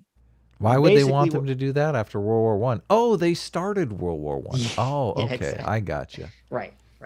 So, they have to cut their army by a couple years or whatever in half or whatever it is, and so the government, which is kind of like it's like a center left government at the time, and so they go to one of their elite military forces and they tell the guy in charge, you have to disband, this your whatever the fuck, your squadron of it's 6,000 people or something. And what do you think the guy says in charge of his elite army force? Well, if I spent all that time and effort building up an elite army force of 6,000 men, I would be kind of attached to them, Sitch. Mm-hmm. So anyone who told me to do that, I might give them the middle finger. Yeah, and that's basically what happened. They said, no, fuck you, we're not going to disband. Oh, and by the way, I don't agree with this whole, Western democracy thing you're trying to do. I think we need to live under some kind of authoritarian dictatorship, which I just want to bring about with my elite army force. Yeah, exactly. Yeah. Right. I don't understand. I'm the guy that has 6,000 fighters, and you're telling me what to do? That doesn't make a lot of sense to me here. Right. And so this guy whose name escapes me, and I probably couldn't pronounce anyway, basically they march into Berlin unopposed because the government's like, go fight them. And most of the soldiers don't want to fight them because either A, they don't want to fire on German troops, or because they're afraid of them because they're like, those are the top elite soldiers. We can't fight them. They're going to kick our ass. So basically they march into Berlin completely unopposed. The current government flees the capital and they take over the country. Right. They want to institute sort of their weird, I don't know if it's like fascist, but they want to have like some kind of authoritarian dictatorship thing that they want to establish. And but the current government that flees, basically what they do is they say, hey, these people took over, they want to implement military rule, so let's just have a nationwide strike until they fuck off. And so the people who didn't vote for the military dictatorship and voted for the government that just got ousted said, okay, that's a good idea. So it's not like a band of fucking communists, okay? Like the majority of the country goes on strike in order to fuck over these people. Right. And guess what? It works. They don't want to live under authoritarian rule, obviously. Right. They're like, I'll just stay home from work. How about that? Yeah, how about that? Exactly. It's a win-win. And so the strike works. And the country comes to a grinding halt, and the authoritarian military guy can't enact what he wants to enact. Right. So he has to capitulate, and he has to basically agree to a bunch of things and give power back to the government, the elected government. Okay. So where do those leftists, these magical leftists that Philosophy Tube just mentioned, come in? Well, in a different region, this isn't in the capital, but in some different region in the country, while this is going on, there's a band of socialists who use this as an opportunity to say, hey, why don't we seize power? Oh, shit. This is great. Hey, I'm drunk. Let's go seize power. They're like, hey, look there's Johnny Fascist over there seizing power. Why don't we, Johnny Leftoid, seize power for ourselves? I mean, they're doing it. Why don't we do it? Let's do it. So this coup only lasted for like 5 days. Okay. They take over very quickly, but then it falls apart, instantly. Right. They start bickering over who gets to talk first. Right.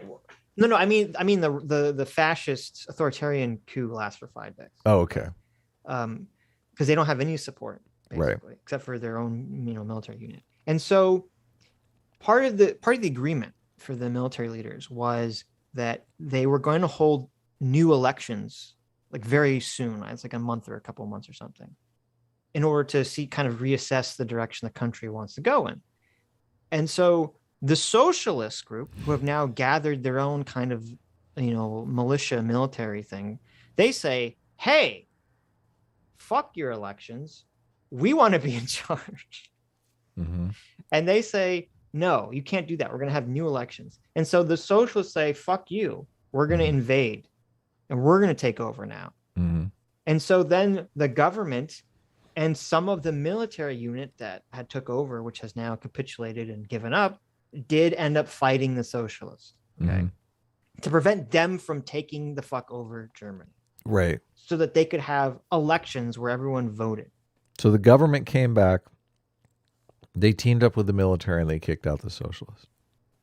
Well, they prevented the socialists from taking over. Right. So they never took power anyway. Right. So So everything I just said, all that context gets warped in Abigail's narrative to be like, no, there was these socialists, they kicked out the evil Nazis and the proto-Nazis, and then the evil got zero thank you for it. And got zero thanks, and then the evil government came over and kicked them out. And it's like, that's not at all what happened. It's so dishonest.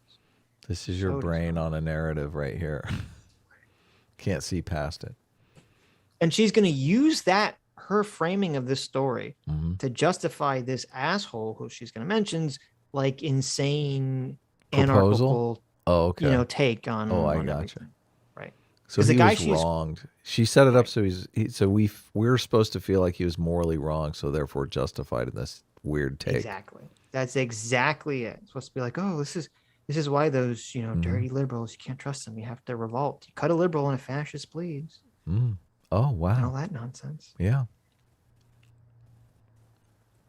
Brutally put down by the government they had just saved, working with some of the right-wing forces that launched the coup. So if the social contract was supposed to be replacing violence with politics, it didn't seem like it was working. Fuck you.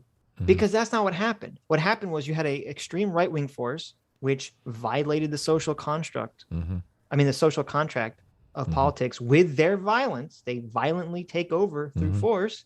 And then they're defeated not through violence, but through civil disobedience. Through staying home and relaxing. Right. Yeah. Right. Laziness wins again. Laziness? No. Let's not say laziness. They get defeated by grilling. Okay. All the people that just wanted to grill stayed at home and they just grilled and they defeated the evil authoritarian military coup. And they took a nap afterwards. It was great. And then you have the fucking socialists come up and they say, well, we want to now violate the social contract with our violence. Social the government says, construct. I said contract. That's social contract. Yes. They violate the social contract and they say, we're going to be the violent ones. And the government says, no. Yeah. Fuck you.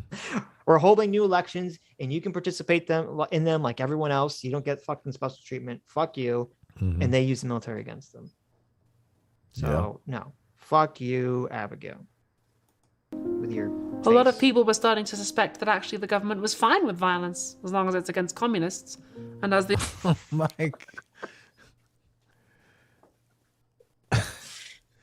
Well, I mean, it's not untrue, right? I mean, a lot of people are fine with the government committing violence against communists. Right. But it's so disgusting. She leaves out that little fact. Oh, the communists wanted to like take the fuck over. Okay, let's just leave that little bitty fact out of the equation. Yeah, this is self-defense. The old poem goes, first they came for the communists. Benjamin distinguishes between a few different types And she of violence. dares I to know. compare that to the fucking Holocaust. I know, totally. That's I so never disgusting. noticed that before. What? First they came for the communists. Because it ends right there. It could easily just end right there, right?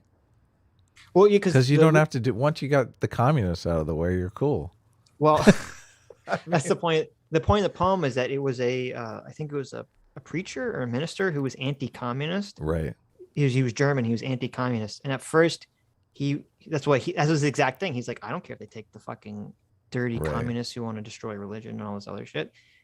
And then when he saw that basically the Nazis were kind of subverting their own supremacy over God's supremacy and Christian supremacy, then he suddenly is like, oh shit. Yeah, he realized they're coming for everyone. Yeah. Wait, I thought we were supposed to stop at the commies. What are you doing? Yeah. Okay. The first is law-preserving violence, like when the police tackle somebody and arrest them.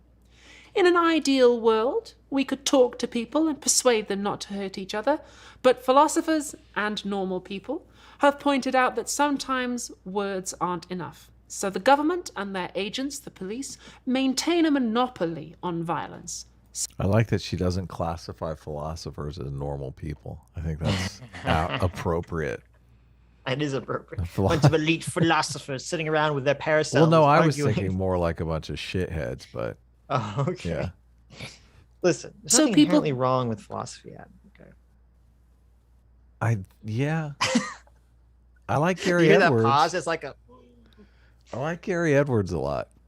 Gary's Okay. taught me a lot about philosophy. We have. And I do like we have David philosopher Hume. friends. I do Yes. like David Hume, yeah. Okay. There's nothing wrong with philosophy. No, my arc on YouTube is gaining a lot of respect for philosophy. Okay. Okay. Good. But you got to understand where I'm coming from. Optically, Philosophy Tube does philosophy a lot of. She does philosophy the dirty. She does. She does. But we Yeah. can't let Philosophy Tube be the face of all philosophy in human history. Yes. Yeah. Yeah, exactly. People can live in peace, even when they might prefer not to. However, that might be a little bit too simple. I don't know about you. You know, especially when Abigail. It's not like Abigail's a philosophy teacher. She just got a degree in it. I don't think she ever had to my knowledge, she didn't have a job that required that philosophy degree until started making these videos. Right. I don't know that you could really call this a job, to be honest with you. It's not like what she's doing is, well, I guess we're peer reviewing it right now, right? This is the peer review. That's right. We're peer reviewing it. I give this an F. F minus. There's got to be something lower than F. Can we develop a negative scale?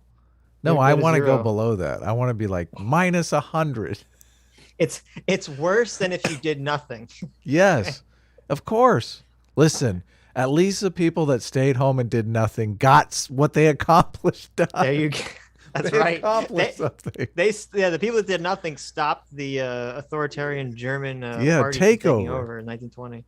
You're creating an authoritarian takeover. That's right. Okay, so I think the grade we'll give Abigail here is a barfing emoji face. How about that? Oh yeah, that's good. Apropos. Yes. But whenever I see people talk about the police, what they do is rarely described as violent. Now that's a fucking lie, because I know you talk primarily to leftists who think the police do nothing but violence. So yeah, obviously. Yeah, it would be one thing if. Yeah, I mean, this is one step removed from ACAB. This is 100. This is just ACAB.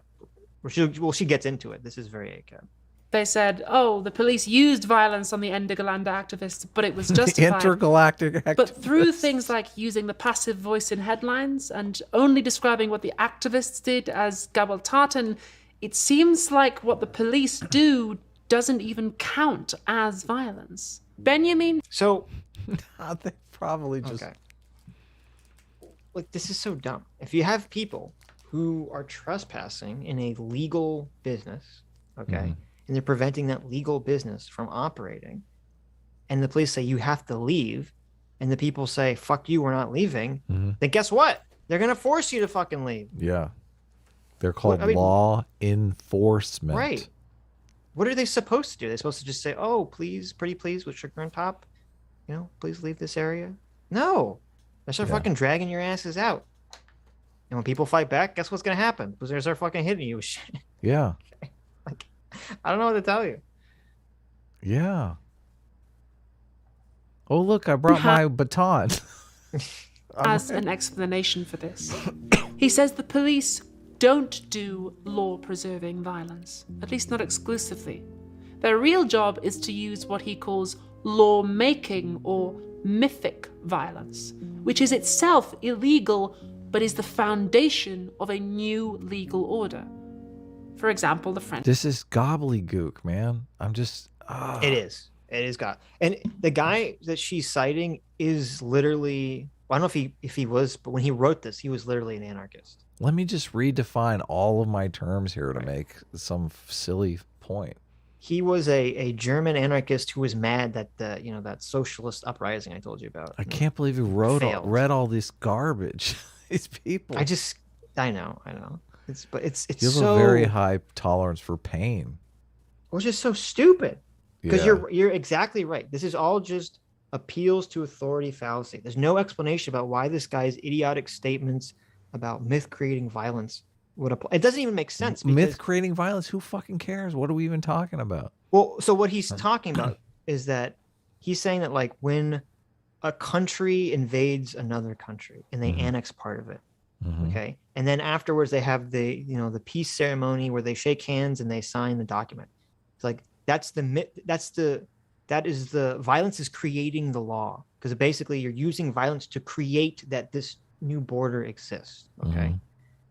But when I go, okay, that makes sense as a concept. I understand that. Okay. Russia right now is using violence against Ukraine to try to create new law to expand its borders Yeah. and to get certain parts of Ukraine. I understand that. But to compare that to what the average police officer does makes no fucking sense. He doesn't explain it, and she doesn't fucking explain it, because they're not creating new law. They're enforcing law that already exists. It's a completely different paradigm. They're law enforcement. Right. The law is this person has the title to this area to do these business practices, and you're in the fucking way, right? You're the one that's breaking the law. We're here to enforce the law. Yeah. Well, spoiler warning, this entire conception that this anarchist guy is making is all just a justification, like we see with many leftists, to say some violence I can arbitrarily say is good and all this other violence is bad. That's all. That's the entire point of his whole, theory that he's laying out here. It's not, it's probably not arbitrary. It's probably based on this violence helps me achieve my goals, and that other violence stands in the way of me achieving my goals, right? Right.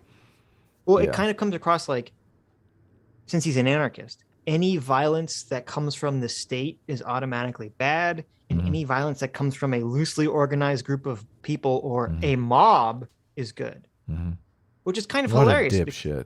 Yeah, because it's like, okay, so if you're in 1920s Germany and you're some fucking anarchist and you're mad that your socialist revolution failed or whatever, okay, fine. But like, what if you're in America and the mob is lynching people extrajudicially? Oh, shit. Okay, you just made it's it a little different. When you have the government has to come in to prevent the lynch mob from killing the innocent black guy who didn't do anything wrong, you kind of have a completely different idea about force. And maybe you shouldn't come up with these idiotic universal themes about, well, whenever the state does something, it's bad. And whenever the mob does something, it's good. Maybe you shouldn't think that way. Yeah, no, that's a great point. You just made it completely real. Yeah, when the National Guard has to come in to prevent the mob of citizens from killing other mobs, then all of a sudden the state doesn't seem so bad. Yeah. Stop the people from killing each other. I know. French Revolution. He says cops regularly do things for security reasons that are completely illegal. Like? And in so doing, they create law Like? on the spot in the interests of the state. Example? Without democratic oversight. Citation? Benjamin really did not like cops. Okay, so she just makes it bold. This is the basis of his claim is that cops just create law on the spot that's extrajudicial in order to do whatever. Yeah. I want a fucking citation or just even an example of that happening. What is an example of that happening? Please. Well, there is, we would categorize it as corruption, though. There is in certain areas, like this is the thing with that video with the Ukraine guy. But he's the not police talking. Force. He's the guy she's quoting is not talking about corruption. Right. He's talking about like the system of police is creating phony law to enforce the state's will, which is completely contradictory because the state doesn't need phony law to enforce its will. They create the law. The Arab Spring was caused by a police officer, a lady police officer. I don't know. It thrills me to say that. It really does. I really like saying the Arab Spring was started by a lady cop. A corrupt lady cop, yeah. Right. So they would shake down street vendors by like cooking up the idea that they had to pay some permit fee, but it was just all, there was no permit fee. The money was just going into the officer's pocket. So in that situation, license for them cabbages. yeah, exactly. So in that situation, yes, the police are just making law on the spot. But you have to be careful because this is, I mean, that's not all police. That's the kind of police that you don't want. That's the kind of yeah. But that's lawlessness, I would call. I would say. If a police officer is creating fake laws in order to extract money from people illegally, okay. They're not acting in accordance of state. They're abusing their position of power with the state in order to abuse someone else. It's a completely different concept. Yes. Yeah.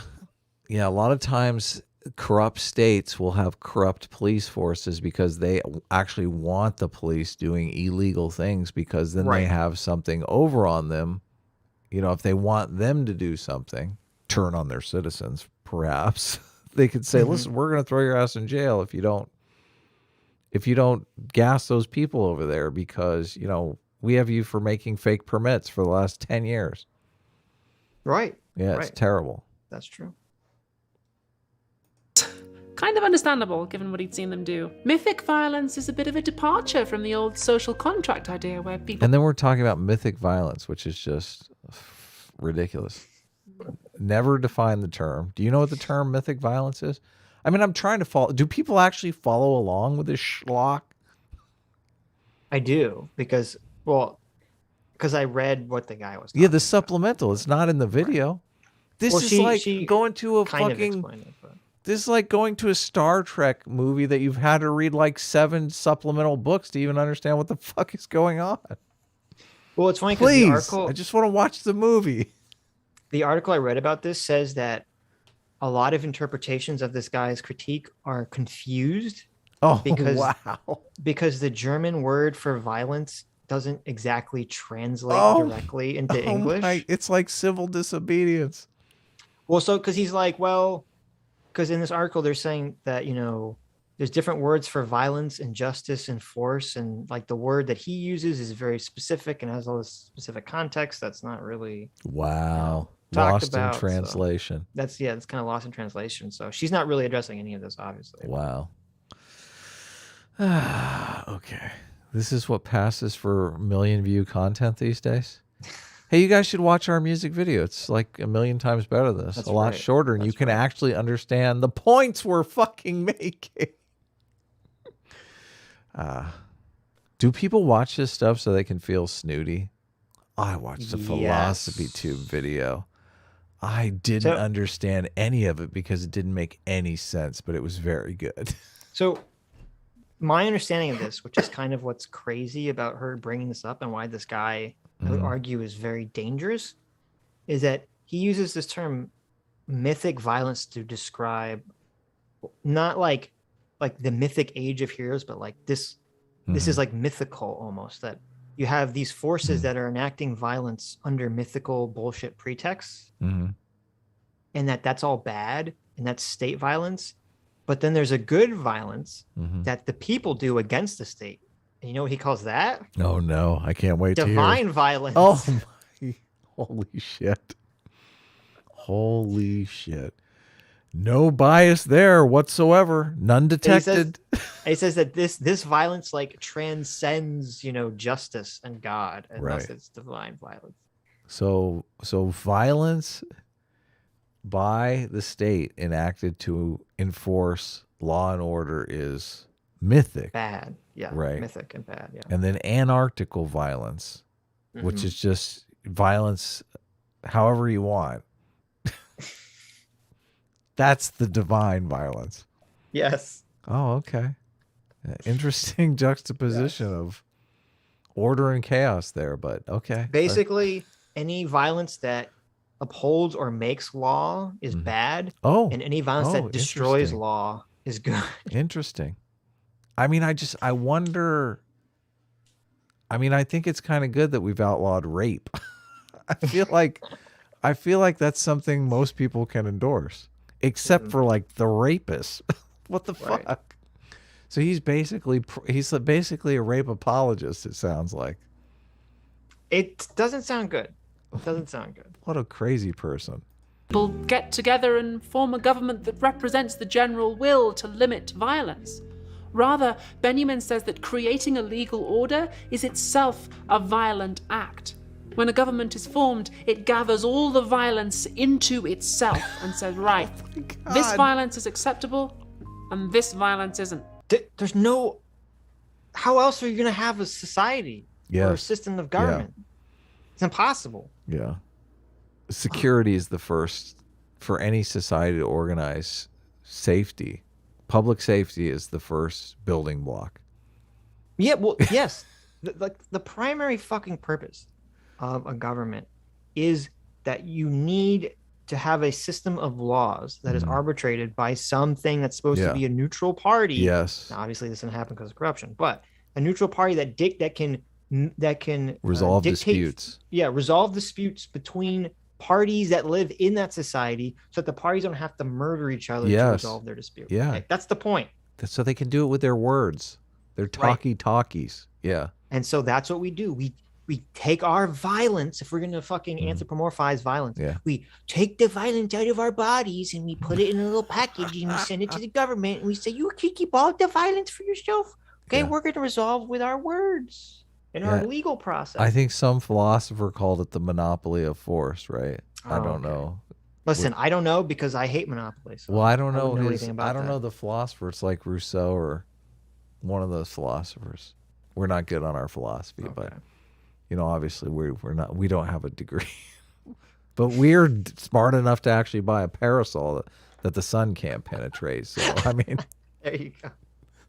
There you go. You got to take what you can get.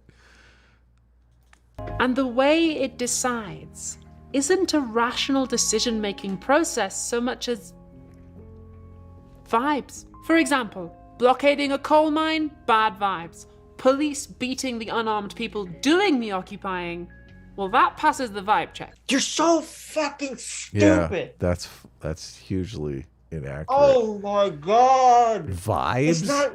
Oh my god. Vibes. Hey, bro, this is what happened to democracy? Yes.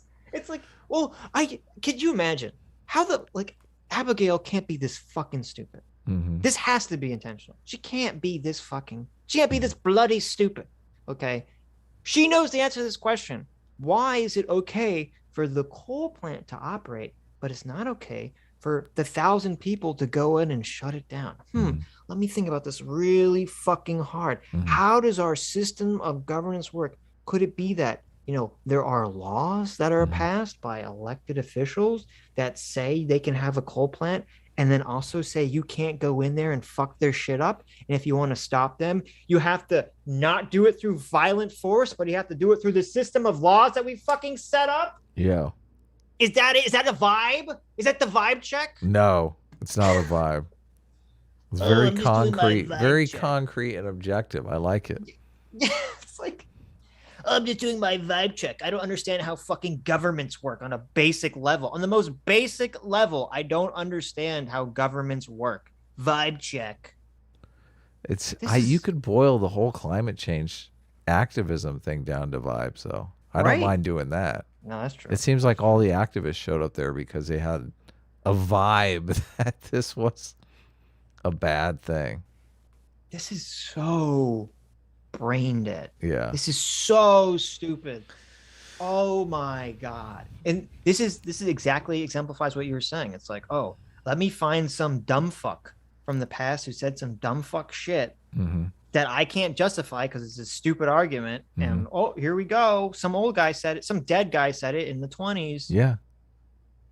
Some dead white guy said it, so it's got to be true. Yeah, some dead German anarchist said it. So there you go. You couldn't find a person of color that said this crazy shit? What a fucking racist. Oh my god. I can't believe it. Hey, Dev's in the chat. I said vibe check. Oh, is Dev doing a vibe check now? Nice. Yeah, vibe check. There you go. We all need our vibe checks. I want that to be the new thing. As the police are beating the protesters, they say vibe check. Vibe check. Hey, bro, I'm not vibing on this. You beat me with that baton. Oh wait. Oh my god. See, look at this. As the protesters are burning down someone's business they worked all their life to get. Oh, vibe check. Fuck off. Yeah, what the fuck? Man commits violence against criminals. There it is. I told you. Batman comes in here. We've preempted the previously scheduled program for Wormy cleaning himself. Oh, okay. Is Wormy licking his balls? What's happening? No, obviously. Oh, he's licking his little feet. Oh, isn't that adorable? Look at that. Look, now he's settling down for a little nap. Does he? He's very worn out by all this talk of violence. That is the correct vibe check, okay? Yeah, exactly. That is the correct vibe You guys need a vibe check? Here you go. Vibe check. What's the vibe? What's the vibe? What's the vibe, guy? Oh, he says he likes the chin scratch. The vibe check is adorable. There you go. Perfect. All right, Beautiful. here. Back to the regularly scheduled shit show. Terribleness, yes. Back to the schlock check. Yes. I think the schlock check is off the charts with this one, Sitch. You've outdone yourself. How do we pass this up for so long? I don't know. It was one of those ones that was floating around, and I was like, "Oh, we'll cover this eventually." I'm curious who has the record for most times that we've covered them. Philosophy Tube, I think. I mean, this might be 3-4 videos. We've done a bunch of Philosophy Tube videos. A wealth of insanity comes out of this channel. Mm-hmm. Mm-hmm. Yeah, I'm curious if it's the same argumentation style. This whole appeal to authority from the past. Well. And I think Philosophy Tube gets away with it because, like, she's not screaming at the camera like Vosh or telling people to suck her dick like Hassan or whatever. You know, she's just, I'm just wearing fancy outfits and I'm just talking about philosophy. Yeah. It's like, oh, okay, yeah, sure. Go key some cars, guys. It's cool. No one will. I'm looking the other way. Example: blockading a coal mine, bad vibes. Police beating the unarmed people doing the occupying, well, that passes the vibe check. Batman commits violence against criminals. The Gotham police also commit violence against criminals, and probably a lot of people who aren't criminals. But Benjamin says they... I don't think Benjamin, which I guess maybe that's how you say it, even though it's spelled Benjamin, I'm some German guy. I don't think Benjamin was talking about Batman in 1920s Germany. I'm just going on a limb here. I guess he wasn't fucking referencing Batman. Batman passes the vibe check. Yeah. All right. They chase Batman because his violence isn't officially sanctioned. It's a threat to the system, not because it is violent, but because it's the wrong vibes. No. If you want... Yeah, see, this is such utter bullshit. This is why I want to talk to you. This is why I'm dying to talk to you about the Batman, because all the things we talk about a culture of law and fostering a culture of law, this is how we do it. We do it through these amazing stories of like Batman. The whole movie revolves around corruption. Right. Well, I haven't seen it, but I believe it's based off of, isn't it based off The Long Halloween or one of the comics I've read? Oh, really? And I'm assuming that it's, like a lot of the recent Batman reimaginings is early year one Batman. The Gotham City police is like just completely corrupt and in the hands of the mafia. Basically. Yeah, right. Totally. And so Batman represents a mythical figure who, it's also weird that he used mythic violence here, but mythical figure to come in, sort of like the chosen one who's going to come in and they're going to fight back against the corrupt system because the system is corrupt. There needs to be some extrajudicial response here. Okay? Yeah. And you have two scenarios. In one scenario, the police go against Batman because they are corrupt and he's fucking up their shit. And then the second scenario is, even if the police aren't corrupt, they don't trust this random stranger who dresses up in a costume to properly implement the law. People didn't vote to have Batman coming around beating up people. Right. He has no state authority. Right. And listen, that's fine in a comic book for children. Okay. That just for children, Sitch? Come on. Well, let's not go too far. As someone who still watches anime and cartoons, okay. I know. And so like superheroes, including Batman. Yeah. You do have to understand, if we're going to talk about like the philosophy of Batman, any meaningful real world context, okay, you do have to acknowledge the child aspect of it, which is that there is. I won't. When you look at like the classic DC heroes like Superman or Batman or whoever, okay, it is, and this is why people like Watchmen and why people like The Boys and things like that, which they feel are more realistic. It's because it is sort of a fantasy idea that there is going to be a magical superhero who is all powerful or is more powerful, and yet will completely live by this extreme righteous justified code. and not use their powers for, ill, like every other fucking human in history has basically done. Yeah. Yes. As soon as you give mortal man the powers of Superman, all of a sudden he becomes Putin. Right. And so, like, that's why I love the character of Batman, but bringing him into a conversation about real world philosophy is fucking stupid. Yeah. Or at least I'm sure there's some process you could do it rightly, but in this term of like talking about justified violence, bringing Batman into it is a dumb fuck thing to do. Although they are careful, at least in the movies, to make Batman's violence justified. Like as soon as What I mean. As soon as you have someone committing violence that's unjustified, like they're no longer the hero, they're the bad guy. That's what I mean. In almost every conception of Batman, there's a few exceptions, but in most conceptions and versions of Batman, he's almost always completely justified because he has such an insanely, rigorous moral code, and the bad guys of Gotham are always the bad guys of Gotham. Yeah, no, they make things clear because they want to entertain you.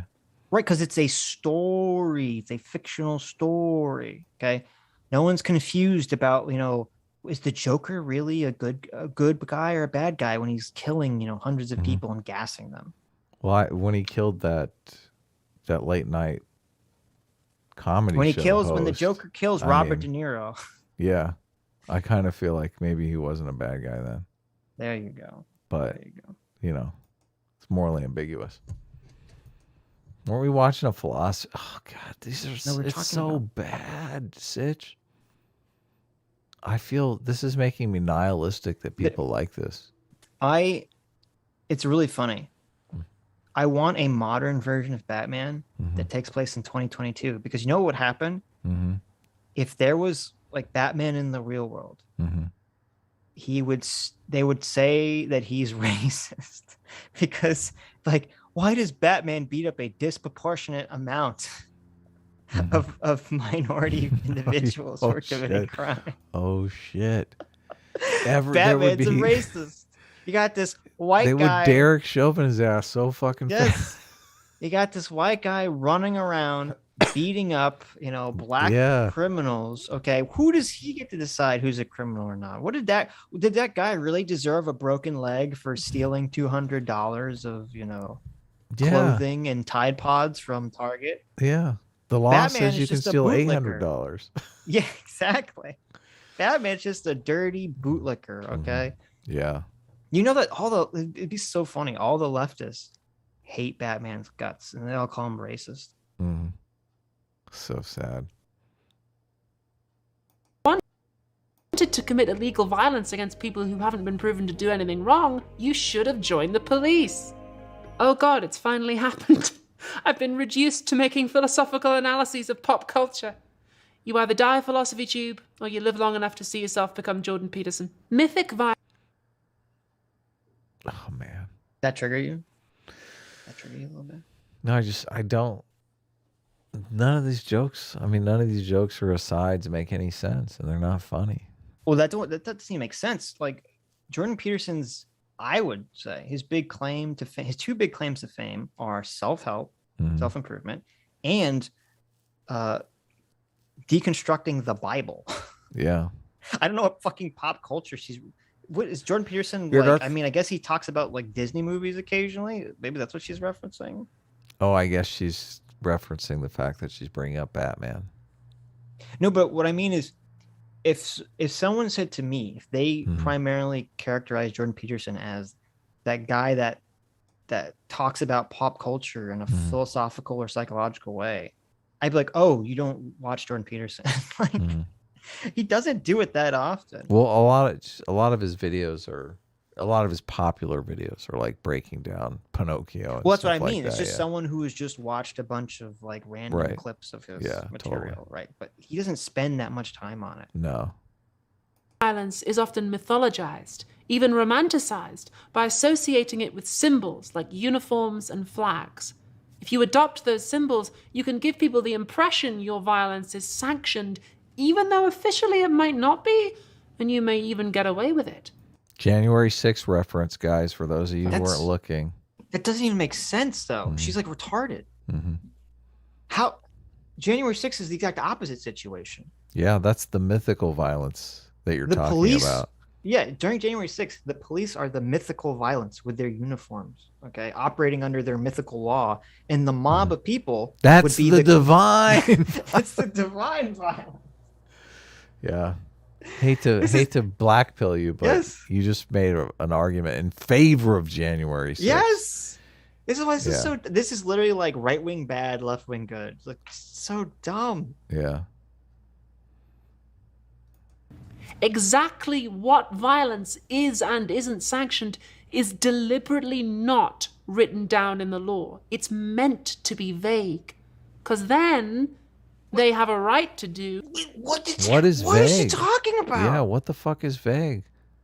They literally have it down to like whether or not the violence was committed premeditated, whether or not it was spur of the moment, whether or not it was committed as a crime of passion.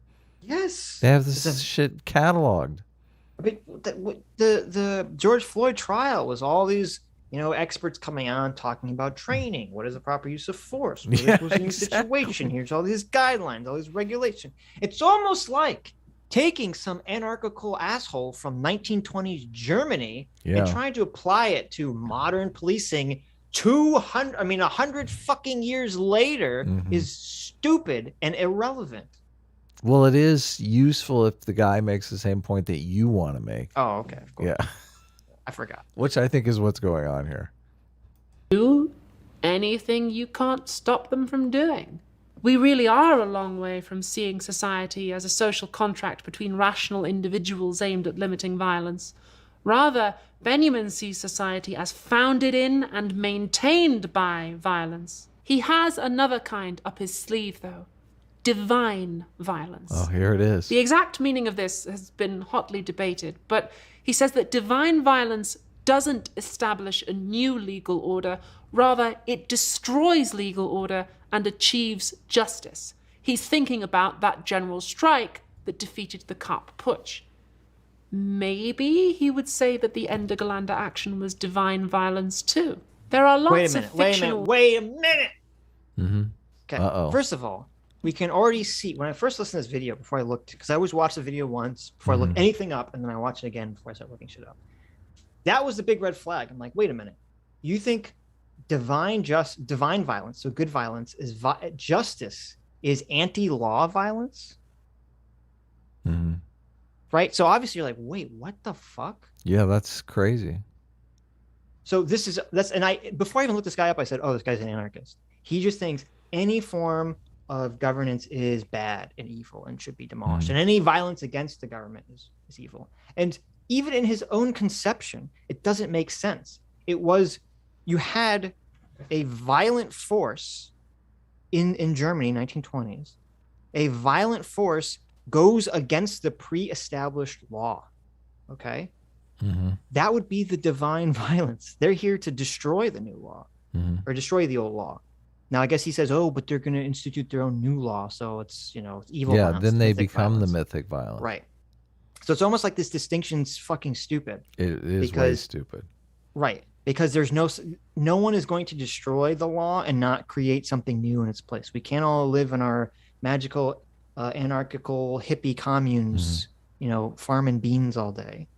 Everyone just vibe checks each other and everyone's fine. Okay, there has to be some fucking law here that keeps people in line. Okay, but I mean, if everything's run by gangs, is that mythic violence or divine? That's violence? mythic violence. Because the gangs. What if they are don't call establishing- themselves? What if they don't call themselves a state though, or don't It doesn't erect any matter. laws? They just They're still haphazardly creating- just rape But and they're still pillage. creating law, regardless of whether it's written down or not. They're creating rules, essentially. This guy's just a baby who's like, I don't want to have anyone tell me what to do. I don't want any rules. Anytime there's rules, it's bad. Rules are bad. Okay. My mommy, she said I can't eat ice cream till I eat all my peas, and I don't like peas, so rules are bad. I want to eat ice cream whenever I want. Anarchy now. Okay. Anarchy now. That's what this guy's advocating for. Listen, if you're an anarchist listening to this and you have a much smarter, clearer explanation for anarchy, that's fine. I'm not talking about you. I'm talking about this one guy. Okay. And so I just got to throw in the disclaimer there. But come on our Tuesday stream and argue with us about it. That's right. Come on Tuesday stream and argue with us about it. But his conception doesn't even make sense too, because the people who went on strike, they weren't acting towards divine justice. They weren't acting to break the law. They were acting in order to reestablish the law that already existed. The government told them to go on strike. These were people standing up for the pre-existing law and system. It's just so dumb. Stories about heroes going beyond the law to dish out divine violence. There's Batman and James Bond and the classic 1966 cowboy film Django, which I hear is being adapted into a TV series. Isn't James Bond work for the British government? Did Adam disappear? Does she talk about the TV series? Yes, she's going to talk about it. She's in this series. Does she? She's going to bring it up. I didn't know you knew that. Somebody sent it to me just now. Yeah. Spoiler alert.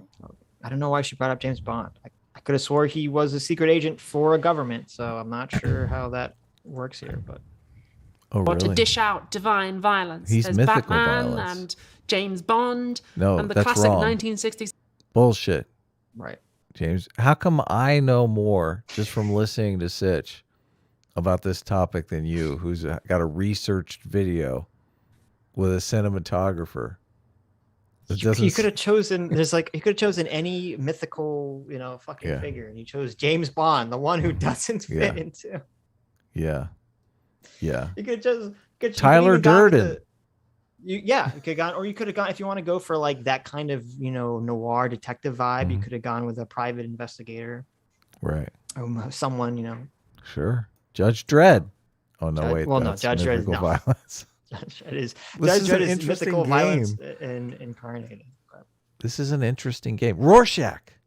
Well, like Sherlock Holmes would be an example. He's just hired by random people. Dr. Manhattan.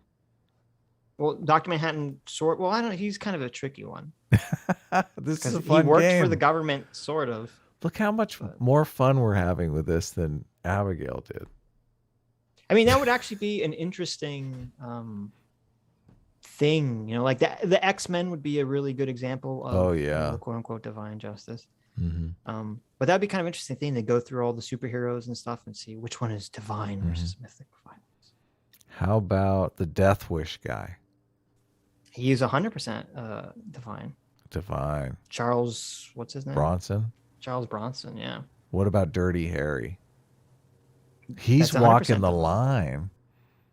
Oh, wasn't he like he was a cop? Right. He was a cop, but he committed some divine violence on the side. He did. He was like, sometimes he was like violence fluid. Some days it was mythical, some days it was divine, Depends upon how he woke up that morning. Here's a good one. The rebels in Star Wars. Oh yeah. That was your divine. Well, actually it wasn't really, because they wanted to establish their own order, so I guess they were actually mythic. The Empire was definitely mythic. Yeah. But even the rebels didn't want to just deconstruct. This is what's so crazy.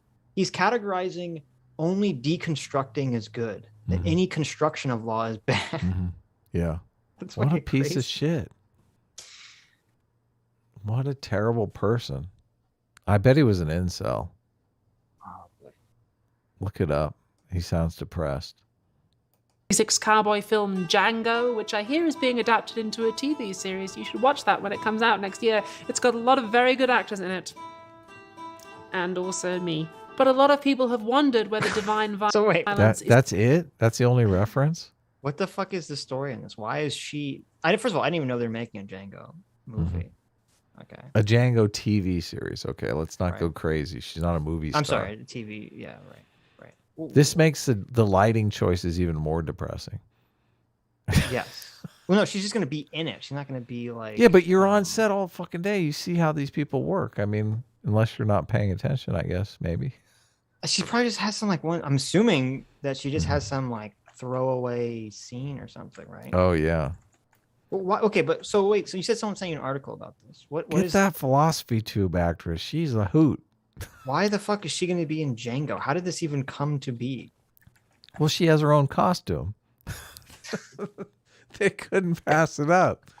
They were like, "Oh yeah, Oh, she doesn't even need wardrobe from us. We just give her a description of the wardrobe, mm-hmm. and she comes dressed correct." Is there? Is she gonna? She's not gonna be like a recurring character, right? Right? Does anyone know about this? What's going on here? How did this happen? Mm-hmm. I hope she's not gonna be. If she's like actually some recurring character, that's gonna be insane. It's gonna be so pathetic. Mm-hmm. I'm assuming that it's just some like one-off thing. Like here's this random cameo from a YouTuber. One scene in a cat house. There you go. Does anyone know? What's the down low here? Someone with the info. Give me some deets in the chat. What's going on here? If she plays an old-timey prostitute, I'm siding with Aiden on the monarchy thing. Oh shit! Aiden, you won one. There you go. You got Danimal, Aiden.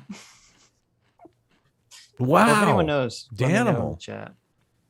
Mm-hmm. He was strictly anti-monarchy side too. He was Jeez, until that's a big get. Abigail's in fucking Django. I'm assuming she's just gonna be some like throwaway scene and not like a recurring character. Micro Omega. Thank you so much for joining the Free Will Seekers. We're actually, how close are we to a new emote slot? Now this is really strange. What? Because people have been asking us to set up the join feature for like a year. Right. And we finally did. Yes. And now Sitch is obsessed with getting more emotes. Oh, I just want the God. emote. This is literally the only thing I care He's about. so excited. Oh, We want more we're only emojis. 2 joiner for another emoji. Okay, guys. We're 14. We need 14 more people for another emoji slot. All right. Only 14 more people for a new emoji slot. You gotta make that happen. Yeah. Wow. We need more emojis. Can A-Team have enough? No! No, we have enough A-Team emojis. Listen, let me. We have I'll like count. 2. No, you got one. I'm gonna count Wormy as 18. 2, 3, 4, 5, 6. You have 7 A-Team, and we have 1, 2, 3, 4, 5, 6 Sitches. See, you actually have more. Really? You actually have more. Really? CT just did a new emote that's pretty kick-ass. It's me laughing. Well, actually, okay. So if we remove Wormy, Now there's we'll 2 say Wormy. laughies. We'll say Wormy gets to be neutral. So that means there's a perfect balance of Sitch and Adam emojis. So that's the question. So guys, if we get 14 more members, me and Adam gonna get to fight over who gets that. Yeah, emojis. that's great. Is it gonna be S class or is it gonna be an A-Team? But emoji? would that fight be mythical or divine violence? It would 100% be divine. Oh yeah, I guess so. We It's are lords of divine unstate providence. sanctioned total anarchical violence. Yeah, That's right. true. Okay, good. I don't believe in mythical violence anymore. Sport Nugget.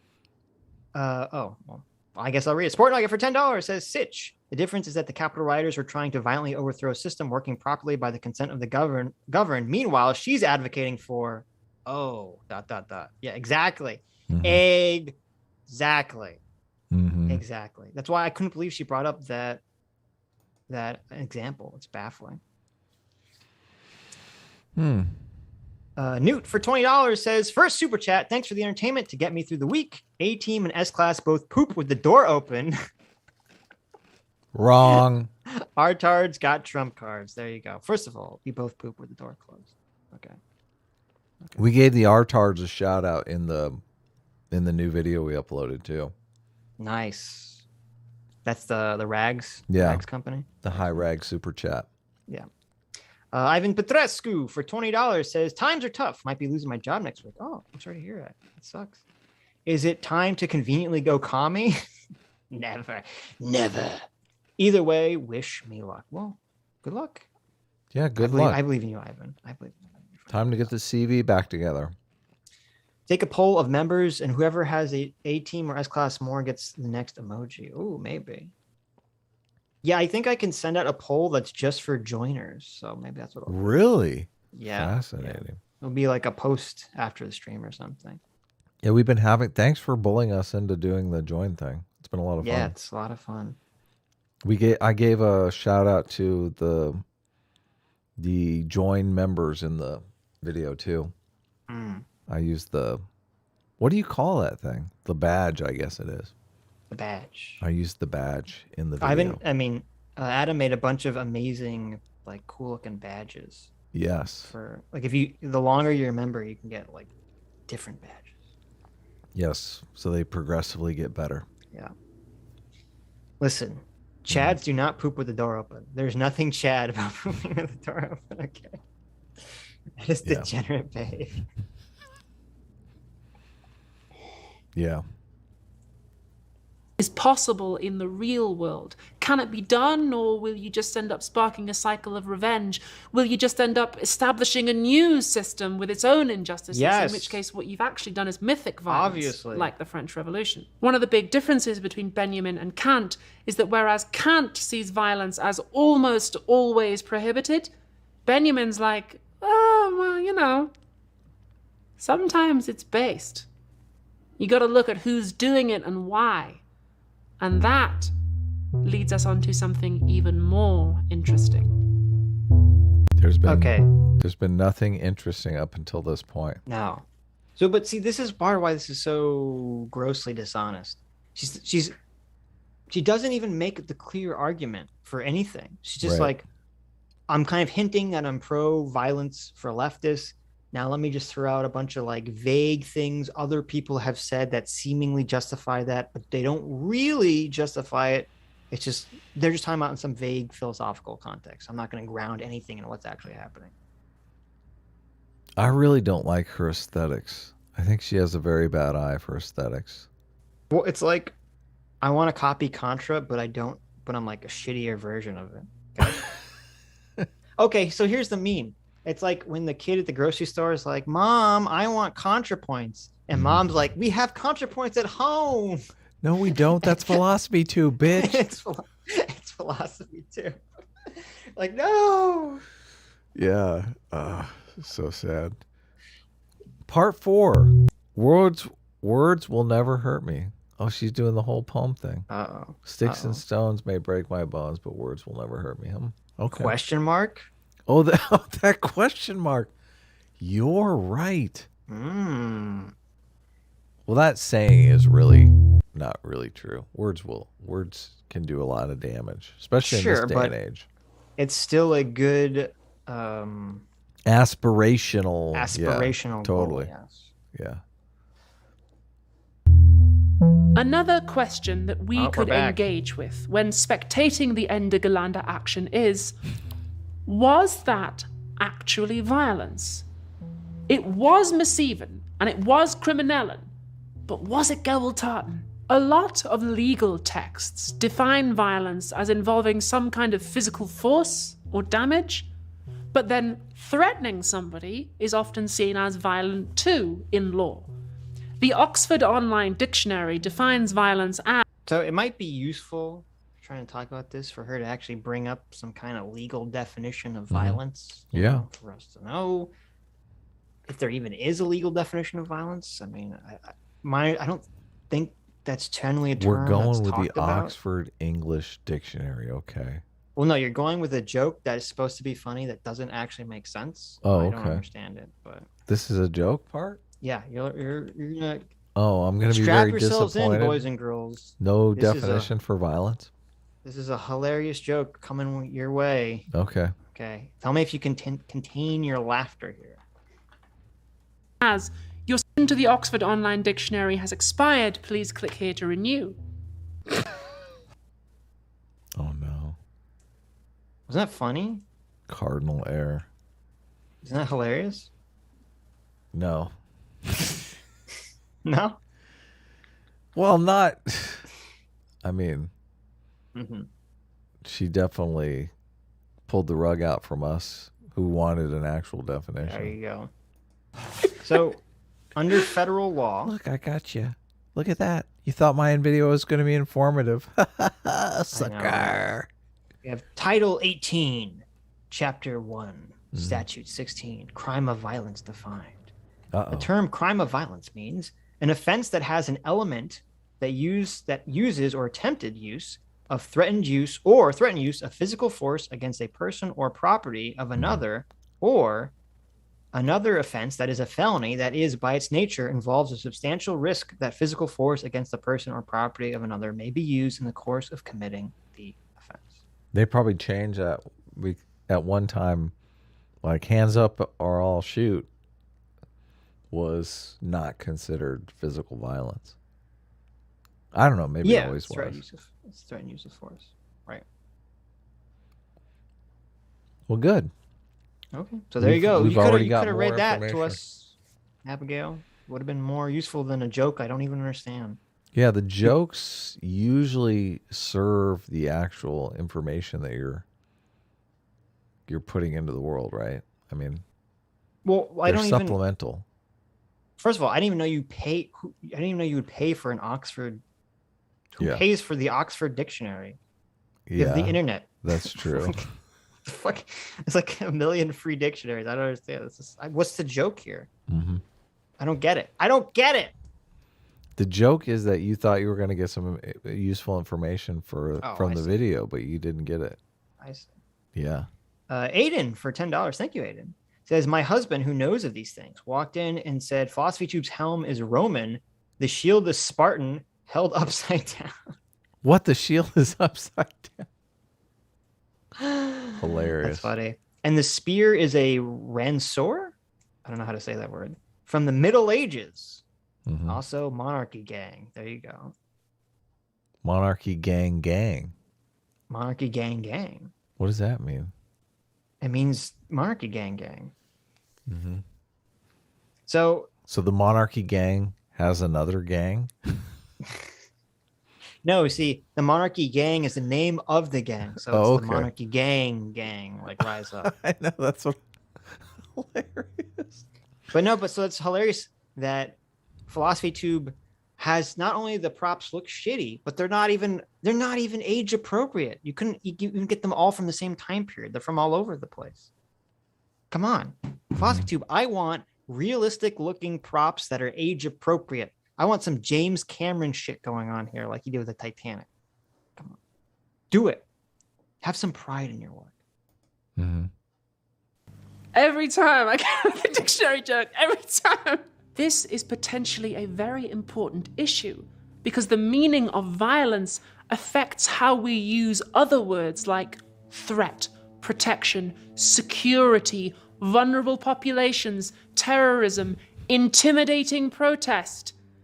These words can affect our lives in a major way. Think about the difference between describing a group of people as a crowd versus describing them as a mob. Oh my God. One of those words paints them as potentially violent.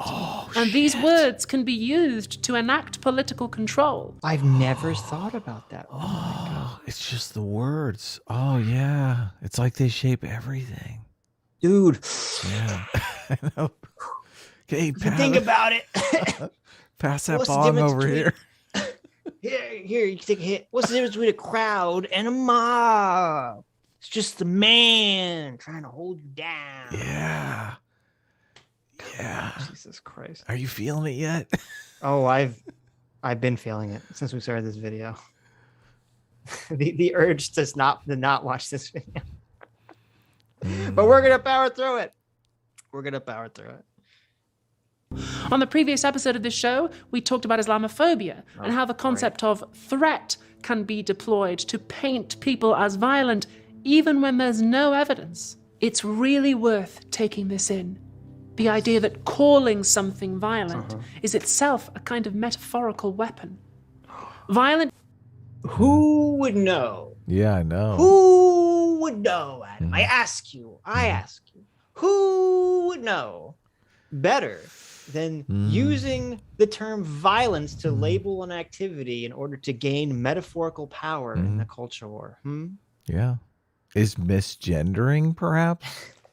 Violence? Sitch? Oh, okay. You're right. Misgendering. I mean, I think I've heard a couple people say that. Mm-hmm. Mm-hmm. Do you think that's useful? I think it's useful to activists. But pushing I'm narrative curious though, because this completely seems to go to undermine. Does she realize that though? No, because she's going to conceptualize it. So when the state, calls things violence, it's bad. Right. But when left-wing activists, oh yeah, it's divine. Violence, it's divine. Oh, right? I got it. So this is just this is such a weird line to draw. Because I feel like the state is capable of good and bad, like any institution or entity. No. Listen, this is your state-funded psyop RedTuber who's advocating. Well, that doesn't make state a lot is of all sense. bad. That doesn't make a lot of sense. Listen, Caleb Muppet told me that Destiny is the kingmaker of BreadTube. I think he knows more than we do about the situation. Oh, he definitely knows more than we do. That's for sure. He's hiding some shit. Yes, he knows. He knows about the kingmaker of BreadTube. Yeah. People are not usually thought of as having the right to self-defense. If somebody attacks you and you fight back and they kill you, they can't claim self-defense because they started it. So by calling someone violent, you imply that they don't have the right to resist. Now that is incredibly telling. Okay. Self-report. That's a big self-report, because how much do we hear from leftist activists today that every bad thing that they don't like, they say is violence? They do, yeah. Misgendering me is violence. Not believing in, the white supremacy narrative is violence. Yeah. Not saying trans women are women loud enough. Violence. And so, so it speaks volumes when she lays out this idea, like, oh, well, if you label someone violence, that means that they don't have a right to defend themselves. Oh, okay. Yeah. Self-report city. Very interesting. How could she not realize this? That's what I'm dumbfounded here. I feel like, doesn't she get that? There's like some weird thing going on here. It is strange. It is very strange. Does she not make the connection that this happens all the time in activism, and it totally freaks people out because you're like belittling the concept of violence, which we should measure the effect of and borders of very with a lot of detail. We should keep track of those things. You would think. It's very strange. Yeah. What do they call it? Politicians and concept creep. That's what it is. Yes. That's what I was searching for. journalists will sell you policies making that move on everything from policing to workers' rights to interpretation of your own country's history. Benjamin said that mythic violence can be used to establish a legal system, and philosophers since him have added that it can also be used to set the boundaries of what even gets to be thought of as violent. And that doesn't mean that we should just throw up our hands and go, oh, well, I guess it's all relative then. Just that whatever definition of violence we employ, we should consider how it's going to be used. We cannot simply start with a definition of violence. Hey, look, it's your favorite philosopher, Adam. Judith Butler. Wow. The force of nonviolence. I was just thinking at least the Christians have the decency to tell me, but it's the word of God. Like, what the fuck? She's the one that said all sex is rape, or is that someone else? Yeah, I think that's Judith Butler. She's the one that said gender is performative. All performative, yeah. All performative, which I think is very stupid to say that. But. Carefree Wandering actually pulled out some Judith Butler that made some sense, which really, I mean, it hurt to hear. It really did. It's not Judith Butler, it's Andrea Dworkin. Oh, yeah. Okay, you're right. It is Andrea Dworkin. Oh, thank goodness. Maybe Judith Butler has some decent stuff. Well, saying all gender is performative is not a great start. Yeah. I don't know. And then proceed to debate under what conditions violence is justified or not, for we have first to settle the question of which framework is naming violence, through what erasures, and for what purpose. We cannot simply assume a definition of violence and then begin our moral debates about justification without first critically examining how violence has been circumscribed and which version is presumed in the debate in question. That sounds like you're framing your definition of violence in the white liberal Western hegemony, patriarchy. Yeah. Okay. Yeah. You know, we have to start every meeting, every talk we'd have to say, hello, my name is Judith. I'm currently talking in land that was taken from this native tribe of Americans who none of them wanted to be here because they all had better shit to do today, but I'm representing them with this cardboard cutout of the crying Native American guy and the recycling commercial who actually turned out to not be Native American, but Italian. What? You just ruined my childhood. So there you go. A critical procedure would ask as well about the very justificatory scheme at work in such a debate, its historical origins, its presuppositions, and foreclosures. I do like how all critical theory and leftist academia, it's all just swimming with conspiracy theory. It's all conspiracy theory.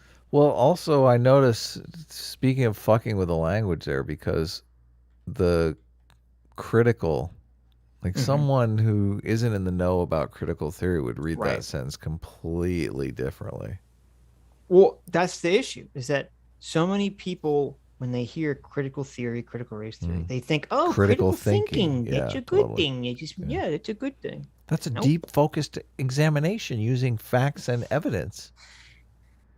They're like, actually, it's the deconstruction of Western imperialism and objectivity. Right. You know?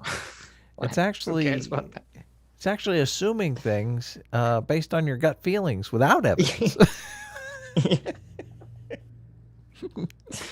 Yeah. It's actually totally fucking backwards about the whole point of finding information through science. Yeah. It's based on this thing called standpoint theory, you know? Yeah. Whatever standpoint, you know, if you're like a black female trans person, you have a different standpoint to examine culture from, which is often more meaningful. If your standpoint is part of a more marginalized or oppressed class, a group of individuals, it means that you're more correct. Yes. Yeah. The correctness comes from your marginalization. What? This is a total religion, Sitch. You gotta admit. This is just... I'm under the impression people who buy into this stuff are not really... They're not fully functional. No. I don't think you can be.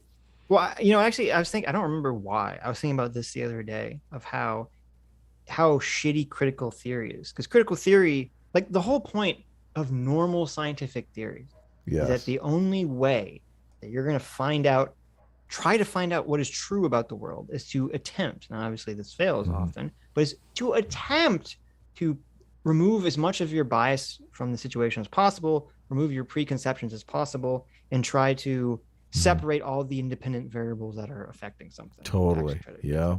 Okay. Yeah. Hypothesis and examination. Right. And then critical theory comes along and it says, you know, fuck that.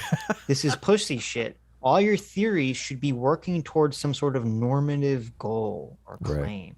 Right. Okay. It has to have some ethical claim within it, which already defeats the entire point of trying to get to the bottom of stuff. Totally. Because very often facts of the universe, they're not gonna neatly fit with whatever moral claim you want to make. And I was thinking, if human beings had subscribed to critical theory being the norm, you know, throughout, you know, the years, we couldn't have the theory of evolution. Because if you embed a moral claim to evolution, it's horrible. That's how you get eugenics. That's how you get all sorts of like, oh, I guess we should be If anyone's born with a disability, we should kill them. If anyone has some undesirable trait, we should kill them. And yet, so you'd be losing so much valuable information to understanding the world and how it works and understanding human behavior, all because you want to force some moral claim in your theories. Yeah. Yeah, great point. Last week, another mysterious fire ravaged a private medical clinic in Marylebone, causing over £150,000 worth of damage and killing a cleaner. The week before, another blaze destroyed a beautiful house of work. Wait a minute. I didn't look this up. I need to see if this is real. I don't know what the fuck. This is not real. This part of the video, I was so fucking like, what is happening here? Okay. The abuse of fire departments. I guess this is just like a joke or something. I guess because it says Adelaide Sweetly Schmitz. I'm assuming that's a fake name. Okay. Oh, really? Mysterious fire ravaged a private medical clinic in Marylebone, causing over £150,000 worth of damage and killing a cleaner. The week before, another blaze destroyed a beautiful house of worship in Islington, once a picturesque feature of the London skyline, now an ugly, smouldering crater. The arson crisis gripping the capital is a national emergency. And almost as bad as the fires themselves is the chilling effect they've had on voices, especially the voices of women and girls, who have legitimate concerns about the fire department. The quality of discourse has declined. What are we supposed to be taking away from this? Yeah, that's terrible writing. The audience should know what they're supposed to be thinking and feeling at all times. You're so lost. Yeah. You're our What's going Sherpa. on here? I'm demoralized by this. Who's the hero? What's happening?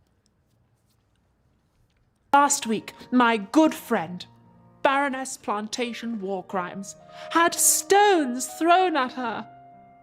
Metaphorically, in an innocent digital muddle-up, Plantation liked a tweet that was critical of firefighters. And almost immediately, the anti-fire woke mob started baying for her blood just for daring to challenge anti-fire orthodoxy, to accuse Baroness War Crimes, a woman who has spent her entire political career safeguarding the lives and livelihoods that matter most in this country, of encouraging arson is ridiculous, just for liking a tweet that said, firefighters are all and off a balcony into a... Is this like an A-cab analogy, I think? I don't... You've seen this more than once. I'm And I confused. don't understand this section. At all. I'm just lost. Like, Sitch, you're the big brain here. What's going on? Come on, we want to know what to think. We're confused. Help us out. Like, is she trying to say that reactionaries are anti-firefighters, or the woke people anti-firefighters? What is happening here? All right, maybe there's more here. I don't know. I'm not optimistic. Many reasonable people have legitimate concerns about zealous bans on smoking, oppressive fire safety codes, and Orwellian restrictions as to how much kerosene one can store in one's own house. My brother is a door-to-door petrol salesman, and he says that complying with these Stalinist regulations is driving him almost to penury. He nearly had to sell his second home. Okay, so she's trying to equate, I assume, reactionaries and TERFs as the anti-fire safety people. But doesn't she understand that the fire department is an arm of the state? I mean, under her stupid mythic violence, isn't the fire department coming in and putting out fires? Isn't that really a form of mythic violence? I mean, the fire just wants to, deconstruct the systems of buildings that have been constructed by people operating with under state purview, right? Well, I mean, the fire could be divine violence because some That's what I'm protester saying. started it. Yeah. Fire is always divine violence Well, because all it does is destroy. unless it's the state who is burning people's houses down. Oh, there you go. Yeah. No, but I mean the fire itself Mm-hmm. as an entity. Well, If I you were think to fire is a anthropomorphize tool that fire. would be. Fire is a tool of violence, but it seems like the perpetrator of the violence is whether or not they Okay. have state, and whether or not they're state sanctioned depends upon whether Right, or not right, they're right. divine or. It's so Listen. silly. This is fucking. I feel like I'm gonna say the this fire is department trivial. is oppressive mythic violence that is trying to put out the divine violence of the fire itself. Okay, which just wants to deconstruct the boundaries of the state.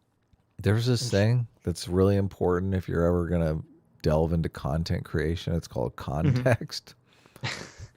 Sometimes when you're making a video, and I've made this mistake before, I'm sure you have too, Sitch, where Never. I mean, yes. you think, they know what's going on here.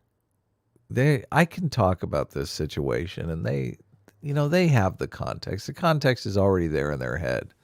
Don't assume that. No, right. That's right. usually bad. You want to provide as much context for whatever you're going to talk about in your video as possible. Mhm. Yeah. I get lazy about it sometimes. Everyone's talking about, Destiny getting banned. So you feel I can just go into that conversation. Everyone already knows. No. People need the context. Mhm. This is completely devoid of any context for me. Right. I don't. What happened here? But the f***ing piranhas whipping up social media outrage are only too happy to trample on the rights of honest, hardworking men like Cancel culture is divine violence, right? I mean, it seems like she's making kind of a cancel culture argument.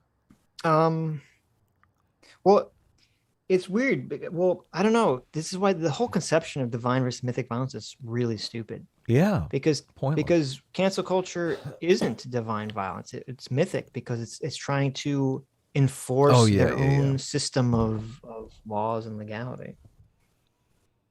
Interesting. Okay. But it's kind of anarchical though.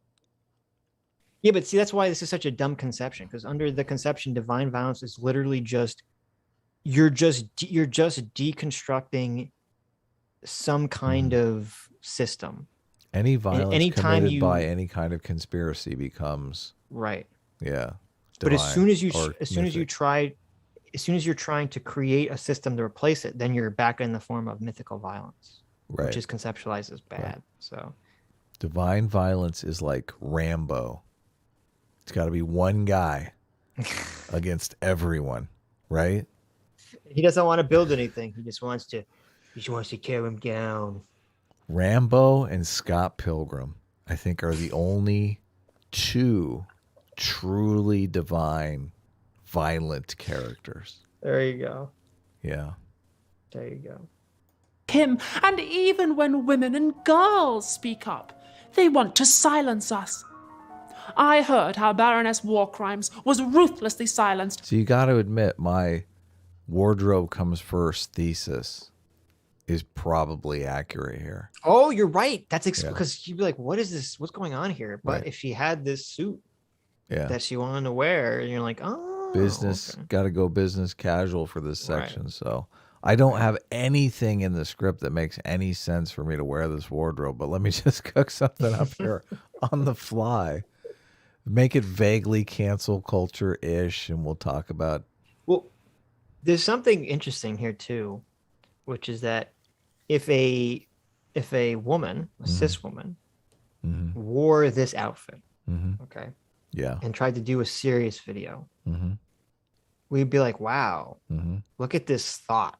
Yeah, totally. Like trying to have some serious intellectual conversation, and she's got her boobies and cleavage you know, on display and using her sexuality. You know, it's kind of cheapening the message. Totally. And it's interesting how when it's like, oh, but since it's a trans woman, then it's suddenly like, oh, it's acceptable. It's not only is acceptable, but it's, you know, it's empowering. It's a good thing. Oh my gosh, sticking it to the man. And I think it was kind of James Lindsay who pointed this out to say that like critical gender theory crap, all it is anything that's normative is bad, and anything that is anti-normative is good. And it's funny because not only is that true, but that also almost perfectly matches the stupid mythic versus divine violence paradigm or conception. Anything that is normative and based in society is bad. Anything that's deconstructive is good. Wow, you're right. Yeah, it's perfect. This seems like a core principle. It is a core principle. It's a core principle for radical leftists, and it's moronic baby dribble. Yeah, it is. It's I would say it's all based on it can't be based on the Liberty Oppression Foundation, because the Liberty Oppression Foundation is the intuition that you get to unify with people to overcome domineering alphas and bullies. It's care harm. That's the mythic violence. Right. Why? No, care harm. How does that have anything to do with? Because I'm talking about this anarchy. This anarchy. Oh, the anarchy is completely liberty. No, it can't be though. How's it not? Well, the argument that Haidt makes at the Liberty Oppression Foundation, we don't. Well, in the context, which is kind of, it's like Trivial Pursuit here that we're even entertaining this mythical versus divine violence thing, right? This is really totally unuseful anywhere in life. Thank you for delivering us something that we're going to quickly forget about right after this video. Like maybe it has enough entertainment value for this video, but this is not something I would spend a lot of time studying. There's one I wouldn't meme. take a class on it. Yeah, exactly. There's one meme we will continue from this video, hopefully. What is it? Vibe check. Oh, the vibe check meme. Yeah. Whenever something horrible is happening, like vibe check. That's definitely sticking around. So obviously the idea behind moral foundations theory is that we build moral systems and legal systems on these intuitions that we all have that relate to morality, and specifically that relate to social situations, because morality is really just a technology that binds individuals into cooperative units to achieve goals. So all the moral foundations are about cooperation. You mentioned care harm, which is let's care for others because they're good, helpful cooperation partners in whatever goals we're trying to achieve. But liberty oppression foundation is what makes us feel mad about being bullied by domineering alphas and inspires us to cooperate and commit some mythic violence on these motherfuckers. Divine violence.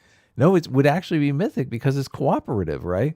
I thought but it's not about cooperative. It's about whether it's maintaining a system or destroying a system. Yeah, but the system is like intuitively based, because the system is we come together. And I mean, even Jordan Peterson talks about this all the time. Like the number one chimp can be dethroned by 3 cooperative underling chimps, right?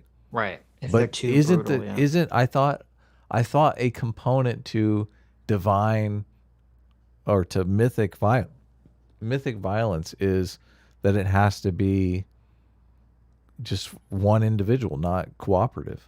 No. It's not. It's whether it's to establish a system or uphold a system of laws. Okay. Or governance. So under the chimp example, this is why this conception is so stupid.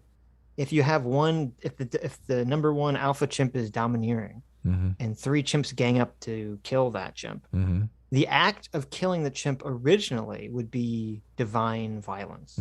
Okay. But then once the number 2 chimp assumes power and creates a new order, then retroactively it becomes mythic violence. But the three chimps are usually going to engage in some sort of power sharing situation. That's why it Well, but usually that's still happens. mythic, regardless. Whatever the system is, it's mythic violence because they're creating a new system. Right. Yes.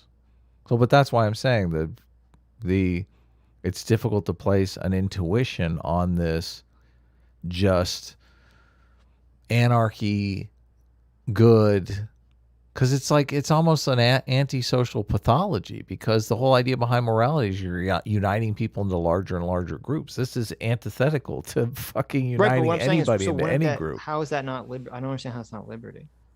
Principle being activated.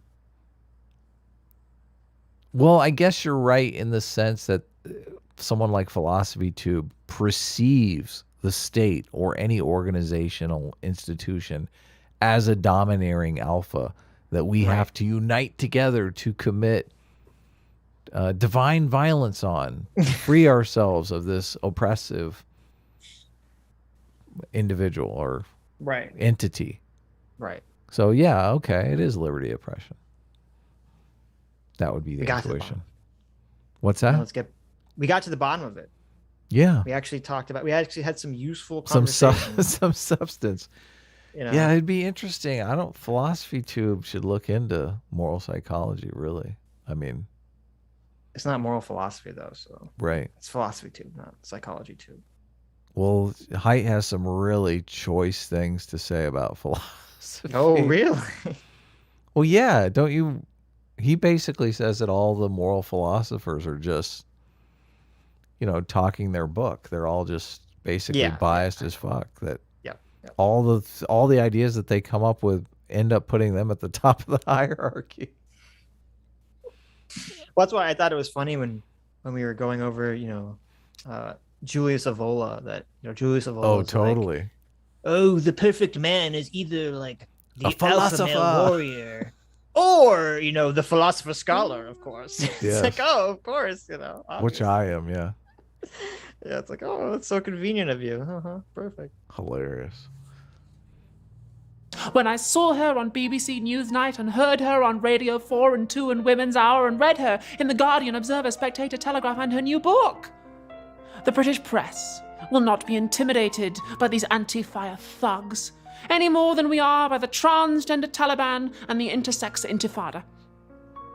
Thank God for groups like Firefighters Against Kerosene Enforcement, an alliance of firefighters and ex-firefighters, standing up for the rights of good citizens against the militant activists. Is this all just supposed to be some like really shitty, poorly thought out, not at all analogous comparison to TERFs or something? Yeah, we need to call a woke friend and woke explain this to us. We're usually on our game when it comes to woke explaining, but this is just, I feel like it's the babbling ravings of an insane person.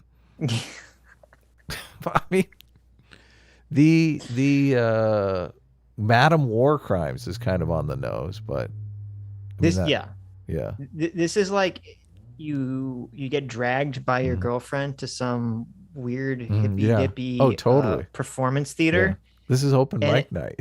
Yeah, and it's open mic night, and someone just performs this, and then they walk off stage with no context. Yeah, and all those idiots are clapping. And you're like, I don't know what the fuck that's supposed to be. Why are we clapping? Look, I'm clapping too. What's going on here?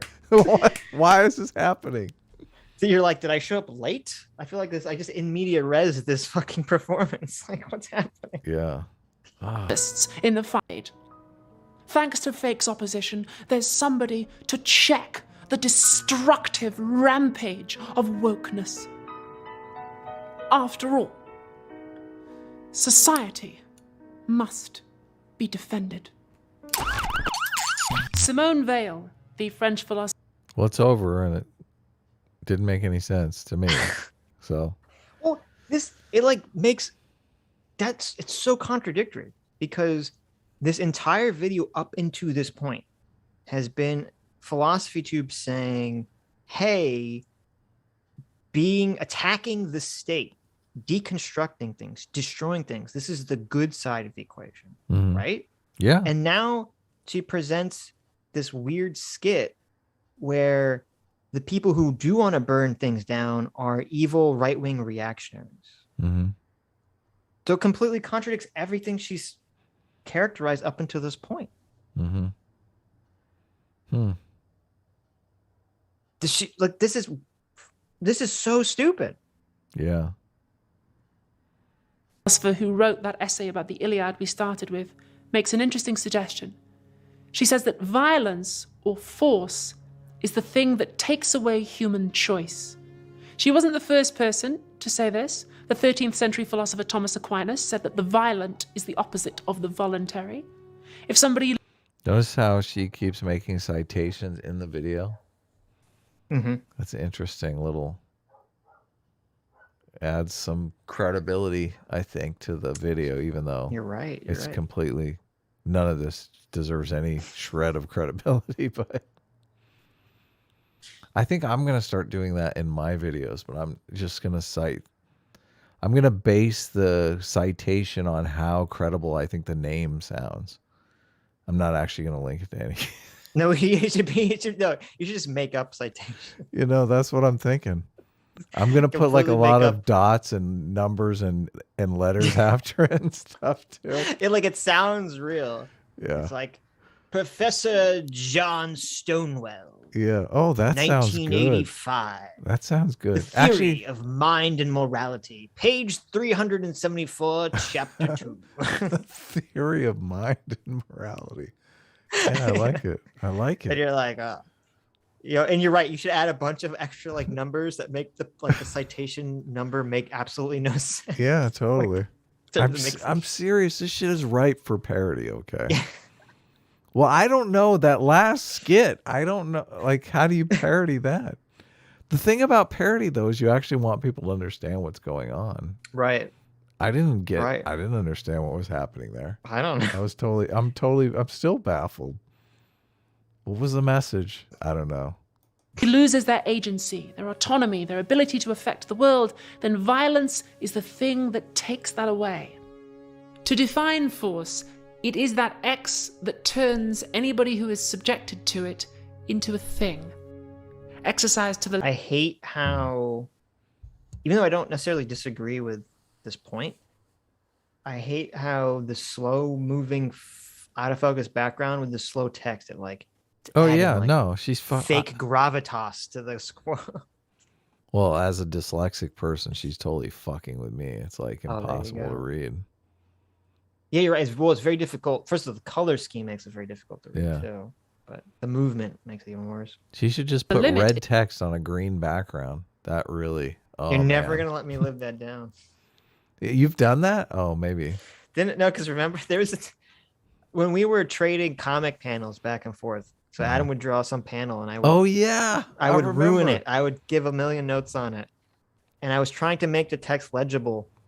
And I kept like it wouldn't just for some reason, whatever the program we were using, it wouldn't just do, I couldn't just do like black on a white background or something. So I had to do all sorts of crazy colors. And Adam was like, Sitch, I can't fucking read this shit. What are you doing? I do remember that.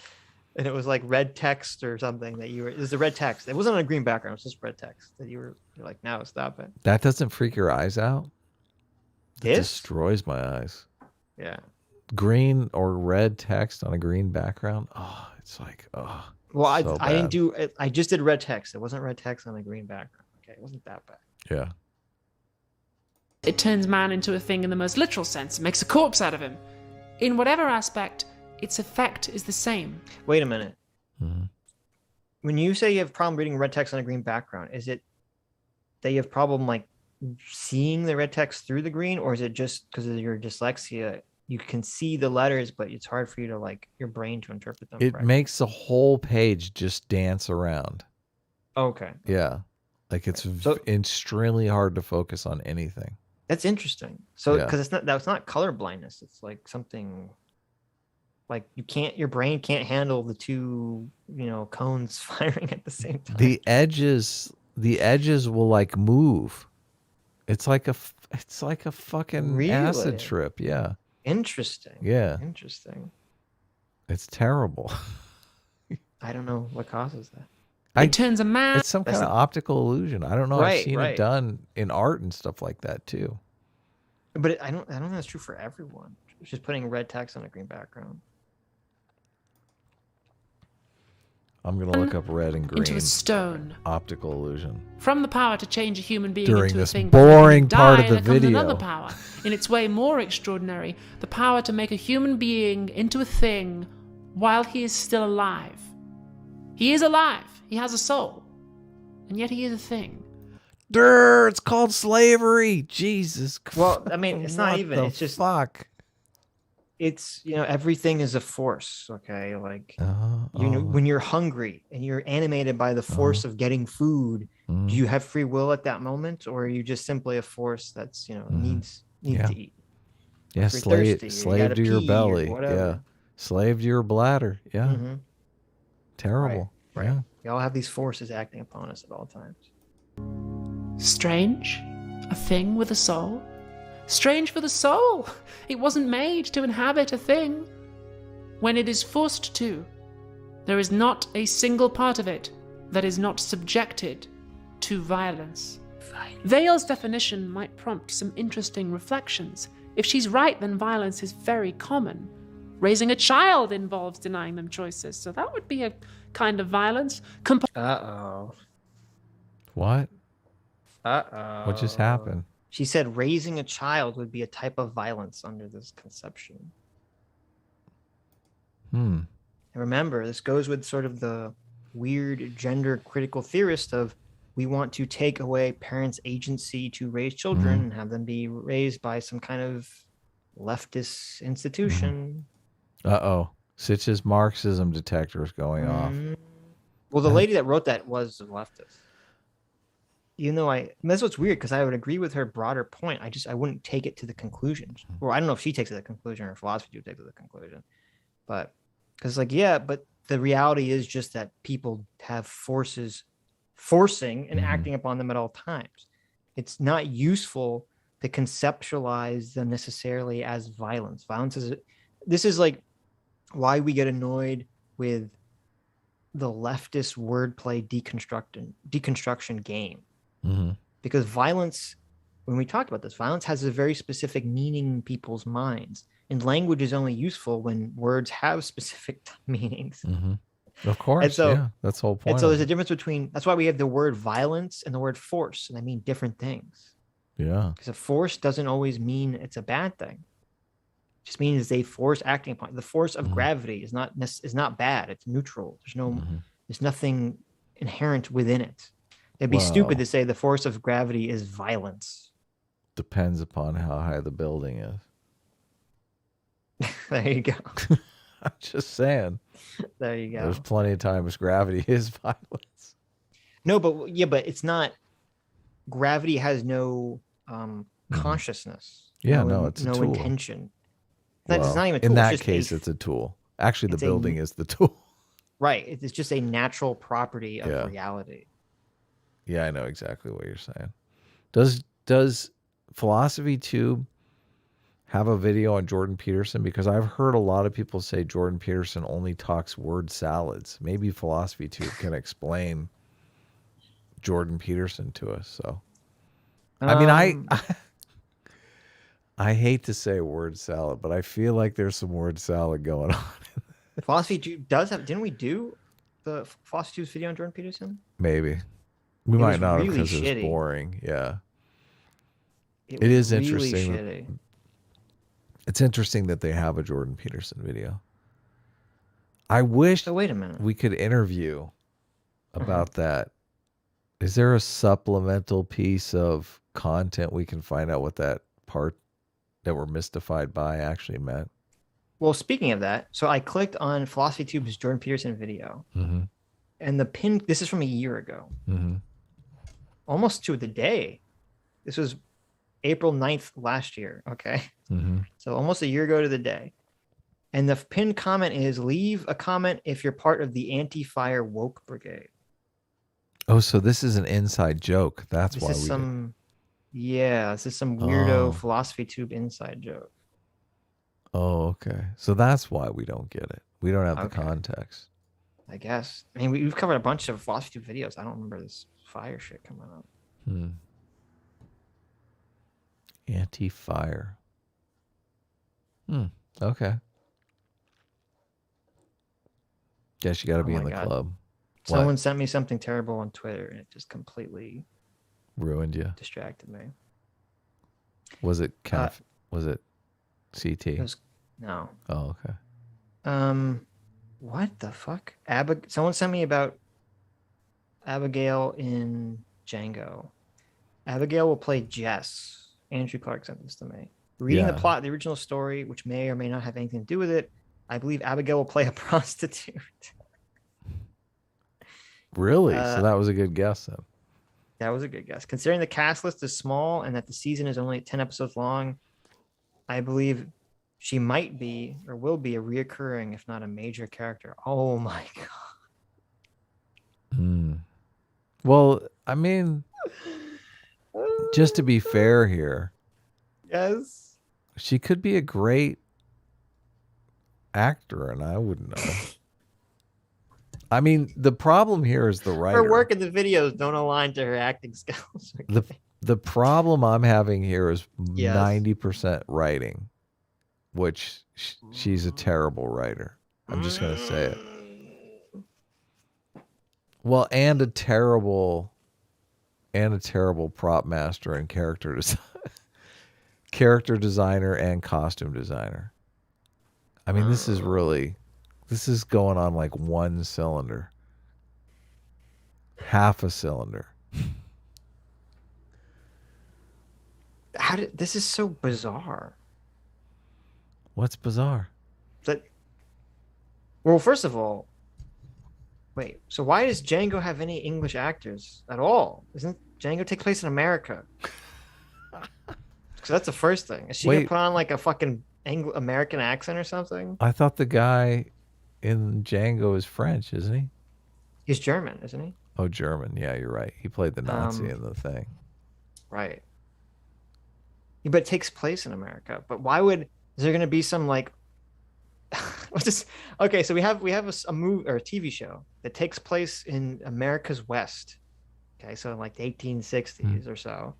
And we have a British trans woman prostitute. I don't know. It's a little beyond believable for me to accept that. But I think that's where my disbelief goes. It stops at that point. Maybe. Yeah, I don't know. Yeah. I'm not sure I buy that. That's strange. Maybe she'll be great, Sitch. You really should be more optimistic about this kind of stuff. I guess. Anyway, let's continue. Compulsory public like mask mandates or vaccine requirements would be kind of violent, as would denying somebody healthcare. The French Revolution, obviously, but also the regime that preceded it. This means that... So she's not anti-violence because she said she's pro-vaccines, pro-mask mandates. So what is her position? Like ContraPoints, she's decided I don't have to give a position. I'm just here to recite tired old shit that's completely irrelevant to my video. Yes. That it would be difficult to divide actions into violent and non-violent, which is annoying because it would be really useful if we could do that. We do that. Yeah. We already do that. Everyone does that intrinsically. The law does that. We all know the difference between violence and non-violence. It's almost like we shouldn't subscribe to idiotic leftist wordplay and redefinitions of violence, and we're fine. Yeah. Yeah. It would be very helpful if there were some particles of violence that we could detect and say, this thing is definitely 20% more violent than this thing. But sadly, it doesn't seem to work that way. Violence is That's exactly the argument that a lot of the religious people make. There's no particle for morality, or they even use that particle analogy. Right. It's so weird. She's drifting so much into the religious realm here. Relationship between the action and the context in which it takes place. We could consider the Swage Pump occupation to be violent. Mom does. If you sabotage something, then you deny somebody the choice to use it, and that is a kind of indirect violence. But, of course, Mom would invite us to consider the context, the much greater, though slower, violence of building and maintaining a coal-fired power plant. And he's not the first person to point this out either. It's been a persistent feature of struggles for racial justice for decades. There is a daily, pervasive state violence that is never spoken of, much less acknowledged. For Palestinians living under a brutal military occupation, for marginalized... No one's ever talked about that, ever, or acknowledged that. There's not endless people crying about the Palestinians. That's just never talked about. Ever. This might be my most hated video on YouTube. This is just so... Violence! It's crazy, man. It's like, what the fuck? It's almost as if we know a bunch of stuff about this. This is all fluff. This is all filler. This entire video is just an excuse to wear costumes. Yeah, well, yeah, we'll see when we get to the end of this. Has there been a coherent point argued in this video? Where's the conclusion? When the video essays are called essays, right? Right? I've written my share of essays. Come on, I went to school. I know how it happens. The fuck is the definition of essay here? An analytical or interpretive literary composition. Huh. There you go. Just ramble. That's good enough. Oh, wait. Essay. Make an effort to accomplish something. Anything. Just accomplish something. Put to the test as for the quality or give experimental use to. Essay this receipt. I've never used it as a verb. Maybe I spelled it incorrectly. How do I spell essay? That's right, isn't it? Yeah. Disenfranchised young people in British cities or French suburbs, for African Americans disproportionately impoverished, disadvantaged and preyed upon by US police, surviving generation upon generation of institutionalized and violent... This doesn't sound biased at all. As soon as you say preyed upon by US police. Okay. Violent racism, for the global south diminished and drained by neoliberal policies imposed upon it by the IMF and the WTO. Oh, going after the IMF and the WTO. People talk about this constantly. Yeah.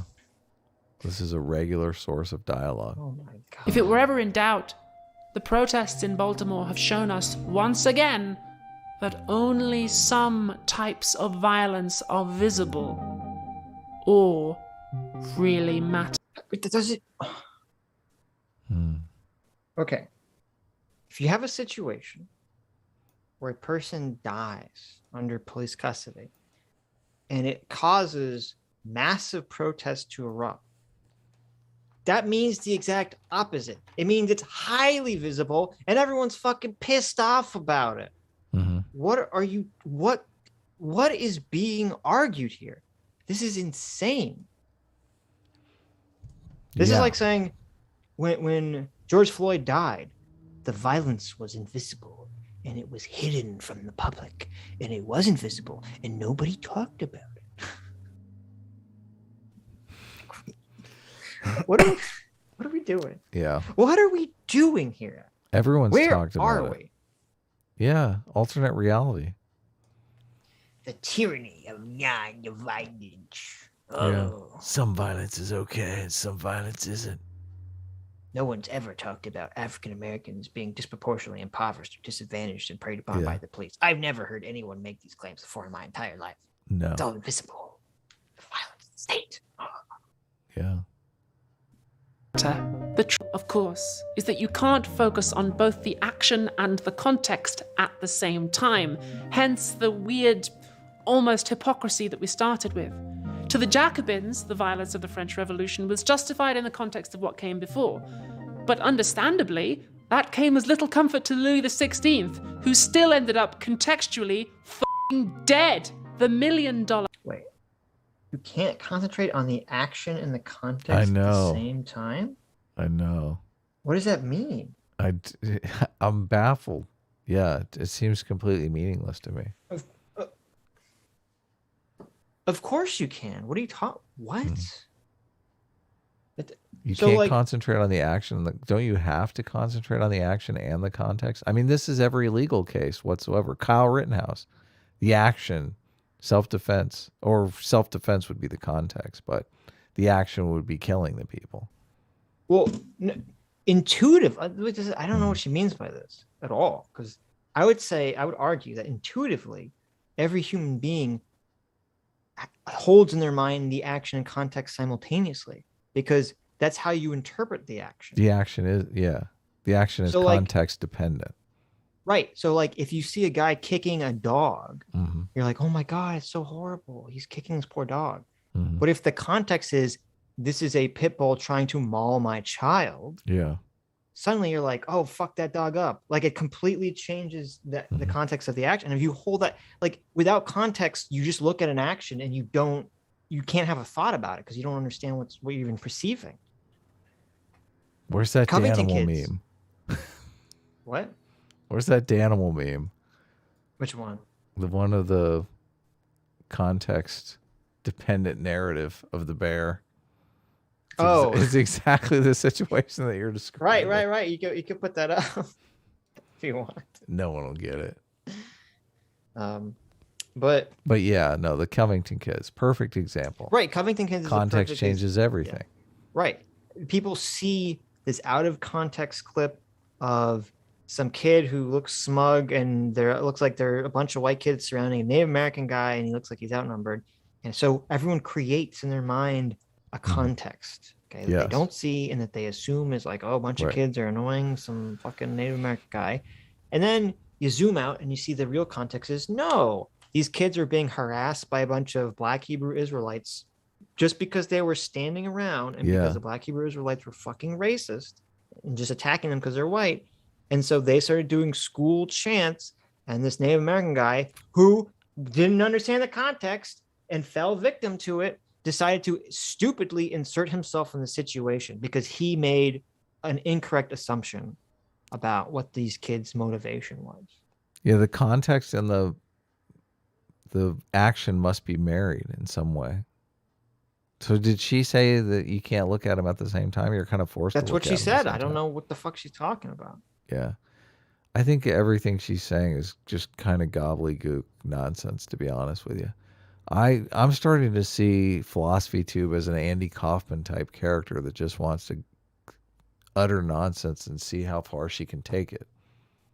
How many buffoons are going to actually think this is high intellectual art? Many utter buffoons. Well, if you ever read any of like the postmodernist stuff on art and shit like that, it is completely vapid, devoid of any substance. Yeah, I would describe this as vapid. We're 34 minutes into it, and we're 35 minutes into this video, and I just violence. Yeah, man. It's impossible to tell when violence is good or bad. What the fuck? Especially in the context of like the Kyle Rittenhouse thing. I mean, we just had a huge trial that everyone was on the edge of their seats watching it over determining the context of the violence. Right. Yeah. And whether justice would be merited or served out or not. Yeah. Based on their Unfortunately, it was, interpretation yeah. of the context. Yeah. Right. Will they get the context right? Will they get it wrong? But how do you even have the Kyle Rittenhouse trial in a world where it's impossible to look at context and behavior at the same time? I don't know. And this is the first time she's even brought this concept up. Yeah. It's a little late in the game to be introducing new concepts. Context of what came before at the same time. Hence the weird No, back it up. really matter. The trouble, of course, is that you can't focus on both the action and the context at the same time. And then she even Hence emphasizes the weird... it. Then she even emphasizes it like, this is so meaningful. Look at what I've discovered for you. The interesting thing is, you can't look at the context and the behavior at the same time. Even though you do, you totally do. Of course you do. Not only do you do, but everyone does it intuitively. You don't even have to be taught to do this. Well, and you're kind of forced to. Like, You can't make a judgment on the Kyle Rittenhouse behavior. You're like, okay, no context. I mean, you got to give me the context for me to even judge the behavior. It's incomplete without the context. This is incoherent. All behavior is incomplete without the context, right? Yes, of course. Yes. Yeah. Of course. Yeah. You can't distinguish, like, even like you can't even have conversations about anything without having context. If you're an alien who's who say on your planet all liquids are forms of life. Okay. Oh wow. And so you see someone you see a person drinking a glass of water, and you're like, oh my you God, murderer. this person is murdering all this. He's just fucking eating all this life. These horrible creatures are killing all these poor innocent liquid water. Holocaust planet. Right. Look at this Holocaust. Look, they literally use water to pee and poop in, these monsters. I know. Oh my. These despicable creatures. It's like, yeah, obviously you have to interpret context and action at the same time. What does that even mean? Yeah. What is the emphasis there too? What the fuck? I don't even know why she's bringing this up. Almost hypocrisy that we started with. To the Jacobins, the violence of the French Revolution was justified in the context of what came before. But understandably, that came as little comfort to Louis XVI, who still ended up contextually dead. But that has nothing to do with interpreting context and action at the same time. All you're saying is that different people have different contexts of how they interpret the same action, which is a completely different statement. Yes, yeah. Which you can fit the Kyle Rittenhouse thing into, because Of course. some people thought the context was he shot innocent Black Lives Matter supporters. Right. Right, yeah. The $1 million question is, how do we separate the violence that we care about from the violence that we are willing to accept or believe to be inevitable? How do we separate the violence? Oh, okay. What she means, she worded it very strangely. She means, how do we separate good violence from bad violence? Essentially. Okay. Right. Nice. Self-defense from murder. I mean, we've gone 34 minutes into this fucking video, and I guess that's the thesis of the video. How do we separate good violence from bad violence? And I don't think anything that has been set up in this point has helped us illuminate that question. Yeah. At all. Well, there is self-defense versus murder. Sure, but that's an easy one. Right, but I mean, I would argue that that's the basis for the entire separation of good violence and bad violence. Yeah, you could be right. Everything could be built from that foundation. Yeah. Or you could trace everything back to that foundation. Right. Yeah. Well, they even the thing about calling everything violence, obviously you're doing that to put yourself in the role of self-defense. You're like, you've already committed violence. And, right. So it justifies me attacking you. Right. In self-defense. I'm acting in self-defense. Yeah. Right. But it's so weird because none of that is like her context is state sanctioned violence, bad, rando acts of violence, good. What? In what universe does that? What philosopher endorsed that aside from some just crazy leftist? That guy she cited French from 1920s philosopher. Germany. Yeah. Okay. Fascinating. And that gets for me a fascinating. That's what it gets for me. What's really fascinating is code for you're full of shit. You're fucking full of shit. Fascinating. Kind of what politics is for. What a politics. Wow. Politics is about dividing resources. That's what politics is for. Yeah, but I mean that's Dumb true. shit.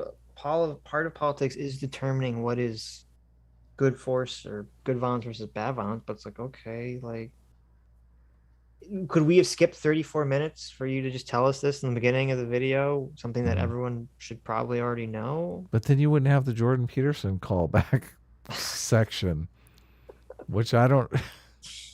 The anti-fire brigade. This might have worked, okay? I might actually sign up on the Patreon just so I can ask, what the fuck was this section for?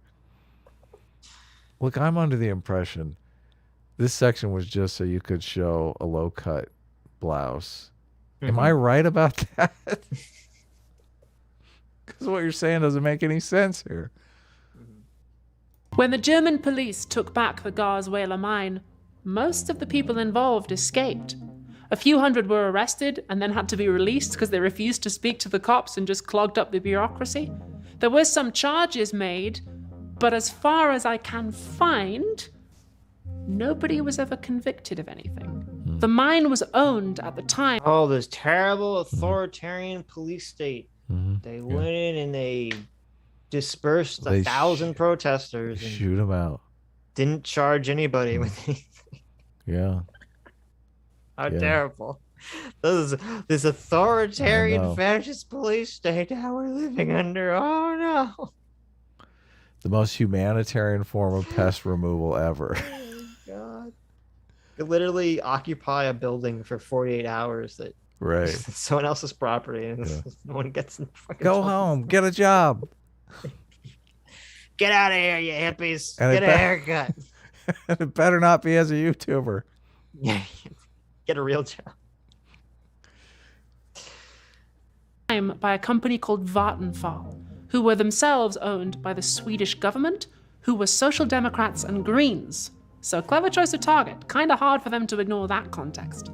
Sadly, rather than shut it down, they sold it to a collection of fossil capitalists from the Czech Republic, and it is still in operation.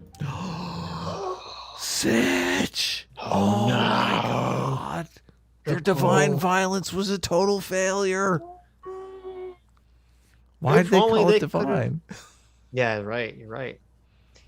If only they could have shut down that coal plant and made Germany more reliant on Russian oil. Think of how much better off they'd be. Yeah. I'm curious how. I mean, because the Ukrainian government is committing violence against the Russian government. Is that like mythical on mythical violence? Mythic on mythic violence. Oh my God. I guess it is. Yeah. Classic. Well, and it's kind of funny because totally useless, but so you had a bunch of environmentalists. They come to a coal plant, which turns out to be owned, which is very bizarre. I don't understand how fucking crazy. I don't understand you weird Europeans. You have a coal plant in Germany's owned by the Swedish government, but a specific party in the Swedish government or something. That's the Green Party. Yeah, that is weird. So I don't understand how any of that works. But it's kind of funny because you say, okay, wouldn't you rather the coal plant be owned by the Green Party, which you could pressure to, they shouldn't have the coal plant, but you could pressure to make, still eco-friendly choices as possible for a coal plant. Yeah. But instead, your protesting ends up getting them to just sell it off to some private person who doesn't give a fuck about your environmental concerns whatsoever. Maybe that's she's making the argument. I think she's trying to make the argument that they're being hypocritical because the Green Party owns a coal plant. But I'm saying, oh yeah, if no, you're I agree with you. Think about it pragmatically. It would be better to have the environmentalists own the coal plant. So here's my narrative, since we don't have the context, and we need the context. Context and behavior definitely go hand in hand. I'm thinking that the Swedish Greens bought the coal plant because they thought, we are going to make this coal plant clean. This coal plant is a dirty polluter, and we are going to clean it up. And they bought it, and then they realized, oh, shit, you can't clean this fucking bitch up. This thing is, like, dirty as fuck. So they were like, oh, shit. Mission failure. Let's dump this thing. I'm assuming that probably what she meant, or maybe she said it and I just didn't hear her, is that the Swedish government probably owns the coal plant. And at the time, the Swedish government was controlled by the Green Oh, Party. okay. Not There that you go. I'm assuming that would make a little bit more sense. But How many coal plants do we own in other countries? I'm wondering. that's still weird to me. Yeah. Yeah. Does Trump the coal. US, does like the U.S. I mean, maybe it does. I don't know. Does the U.S. government own coal plants or, gas gas oil fields in other countries? No, our corporations do though. I guess maybe that's it. Sweden has like nationalized. I mean, coal are they industry or really something. I don't our know. corporations? They're headquartered in the U.S., but are they? Anyway, They claim they're not because they don't want to pay taxes. we're not going to get philosophy. They're really a tubes hackled they're up. really a Bahamian corporation. Okay. Let's not talk too much about capitalism. We're going to get in big trouble with when philosophy tube watches us, which is definitely not going to happen. I feel safe doing these videos about philosophy tube because I'm actually glad that she doesn't watch response videos. She should. Why? Then she'd improve and we'd run out of content. She's doing us a favor. Ah, What happened? fuck you. I killed a mosquito. Oh. It was bloody. It just bit me. Shit. See, look, it's very You're missing the whole David Lynch part of the... listen, it's very symbolic. I just killed a blood-sucking parasite while we're watching this fucking video. Oh, yeah. Okay. Totally.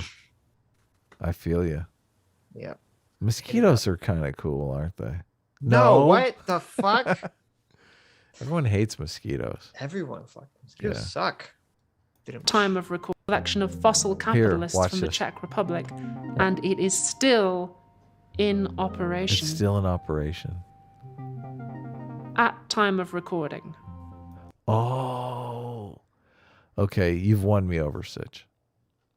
So This she's is the worst advocating- acting I've ever seen in my entire life. But okay, is she advocating for people to go destroy this coal plant? Because that's how I interpret that weird reading of what she just said. That weird, super long pause. Yeah, That's a call to action, right? Yeah, what is that? What else is that? How else could you interpret that other than she wants you to destroy the coal plant? Yeah, no, that's no. I think Because you would say, oh, this coal plant's still operational, not as at pause time of reading. Yeah. Let me give you a knowing look with a raised eyebrow, like, listen, I'm Immanuel Kant, okay? I'm the philosopher king on my devoir. You rabble need to go and French Revolution that thing. You know what I'm saying? Yeah, no, I feel like a secret agent that's just been activated. Yes. I'm like ready to go. This is some stochastic Project theory Coal stuff, Plant okay? in effect. I got you. Yes. I hear you loud and clear, hon. We're heading down there. If you have a problem with us Step forward. acknowledging Abigail's pronouns, then you're just going to have to leave because I'm sorry. Gender dysphoria is a real thing. I don't know if Abigail has gender dysphoria, but I'm fine. I'm fine assuming that Abigail has gender dysphoria. Well, I mean, we can talk about that. I mean, I've thought about this fairly in depth because you have these people who are like really bent out of shape about the pronoun thing. They feel like misgendering empowers them. They feel like it's a very powerful thing for them to do. Right. Well, I could make a practical, pragmatic argument, which would be true, but it's not. I would be lying if I said that's the foundation of my belief, which would be, it would be incredibly stupid for us to sit here and say, look at this guy, look at Ollie, look at him. It'd be incredibly stupid for us to do that, because then all someone has to do is just clip that and say, oh, look at these transphobes attacking poor Abigail. She's making good arguments. Come support her work. Sitch and Adam are terrible people. Blah, blah, blah, blah, blah. Okay. Instead of saying, oh, Sitch and Adam are actually addressing her arguments and talking about how fucking stupid they are and deconstructing them. Yeah, that's going through them in fact check. That is a great point. That's right. Go ahead. I don't. Well, I'm saying that's the consequential, practical, pragmatic argument, Mhm. which is all true. But on top of that, if someone has gender dysphoria, and currently the best treatment for people that actually have gender dysphoria is to transition, then I'm fine with that. I'm totally fine. I have a completely different take, and this is one of the. Tell me your take. This is one of the interesting things about you and I, because we both generally go at things from completely different perspectives, but I think are valid. Like, I completely respect your perspective. I mean, I even share that perspective. I think practically it's just not a good way to go. But I look at it more from a cultural perspective that this is a religion for these people. It really is. And this, for the same reason. Now, you guys know I'm an atheist. I don't believe in God. But I don't feel the need to be constantly coming on the show every single week and going, listen, I don't believe in God, you motherfuckers, okay? You're praying to an imaginary sky daddy that doesn't fucking exist, okay? I don't feel that doesn't make me feel like a powerful human being, okay? To tell you, you're fucking delusional, okay? Go pray to your fucking sky daddy that doesn't exist, okay? Okay? I feel like I can respect that you have different beliefs than me. I have different beliefs than you, okay? And I do my best to respect your beliefs in the same way that I do my best to respect Abigail's beliefs, okay? Maybe I don't share those beliefs, right? But let's just be civil about it, okay? This whole show is a testament to being civil about things, to getting along, to understanding that people do have different beliefs and that we all have to share this big world together, okay? You don't have to force, look, you don't have to force your beliefs on me. I get it. You don't believe this crap, but stop trying to force your beliefs on everybody, okay? It doesn't look good. It's not a good look. Do you agree or disagree? No, I agree, and I forgot what I was gonna say. That's okay. It's gone. It doesn't matter. It doesn't matter. It'll come back to you anyway. But I understand what you're saying, and I do think from like a practical perspective, we're in a very strange situation here, because it is very much, these are blasphemy laws, right? So you have to abide by the blasphemy law.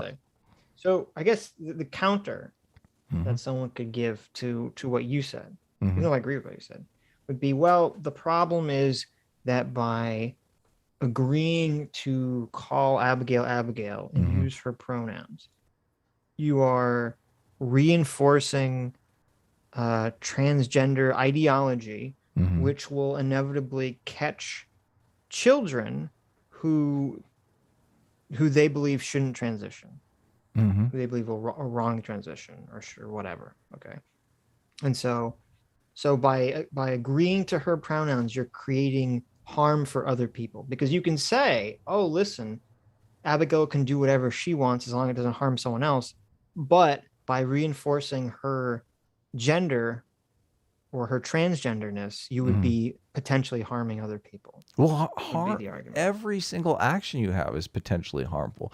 By accepting, somebody else's belief system, depending upon that belief system, you could inadvertently harm people in other situations. I mean, you can set up all kinds of. I mean, there literally have been people that have been in Christian cults or whatever who've been branded and shit. So, I mean, so you could make that argument. Couldn't you make that same argument about Christianity? By accepting Christianity, you could be tacitly endorsing a situation where somebody could be taken advantage of through some Christian fucking cult leader. Terrorist does some action, Yeah. Right. Or if you believe that Christianity we can use Islam as a better example. Sure. Say, by by respecting someone's Islamic faith, you're allowing other girls to be, conditioned into wearing burqas or whatever. Don't you, at some level, have to take this on a case-by-case basis? Yeah, of course. But that's why I don't know. I just circumvent all that because I'm like, listen, if I'm going to approach videos that we cover scientifically and objectively, the objective science that we're currently working off right now is that there is this thing called gender dysphoria. It does seem to be of biological origin. And it does seem that so far currently, there could be alternative treatments in the future that I think should be investigated. But currently, transitioning seems to be a treatment. See, I don't buy any of that science, though. And that's why that distinction doesn't work for me. But here's the problem. You don't buy it on any, like you could say it's not persuasive because you don't trust institutions. But you believe that doesn't mean it's not true. It could be, because there's a difference. And this is the thing I've always made from day one. Okay, all the science points that gender dysphoria is real. The concern is not that. The concern is that there's all these people, primarily children, and very disproportionately young girls, who are caught up in social contagion. Yes. And are transitioning when they don't have gender dysphoria and shouldn't transition, and in later points in life will regret it. Right. And they'll want to transition back, and it will cause a lot of harm to them.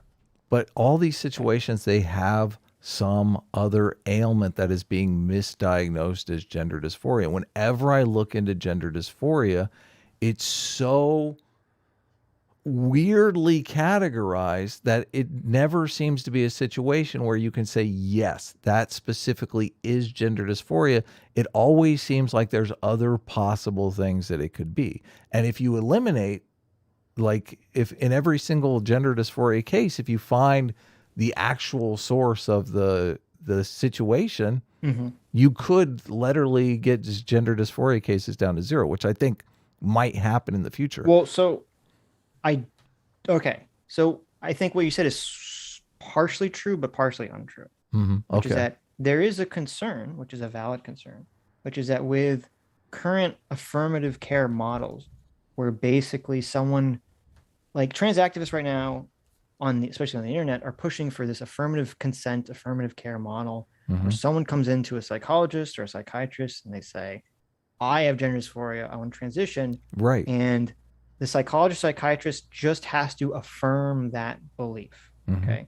Which is a dereliction of their duty. Total dereliction of duty, right, yes. Of what the process used to be and should be, which is that someone before all this nonsense came in and, they would either think they had gender dysphoria or they didn't think they had gender dysphoria. They didn't even know what gender dysphoria was. They just had these problems.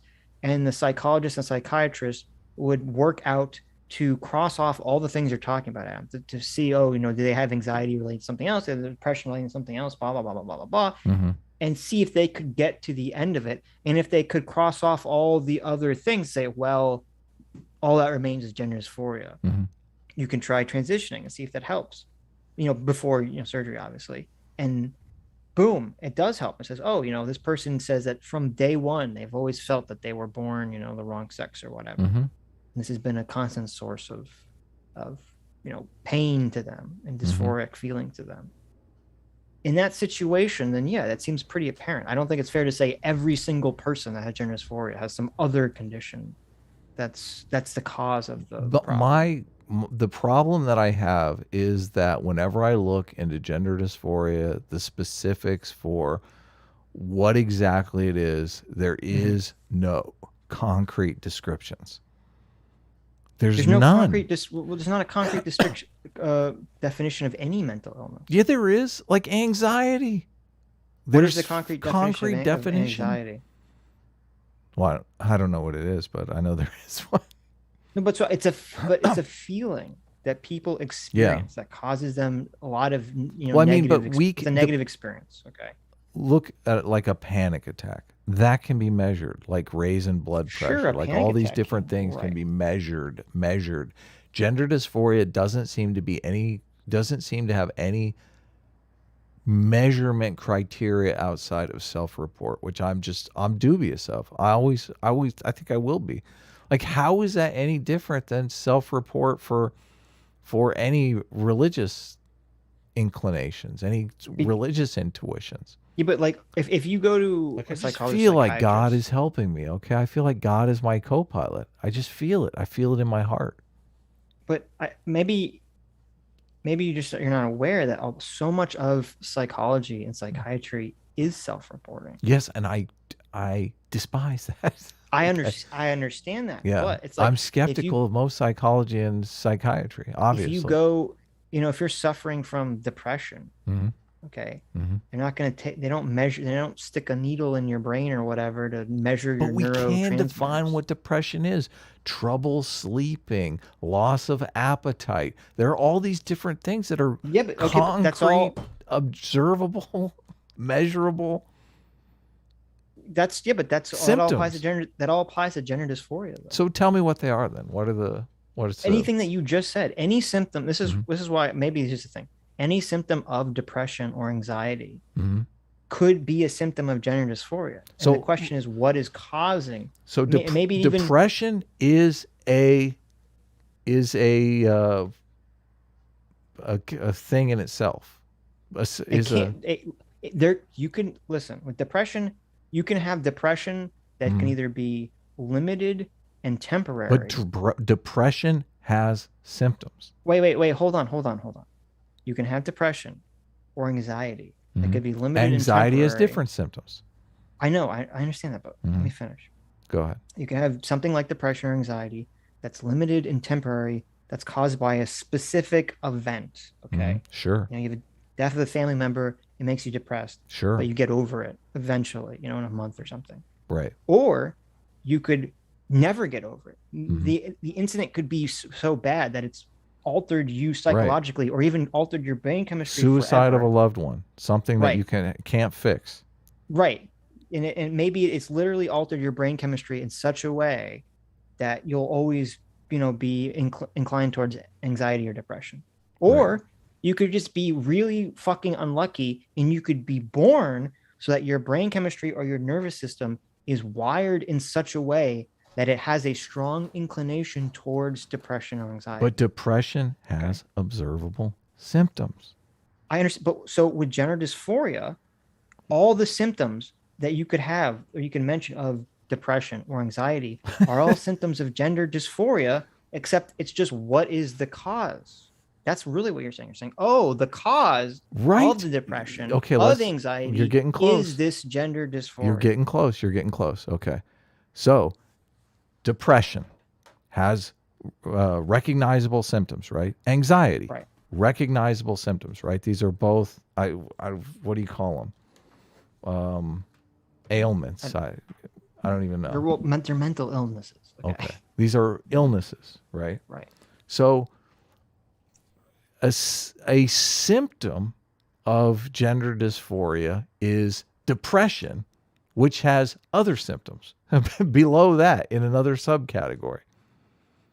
The depression, which has observable, objective symptoms, right? Sleeplessness, loss of appetite, general malaise, those kinds of things. Anxiety has different symptoms, right? Skittishness, unable to focus, moving focus, changing focus. We all know these symptoms of anxiety. So when I look, and I've looked for this continually, I watch a lot of these videos just because I'm fascinated by this stuff. When I look for what are the objective, measurable symptoms of gender dysphoria, they're always pointing me to other things, which are their own things. And I'm going, well, how do you know that the depression, which we have measurable things for, is not being caused by something completely different? What are the symptoms that would lead me to believe this is exactly what I have? Gender dysphoria. Gender dysphoria is a certain illness that has certain symptoms, and depression and anxiety are things that could be like depression, death of a loved one. depression and anxiety, right? But in that case, we know that it's the death of a loved one, right? How do you know? Well, generally, people get depression over the death of a loved one. I mean, yeah, but how do you know? Yeah, but how do you know it's not? How do you know they weren't predisposed to that? Maybe they had nothing. Maybe it just set it off. People listen. People can get depression over nothing, right? Right. So when those people get depression over nothing, it's very uncomfortable for us as human beings to think, oh, my brain's just fucked up. I'm getting this weird depression. So they go looking for things and they find things that are causing this depression. They're saying, well, listen, I didn't have a loved one die recently, you know. Maybe it's this thing called gender dysphoria, which is this other thing. What are the symptoms? I'm going to list them out here. Tell me the symptoms aside from depression and anxiety for gender dysphoria. I just want to list the symptoms. That way, if somebody asks me, I can say, oh. You want me to pull up the fucking DSM-5? Sure. Let's hear them. I'm dying. Because the problem is you're conceptualizing this completely wrong. Okay. Which is like, so if you have, say you have anxiety, I don't know, you're traumatized by frogs, okay? Like you might not necessarily know what is the anxiety, like why you have this, PTSD response to frogs or whatever. You might not even know it's the frogs. All you know is that you have this anxiety. And part of the work you're supposed to do with the psychologist is to figure out what is the source causing the anxiety. Yeah, I agree. Causing the anxiety. But anxiety has or the depression symptoms. Okay. So, but wait a minute. So you could just conceptualize gender dysphoria as you have anxiety, you have extreme anxiety or extreme depression that's being caused by this feeling that you were born the wrong sex or the wrong gender, depending on how you categorize these sorts of things. Okay. So that's what I'm saying. But how do you know that way? How do you make that determination? Well, that's where the self-reporting comes in. Yeah.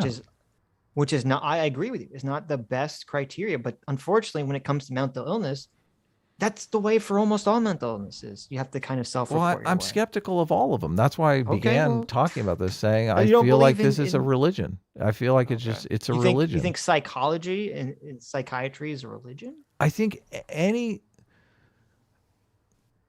no. I think there are ways to trace. Well, obviously there are going to be mental illnesses that are just, fuck ups of nature. They're like an accident that there's no rhyme or reason to it. Mental illness. Yeah, it shouldn't exist, but because there's so many people, different mutations happen. But like anorexia is a good example. Okay, it's a mental illness. It's real. It has physical symptoms to it. Right. But it is sort of based, on a social construction. That people feel. Well, isn't anorexia based on a misperception of the way people look? Yeah, but that's based on anorexic rates will raise or decrease depending on what the societal norms are that you live. Okay. How do we tell someone has anorexia? What are the symptoms of anorexia?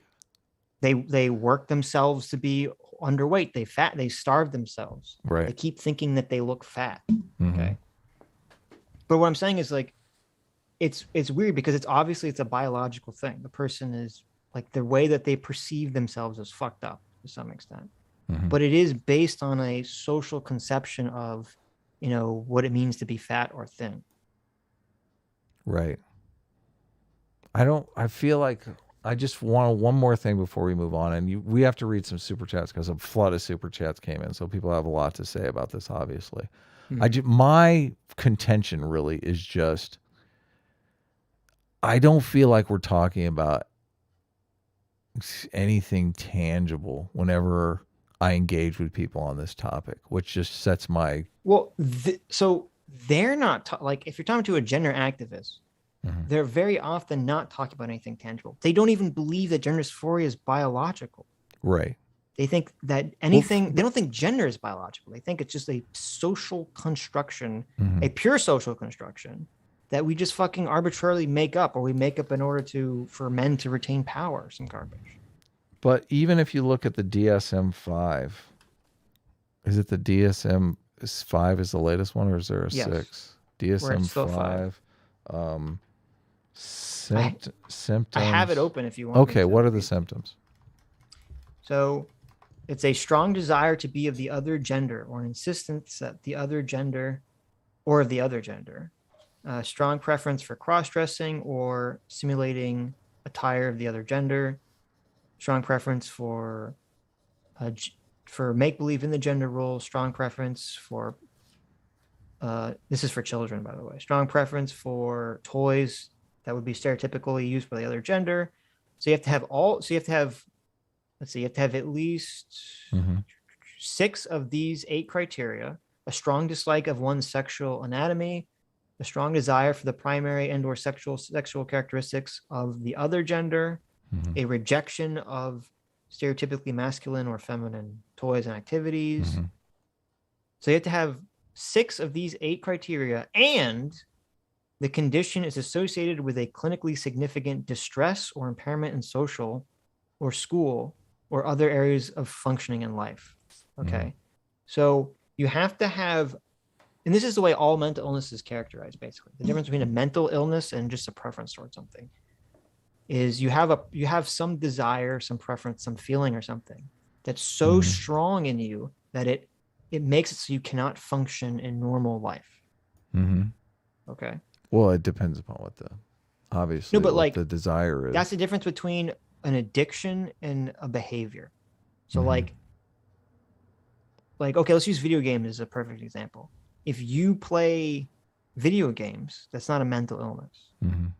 But if you are addicted to video games such that you play them so much that you cannot function in normal society, it's controlling you, then you have an addiction. You have a mental illness. Right. Based around, that. And so that's how all mental illnesses are basically characterized.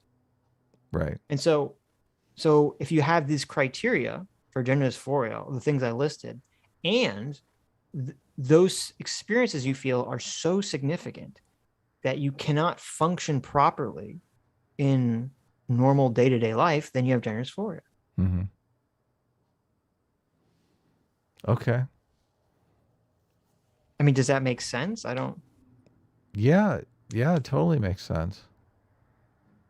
Well, I mean, the description of gender dysphoria is just based on a strong desire, which I don't see why you have to have a mental illness to have a strong desire. I guess what makes it a mental illness is a strong desire that is potentially dangerous to yourself.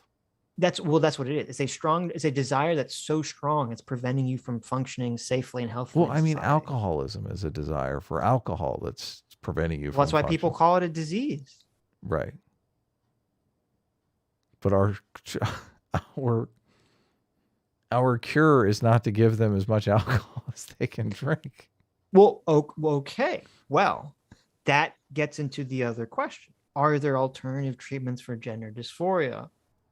Right. I don't know. And that's part of the issue too with our conception of gender activists, is that because transgenderness has been associated with an identity, okay, not a medical condition, it's been associated with an identity, alternative treatments are not allowed to be investigated at all. Right. What do you think strong desires can be socially engineered? I think people have the hardware that leads them down certain ways, but some of the software can be programmed by society. Yeah. If that makes sense. Yeah. We have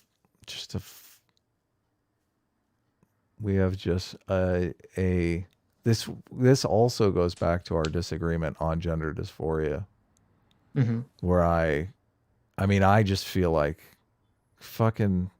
I feel like if you have a strong desire to transition, you don't need like, why are we calling it gender dysphoria? Just fucking let people transition. Because that gets into exactly what you were just worried about.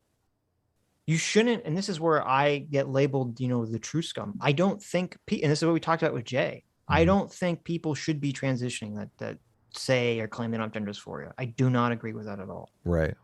I don't think it's a medical procedure, and it should be always thought of as a medical procedure, not as a fucking identity. You just read the DSM-5 though, and all gender dysphoria is a strong desire to transition. That's really all you saw. Like, they broke it down into a bunch of different categories that you technically have to have 8 of, but really all it is a strong desire to be the opposite gender, or opposite sex rather.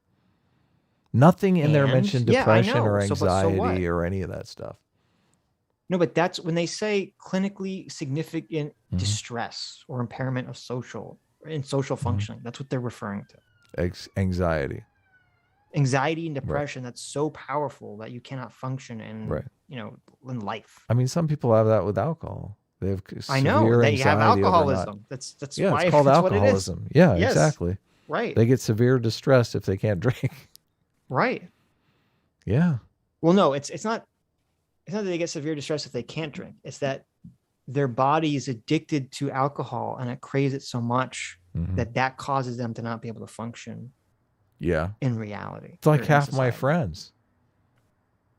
Well, they have alcohol. They're addicts. That's what being a drug addict is. Yeah. I don't see why. Just handle your shit. Handle your shit. You can't just say to a drug addict or someone who has clinical depression, handle your shit. Well, I think you should read those super chats because. No, but this is like a ridiculous thing. You can't say to someone who has a mental illness, just handle your shit. Well, I can. Whether or not they handle it is up to them. And we talked about this. Neither of us believes talk therapy works. Yeah. Or at least it works on its own. Okay, without some form. It can be effective for certain things, but more likely, more likely than not, it's going to cause more problems than it cures. But that's just my opinion because of idiots and idiocy in the world. Well, I just don't think talk therapy, especially talk therapy based around figuring out why you feel the way that you feel on its own. I don't think it does anything. It's like, congratulations, you figured out why you feel shitty. Okay. Well, back to where we started this whole thing. I feel like we both have an art.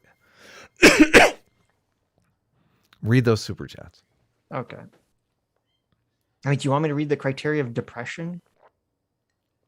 Is it in a super chat? No. Is it interesting? I mean, well, I'm just saying because. Well, no, I feel like you're defining this in ways that you're sort of like, okay. But depression can be caused by a number of different things. I understand that. Yeah. Yes. I get that people are depressed because they're alcoholics and they can't fucking get off the bottle. I understand that. Seems like depression and alcoholism probably go hand in hand. Right. So, okay. That's a good example. I'm glad you brought that up. If someone has severe depression because they're an alcoholic, is it better to treat the depression and just give them antidepressants? Or is it better to try to treat the cause of the depression? Well, it depends on try to get them off alcohol. If the depression is their wife committed suicide, I'm saying, can't really treat that. Right, obviously. But I'm saying if someone is depressed because they're an alcoholic, okay, it's generally better or thought of as better. Instead of just treating the depression, you're going to treat the alcoholism, try to get them off alcohol. Right? Yeah. Okay. So that's sort of the way gender dysphoria is conceptualized. Well, I would try antidepressants with an alcoholic. I mean, I think that's probably has been tried and may have had different levels. But you're not really success. solving the problem. You're just making them feel better about the problem. If it even works. And right. I probably wouldn't be surprised if most antidepressants you shouldn't even take with alcohol anyway. Why do you feel Mm-hmm. And since, you've laid out the gender dysphoria being the strong desire to be the opposite sex, why do you feel that that's biological and not societal? I mean, people have a strong desire to be famous and all kinds of things. Well, so first of all, strong desires to be famous or for personality traits are probably also biological. So I don't think. Oh, that's a good point. Yeah. Right. So secondly, there's two things. The two things that point to gender dysphoria being biological is prevalence rates among twins and brain scans. Mm-hmm. And so with twins, if it was just something that was social or a learned behavior, you would expect that the rate of gender dysphoria between between fraternal twins and biological twins would be pretty similar. Mm-hmm. Right?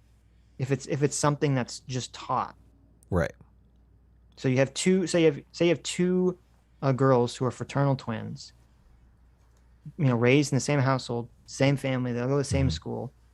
You would expect that rates of between fraternal twins having gender dysphoria would be almost the same as identical twins, but it's not. The rate of fraternal twins having gender dysphoria is only 2%. Mm-hmm. The rate of identical twins having gender dysphoria is 40%. Okay. It's a massive increase. Mm-hmm. So there's obviously some biological thing happening there. Mm-hmm. And there was a lady who did a bunch of, and now, so with the brain scan things, there are brain scans of people with gender dysphoria that show that, if you put them through is it a female brain or a male brain? Very often they'll have the inverse patterns of brain structures on average, obviously.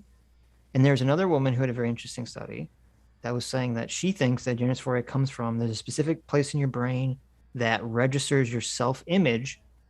And she took a bunch of brain scans and she was showing that for patients that had gender dysphoria, that area of the brain appeared to be not functioning properly. Oh, wow. That's interesting. Or damaged or something. Self-perception? But is that, that's generalized self-perception and not just gender related or just sex related? I'm assuming there's some, well, here's the thing. I would assume, and this is where I so strongly disagree with a lot of the gender activists, there has to be some part in your brain that is specific to gender self-recognition. There has to be, because all of life is based around you trying to reproduce and create offspring. Yeah. So obviously being able to understand what sex you are and what sex someone else is. Yeah, you're right. Is like super fucking important. Yeah, no, obviously homosexuality is a measurable phenomenon. There's no gray area there. And what bothers me more than anything is the gray area. So, and this goes back to the gendering thing, the misgendering thing. I feel like if you're like literally misgendering people, you're not acknowledging that there is gray area here. You're taking a firm position that no, we understand this and this is the way the world is, which I don't like that either. God, I can't talk. Read some super chats. I got something caught in my throat from fucking yelling about this forever. I mean, that's why I don't. This is part of why I don't. Besides the fact that I think that they reinforce stereotypes, it's part of why I don't like non-binary pronouns. Right. I don't think that they're rooted in anything biological at all. Well, I don't. I agree. It's cultural. The non-binary thing. The only reason why I'm accepting it is at a cultural level. It has, first of all, it has absolutely zero utility culturally. Yes. Which I feel is why it's a dead end. But obviously people are playing around, experimenting with it, which I think is interesting. But anyway, read those super chats. Steel Wrath for $20. Thanks so much. Says Michael Malice has some good arguments for anarchy. Then midwits like this lady come along and make me want to defend the police and overbearing state with their bad arguments. I know. It's so bad. It's funny. It's funny how that works. How I was actually thinking about this the other day with Trump, where you have the left kind of is whining about, not whining, but complaining, especially after 2008, complaining about big corporations taking advantage of you and the elites and blah blah blah blah blah. And none of this appears to have any effect on people on the right at all. And it's because the left says it in an annoying way, and also because the left is like the enemy tribe. And then you have Trump comes along and he kind of appropriates a lot of the left's talking points about evil corporations and big businesses fucking you over, but he frames it so it's acceptable to right-wing audiences, and suddenly he like activates all these right-wing populists just because the source is. So it's so interesting how like the source of the information and the way it's presented drastically changes how people accept or reject the information, even if on a base level the information is very similar or the same. But I would assume Michael Malice could construct much better arguments for anarchy than I'm not sure. I mean, I've listened to some Michael Malice stuff, and I feel I'm not saying I'd agree with them, but I'm assuming they'd be fucking coherent compared to whatever the fuck philosophy tube is. This is completely incoherent. So yeah. Crabs Go Pinch, thank you so much for joining the Free Will Seekers.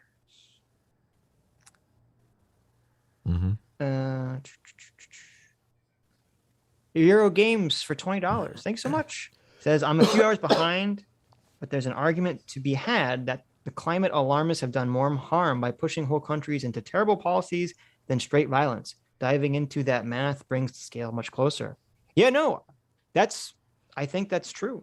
I think that is probably true. I think that's probably true.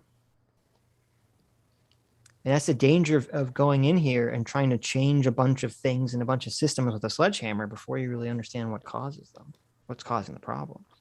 Because you could often make things worse, exacerbate them. Cypher, thank you so much for joining the Free Will Seekers. Devil Fist for $20 says, gender dysphoria is real, but enabling the mental illness with pronoun nonsense is not the correct path. If you just want to be polite to avoid heat in the current political climate, then sure, but you are not benefiting them. Well, that depends. If there is an alternative that exists, an alternative treatment that exists, then I would agree with you.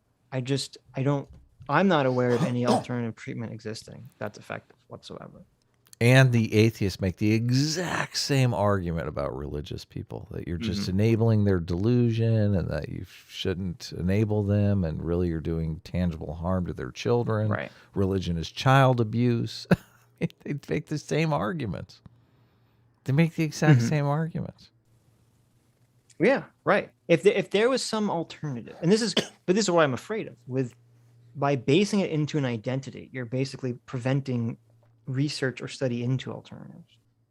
But I would argue, like, if there's some magic pill on this, now, since we don't 100% know what causes it, this could all be a fantasy, and there could be no magic pill. But if there was some hypothetical magical pill that eliminated gender dysphoria, that would seem to be the prescriptive treatment for most people with gender dysphoria. That would be the primary choice as opposed to transitioning, because it'd be far easier, far less complicated. It wouldn't have any side effects. Well, I guess that would depend if it has side effects or not. But Aiden Paladin for $5. Hey, says, why is it fine to call people Nazis for any reason, but not fine to misgender someone on accident? No, I agree. It's stupid. It is hypocritical. It's very hypocritical. I would even say, I'd go a step further. It's hypocritical that it's okay to intentionally label people Nazis, but it's not okay to intentionally misgender people. I think you have to have equal footing on these things. First of all, I don't care if other people misgender people. Where I draw the line is where you're telling me that I should misgender the person, or that I'm doing tangible harm by not misgendering them. It's like, fuck off. Sure. Okay. Sure. That's a different. Now you're the fucking fucking authoritarian shithead. Right. Like, get the fuck out of here. Right. You do you, boo, and I'll do me, okay? Right. But I think I think calling people Nazis does create tangible harm, not only to the individual, but to society as a whole, especially if they're not fucking Nazis, even if they're not even like in the ballpark of Nazis. Yeah. Because as Abigail said in this video, by calling someone a Nazi, you're basically saying, I can enact violence against this person and they don't have a right to defend themselves. Well, That's what calling someone a Nazi is saying. I don't think the Nazi and misgendering are a good one-to-one analogy in any way. No, it's not a shape, or one-to-one. form. Yeah, because it's not a one-to-one. But what I'm saying is, but we live in this in the current situation where it's hypocritical because it's like, oh, if you misgender someone, you're literally enacting violence against this person. That's how it's perceived. No, you're literally committing blasphemy against the church of gender. That's the real situation. Right, but the way it's framed in our society is that since there's a higher rate of suicide among trans individuals, by misgendering them, you're contributing to a force that would potentially lead to them to commit suicide. Therefore, you're enacting violence. I don't buy into any of that framing. I know you don't buy into it. I'm saying that's the argument that's made. Right, I don't buy understand into it that. Okay. But in the same way, I slip up, but I try not to say the GD, because I know we have people in our audience that are offended by the Lord's name in vain, right? I mean, but I'm not a believer, okay? I don't care. Listen, I'm a I fucking believe in God. I say goddamn all the time. Listen, I'm just trying to be respectful of people's beliefs. I'm not. Listen, listen. There's an element, there's a road of which that I'll take to some extent to not upset people. And there's some things I won't do. And that was sort of the whole basis of me waking up to this encroachment of woke shit, was the cracking down on free speech and the infringement of free speech. And this sensibility, we have to be so sensitive about fucking everything. Okay. Okay. Anyway. Do you want me to read? Do you want me to read all of them related to gender dysphoria? Fascinating that we have just two completely different ways of rationalizing the same behavior. Right. But anyway. Chitachi for $10. Hey, Chitachi. Says it's not that people feel empowered by, quote, misgendering. It's that they don't agree with affirming mental illness. For them, it's like telling a schizophrenic person that they are, in fact, a superhero. Yeah. Well, did you say empowering? Yeah. I don't. Okay. I did. Yeah. I didn't know. Okay. I didn't say that. But I understand that. I understand that position. But again, if there's no alternative treatment currently, then there's no alternative treatment currently. Well, I don't think you can like, here's the problem too. If we can, now I agree there's a lot of false positives currently right now for gender dysphoria. Okay. A lot of, and I do think that gender dysphoria in 10 years or so is going to be looked at like electroshock, or what's it called? Lobotomies, or something. Like, in terms of, it's a procedure that when done to specific people on a limited scale is beneficial, but it was prescribed way too much to way too many people. Yeah, I totally agree. Okay. But until we do have an alternative treatment, if the person actually does have gender dysphoria, misgendering them isn't helping at all. It's actually just making it worse. It's making it harder for them to fit into normal society and to function in normal society. Yeah. I mean, and that's the real difference here, is that when someone has gender dysphoria, like someone who's not a crazy person, some crazy gender activist, they just want to transition and then have a life that's normal. They want to move on with their fucking life. Okay. They don't want to wallow in their fucking gender identity. And I think that's where you get into the complications, is if you decide that your life is based around your gender identity or any biological identity, I think that's leading you down the path of unhappiness. There are good arguments to be made on either side of this issue on why you should misgender people and why you should not misgender them, which means it's a wash. Well, no, Well, no, but I don't think. Chitachi made a good. I mean, that's a good argument for. How is it if there's no alternative? Then how's it a good argument? If there's no alternative to what? First of all, There's no alternative treatment. you understand there's misdiagnosis going on. It sounds like we agree on that. I know. I've said that literally every time we talk about it. But so it's really just impossible to know. I don't. First of all, I believe we can. I believe we did have a system that was designed to weed out most false positives. Right. That was working. Okay. And then that was working. The Church of Gender came in and said, listen, we need to get more people transitioning. Right. These doctors, they're not making enough money off of these lip implants. Right. But if you have, we'll say hypothetically, Adam, we have someone who we magically determine through the power of hypotheticals has gender dysphoria. Whatever gender dysphoria is. Okay. Not a strong desire to transition, major distress from not being able to transition. Right. Yeah. How does misgendering them help them? Well, I don't think there is any way to help that person. Oh, well, there is a way to help them. They transition. Mm-hmm. Well, I'm super suspect of the idea that people being misgendered is going to destroy their entire lives. I'm not saying it's going to destroy their, it might not destroy their everything, but I'm saying it doesn't help them. Mm-hmm. You're not helping them in any way. Right. It's just so weird. It's this whole conversation. It's just, I don't like any of this stuff. Okay. To me, it's just like, you got to admit, okay. So I'll grant you. It just seems obvious that there are people that have gender dysphoria in the way that you describe it, a strong desire to transition that's causing them a lot of stress that they are unable to do. Or a lot of distress that until they do it, but there's that number is very small.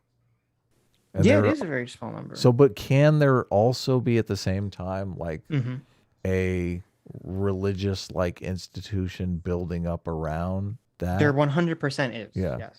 Where people are tricking themselves into believing they have this thing because... Yes, 100%. Okay. Yes. That's all going on. Right. It's all happening. Sure. So in this situation, we have to... And I guess there was a fight that broke out between John McWhorter and Jordan Peterson over this, where they had that back and forth about misgendering people. Yes. And Jordan Peterson basically was saying, well, I'm going to walk the line. You know, I'm going to misgender some people and not misgender other people because I feel like I can tell who his gender dysphoria. And were they talking about... I guess I'm not walking that line. I'm no Jordan Peterson, so... In that conversation with Jordan Peterson, which first of all, Jordan Peterson and John McWhorter need to have another conversation, but they're actually both on camera, as opposed to John McWhorter yelling at him from off screen. Well, they did. They did an interview. Oh, they did? Yeah. Do we watch that? It seemed like a blank to me. I watched it and commented on Twitter that, wow, it's amazing. As soon as Jordan Peterson talks to a black guy, he doesn't have an interrupting problem. I didn't realize that's who you're referring to. Okay. He actually lets him finish his fucking sentence. That's hilarious.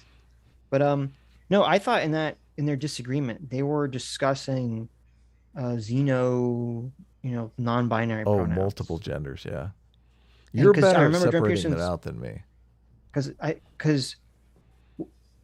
thought Jordan Peterson's argument when he was talking to John McWhorter was he didn't have a problem calling people pronouns if he felt like it was legitimate.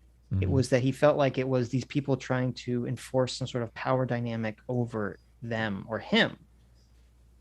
And that's when he makes his, you have the type 1 or type 2 problem.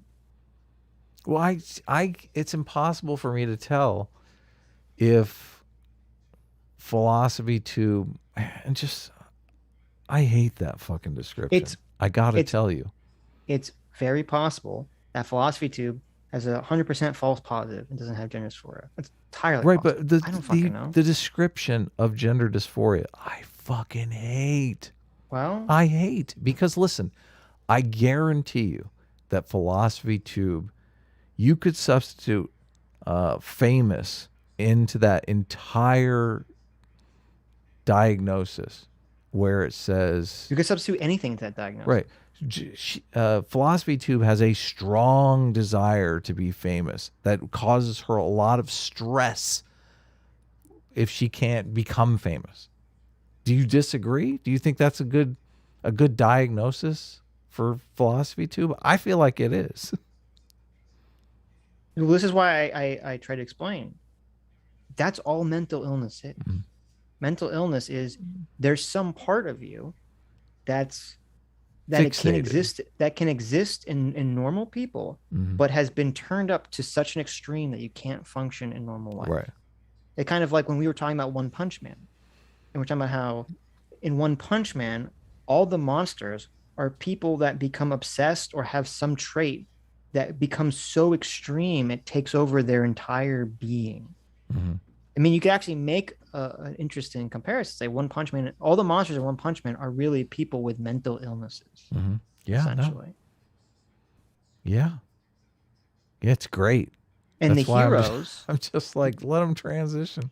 the hero, well, yeah, maybe it's kind of amazing. I'm surprised no trans activist has come out against One Punch Man as being an anti-trans story, because you can kind of, it's not intentionally that way, but you can kind of fix it in that lens.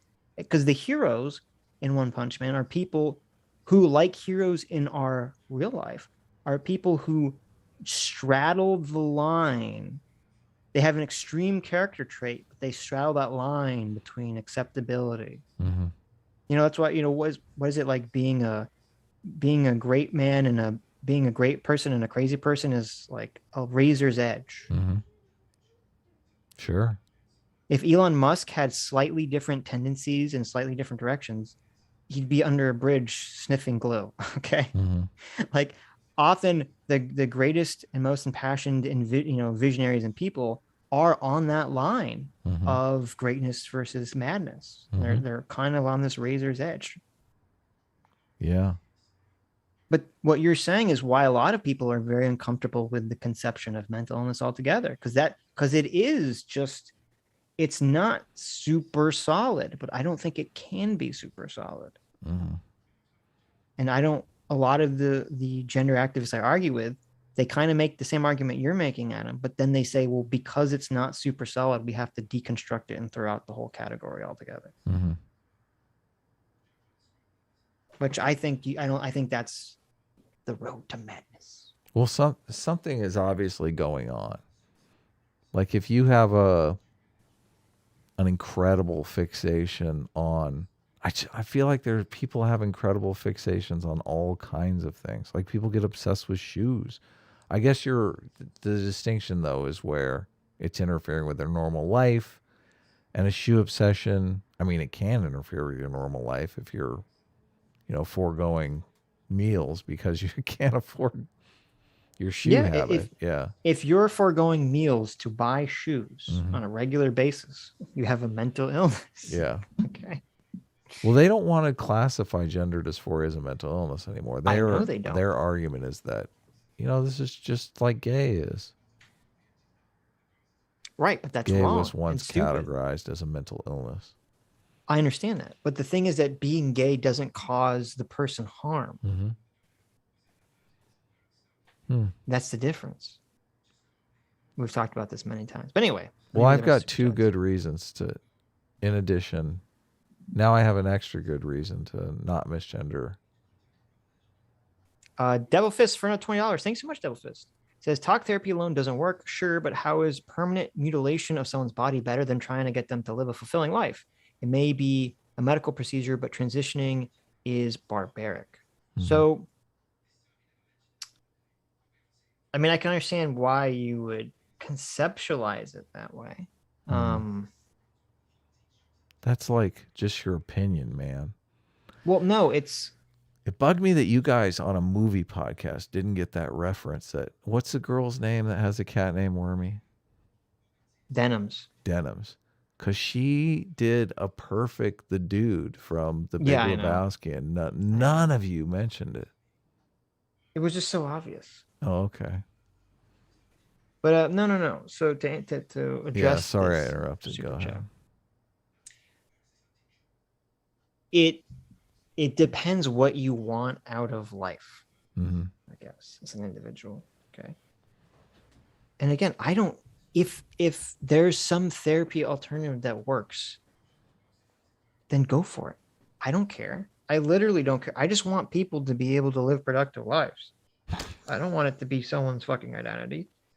If there was talk therapy that worked, if you could take same-sex hormones instead of cross-sex hormones and it worked, then I would be all in favor of that. I just don't think any of this stuff works. And the whole point is the medical procedure. If it makes you feel better so that you can concentrate on other things and not feel the dysphoria, like, I don't know what else to say.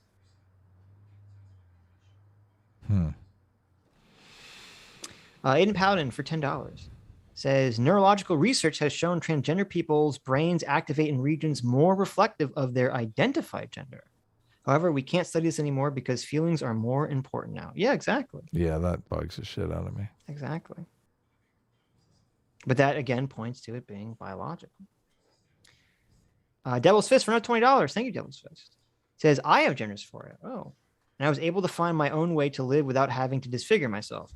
It sucks there's no better treatment options, but that doesn't mean we should use the one we do have that's bad. Well, that's the question is, I don't know. Maybe we would be interested in talking at some point if you'd want to talk about it on a Tuesday. Not this Tuesday, but at some point, because I'd be sort of interested. There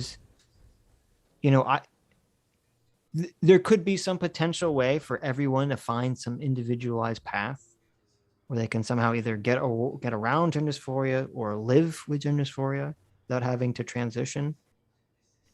But I would say my concern is mostly the false positives.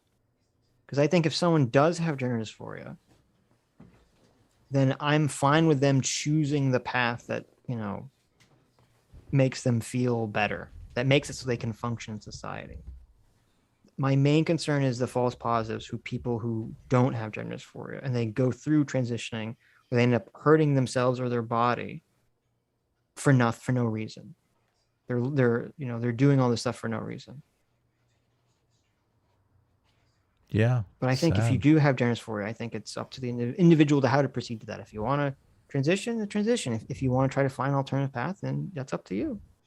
And if you do it, then, more power to you. That's awesome.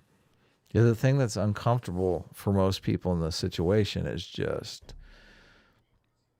whether or not it's more like the alcoholism thing, where you're better off not indulging that inclination.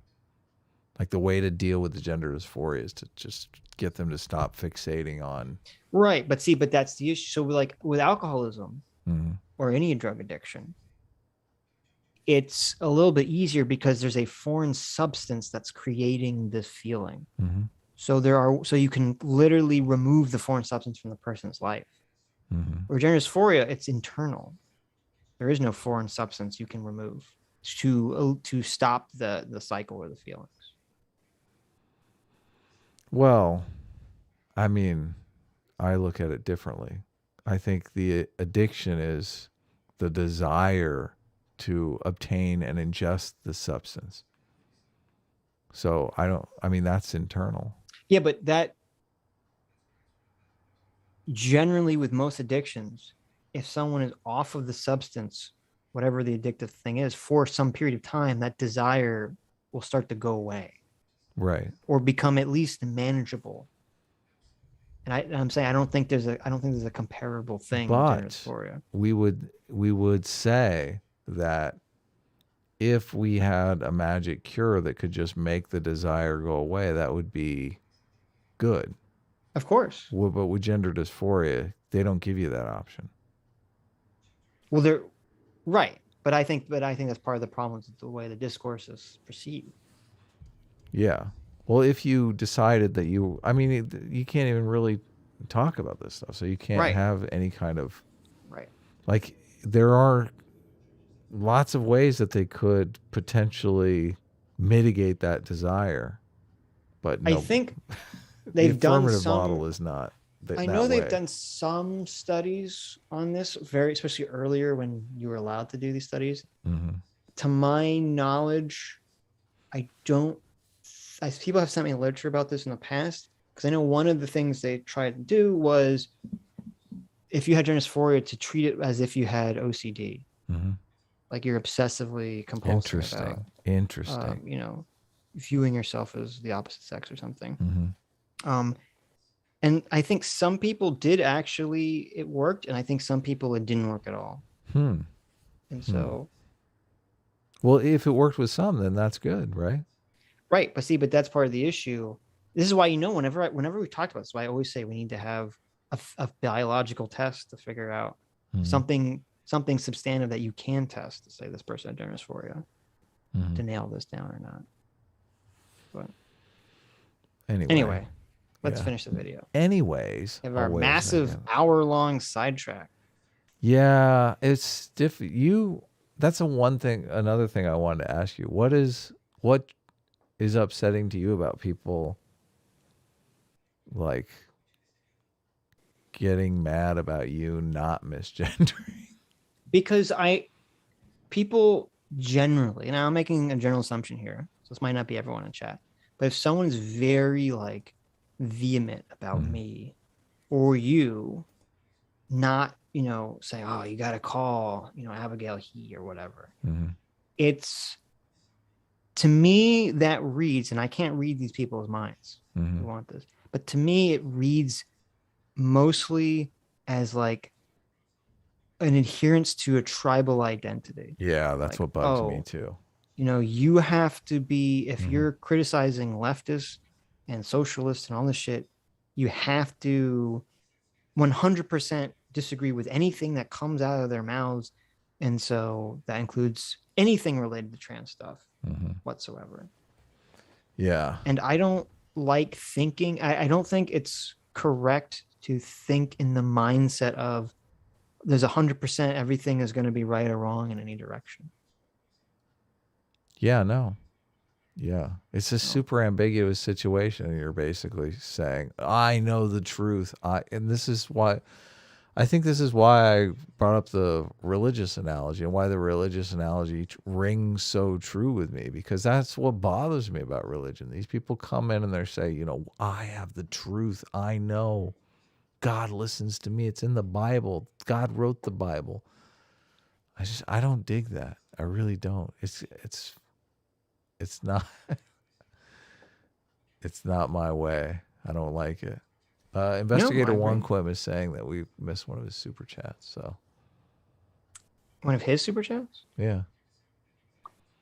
Oh, you're right. I did. Guys, you forgot to read my super chat. Investigator One Quim wasn't about trans stuff, so I got you. Well, I guess it is kind of about trans stuff. Investigator One Quim for $20. Thanks so much. Says, I've been convinced that Adam is correct, that libertarians and progressives are two sides of the same coin after reading several tweets from Lilith Lovett about the Parental Rights and Education Act passed in Florida. Oh, really? Fascinating. Yeah, I think I saw you going round and round with her on Twitter. Me? No, Investigator One Quim. Oh, yeah. I was like, I don't remember talking to her. You don't follow Investigator One Quim on Twitter? I don't know. Maybe I should. Yeah. I always look for smart people or like good resources. I don't want to follow a bunch of celebrities on Twitter. Who gives a fuck? I should. Zara Richards for $20 says, I forgot. Cough. How do you potentially be on a Tuesday stream? You go on Discord and you pester CT. Yeah, CT's like our booker now. It's great. That's the way it's fucking awesome. I think that's the way to do it.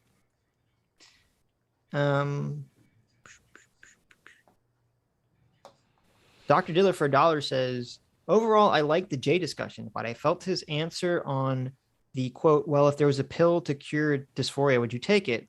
Was weaselly. It sounded like Jay was in too deep in the community aspect to give a rational answer. We need a term for this. I think you're right. But I also think it's sort of an unfair question for me to ask a trans individual. Why'd you ask it then? because it's fair. It's fair logically, but it's unfair emotionally. Right. Oh yeah, that's true. Because it's like, yeah, because logically you would assume that almost anyone on the planet would take the easier, option. Mhm. There was some magic pill that would, fix the issue. But since that doesn't exist, there's emotional security in kind of buying in 100% into something. Yeah. And it would, and you're probably right. I should probably stop. I don't think I will ask anyone with gender dysphoria or trans individual that question anymore, because I don't think it is emotionally a fair question to ask someone. Do you know? To kind of create emotional uncertainty in their life. There is a thing, and I can't remember what it's called, but it's in the book, Influence, and they talk about how once people make a decision, how they're all in, they basically turn their brains off and just pursue that goal. Right. Which that part of the book, and I should go back and reread it. And there's a lot of stuff in that book that really, if you're in a situation where you think you have gender dysphoria, I would advise you to read the book Influence. It's Robert D. Cialdini, but he goes into how a lot of things, a lot of different situations can really influence you, and how the mind works. And a lot of this stuff was developed in ways to sell people things, via advertising and even, door-to-door sales, all kinds of things. But if you, as soon as you commit, as soon as you say, listen, I have gender dysphoria, and start committing to that, people will stop questioning. Like, that's where the point of no return really is. Psychologically, I feel. The declaration that you have it. Are you in agreement, or are you? I agree. Yeah. So I feel like that opens up a situation for fucking the mother load of false positives.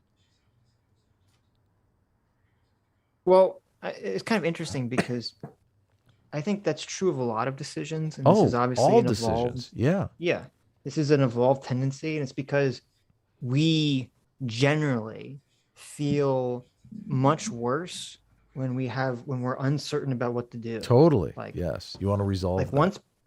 Once people resolve the uncertainty and they're doing something, even if it's wrong, you still feel better while you're doing it, because you're like, okay, it's the uncertainty of not knowing and not knowing what to do is almost worse than anything. It's the anticipation almost. It's like in the movie there's the stereotypical line, all the warriors are, the night before the battle is so much worse than the battle itself. Because once you're in the battle, once you're in the moment, you're not thinking. Yeah. You're not anxious. You're just in that moment. They also cover the research of social contagion in that book. They also talk about how in North Korean concentration camps during the Korean War, they had these tricks that they would do to get people to make declarations in writing, because the declarations in writing really kind of rewire your brain. Social declarations really kind of put you on the hook, rewire your brain in ways. Like small commitments turn into large commitments. Sure. All that stuff in that book, I think, could be applied to what's going on in this gender ideology stuff. Oh, it all is. Yeah. Because think about social media. Social media is all writing out declarations. Yes, definitely. Yeah. Anyway, let's finish this. You're ready for bed, huh? Finally? You want to go to bed? I'm ready for dinner. I'm exhausted. We hear that you are a good... Wait, what the fuck are we talking about? I'm so... I forgot what we were even listening to. Who were themselves owned by the Swedish government, who were Social Democrats and Greens. The coal plant. So clever choice of target. Kind of hard for them to ignore that context. Okay. Sadly, rather than shut it down, They sold it to a collection of fossil capitalists from the Czech Republic, and it is still in operation at time of recording. Gee, that's horrible acting right there. Step forward. That was terrible acting. Okay, so it was just a transition, right? There was no context to whatever the fuck this is. So we have advocating for destroying a coal plant, and then we have another poem. We hear that you are a good man. You cannot be bought. But the lightning which strikes the house also cannot be bought. You hold to what you said. But what did you say? You are honest, you say your opinion. Which opinion? You are brave, against whom? You are wise, for whom? You do not consider your personal advantages? Well, whose advantages do you consider then? You are a good friend. Are you also a good friend of the good people? Fuck. What does that mean? This is fucking painful, Sitch. This is like, why is this in here? I'm not sure exactly what that means, but it sounds really insidious to me. Like, this is my moral intuition. Something about this, I can't put my finger on it. I feel that this is some kind of weird socialist thing. Like there's context missing here for us. Like this fellow traveler. This feels wrong. I'm googling this to see what the context of this is. You are brave. Okay. Against whom? You are wise. For whom? Do you not consider personal advantage? Whose advantage do you consider? Okay, here's some interpretations to this. Bertolt Brecht's poem, The Interrogation of the Good, is an allegory for the Moscow show trials and mass purges in the Soviet Union under the reign of Joseph Stalin. The poem is deliberately written to be interpreted in two radically opposed ways, one condemning the political repression and one condoning it.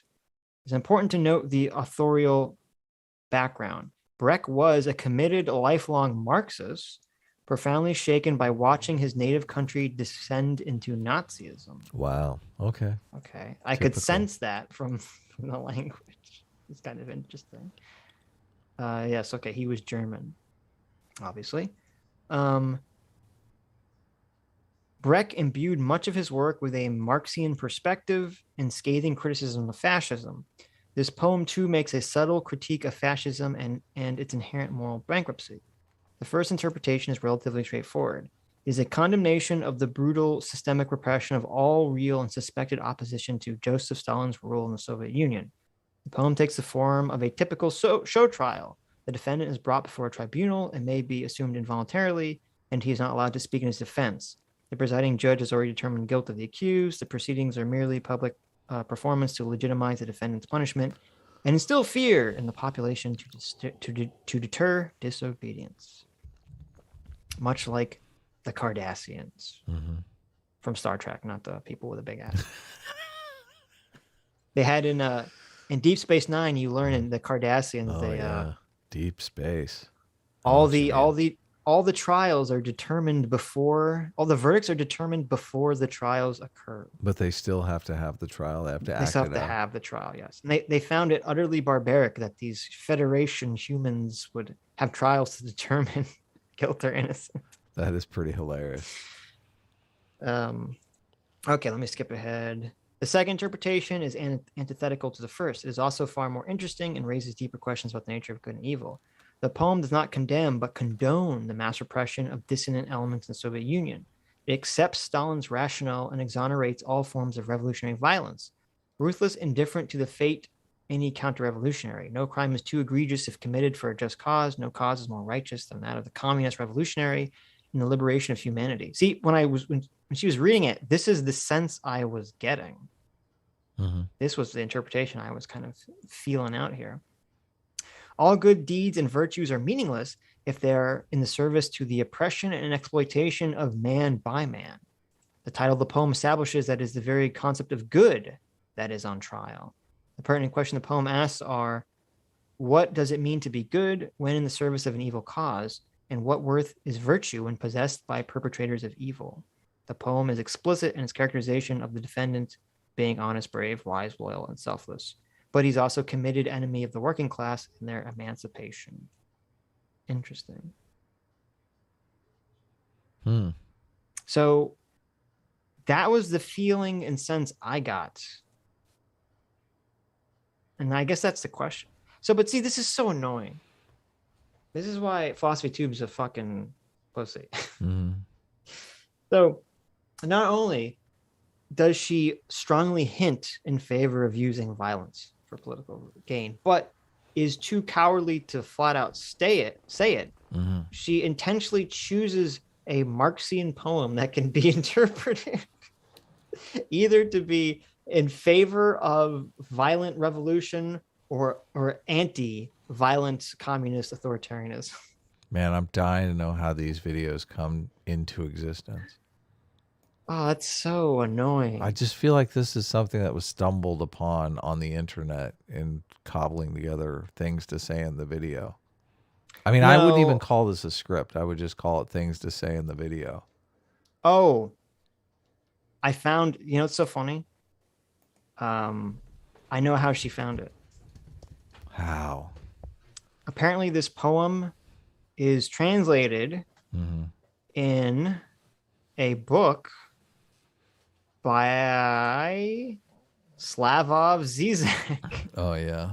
They all share the same stuff. So that's probably where she got. She probably read this Slavoj Zizek book. Or heard him talking about it in some video or something. Or, yeah, I heard him talking about it. Yeah. He should have read it like Slavoj. Step forward. We heard that you are a good man. God, I hate that guy. I can't listen to his videos because I feel just disgusted as he talks. I feel like if I was sitting next to him, I'd just have drizzle coming down all over me. You cannot be mocked. She should have read it like that. Supposedly he has a speech impediment. I think we got halfway through a Slavoj Zizek video and someone told us, you're making fun of, he has a disease or something. Yeah, obviously he has a speech impediment. Yeah, but we were being completely ableist the whole time. I know. We thought it was just like some weird accent. No. Turns out he had like part of his brain removed or something. Was it that or something? Was it, no. Was it mechanical? I'm being hyperbolic. Speech impediment. Yeah. Because I forgot what caused it. But, I mean, yeah, obviously it's some issue. Let's see. It's known as slushy lips informally. Oh my, no way. He has mush mouth. Less formally known as a lateral lisp in speech language pathology. The speech error is sometimes transcribed with following whatever. The air passes over sides of the tongue. Yeah, but can't he? I mean, for people that have speech impediments, you can go to a speech pathologist and like try to not have a speech impediment, right? I don't know. So I don't know why he chose not to work on that, but interesting. Hear us then. We know you are our enemy. This is why we shall now put you in front of a wall. But in consideration of your merits and good qualities, we shall put you in front of a good wall and shoot you with a good bullet from a good gun and bury you with a good shovel. Well, you only let half the poem play. I forgot that there was more. Yeah, this is far more specific. Insidious? Yeah. Yeah. In the good earth. See, I would, since this whole video seems to be an advocation for violence, I think the poem has to be interpreted as you're not a good person if you stand in the way of revolution. Yeah. It wouldn't make sense in the other interpretation in this context whatsoever. Kooky. So there you go. Philosophy Tube. Advocating for violence and stochastic terrorism. Yeah. Yeah. Totally acceptable. By the the way, if you've ever wondered how Philosophy Tube is made, then I have some good news Oh, for you. We hey. have created a behind-the-scenes documentary about my process and how the show originally got started with the support of Curiosity Stream, about whom you probably heard. They are a subscription streaming Curiosity service. Stream Mm-hmm. supporting stochastic terrorism. I know. I was gonna say. I'm gonna see if I can. Do they have a breakdown of the Anarchist Handbook? I'm curious. This is why I laugh so much when I can't remember what it was. There was someone, I think I was listening to a panel that Destiny was on or something, and all these leftists were talking about how the right has like control over the culture. What? Oh my God, they're fucking high. How fucking detached from reality you have to be. Right. We literally have a leftist advocating for stochastic terrorism and has a sponsor by a mainstream company. If you had the same video but geared towards white supremacy, and then Curiosity Stream popped up, what do you think would happen? Outrage. Yeah. Outrage But of on course. outrage on the tweets. Right. But of course, the right controls the culture. Yeah. Yeah. Well, there you go, Not Adam. wrong. Listen, if you wanna behind the This scenes was painful. process. I'm questioning if you really consider me a friend. This is not worse than the hell I put you through with the various Kyle Rittenhouse mainstream media videos we watched. That's true. Okay. Yeah, that's true. But this is kind of a general society downfall thing. The Kyle Rittenhouse was more, oh, this poor kid, they're going to fucking send him up the river because they're all just lying about him. Oh, that would be so painful. I remember watching the Kyle Rittenhouse trial thinking, oh, this could be just like, I could be demoralized here. Right, but hey. I know. Worked out great. Yeah. Worked out. They've got thousands of titles about art and science and talk, so it's a good place to put extra stuff like this. Terrorism. I get a little bit of money for saying as well as to the people who made No, the wait, documentary. Hold on. I was fast forwarding, but I want to hear the whole ad. oh, you did? Oh, I fast forwarded. Just to sweeten the deal, though, if you for free or demonetized, I am told on Nebula. Nebula is a streamy award. Why do you want to hear this? I'm just curious. What Stupid shit she said. You haven't heard this in a million different. Nominated platform that I and a few other creators all own a little piece of. They don't have any. That's such bullshit marketing. They all say I own and I own. They make them say that even though. What is Nebula? I mean, they probably get. It's like a platform, but. It's like a fake co-op. Yeah, totally. They make them say that. So Nebula weird. is a place. Adverts or demonetization, so it's a good place to put extra stuff. I'll be right back. Okay. I'm gonna go kill myself. I'll play the video while you. This video, not the song. I want to hear that. You want to hear? No, this video. Okay. Like this that might not necessarily fly on YouTube. And the way it works is if you Whoa. the creators all own a little piece of, they don't have any adverts or demonetization, so it's a good place to put extra stuff like this that might not necessarily fly on YouTube. And Okay. I gotta check that out. Do you have to? Oh, you have to pay for it. I don't want to fucking pay for it. I'm curious. I don't want anyone listening to pay for Nebula. It's not worth it. But I'm curious because the way she framed that, she's like, "After I put my things that are too spicy for YouTube," but I'm like, well, considering she's advocating for stochastic terrorism on YouTube, what the fuck is she putting on Nebula exactly? Is it more mask off, perhaps? Because let's see. When I go to Nebula and I just type in Philosophy Tube's channel, it looks like it's all the same. It's exactly the same. The only difference is that she has making of videos. Okay, so she's kind of lying. There is nothing, unless in the behind the scenes video she's saying all sorts of crazy shit, maybe. But The way it works is, if you sign up to CuriosityStream, you get Nebula included for free.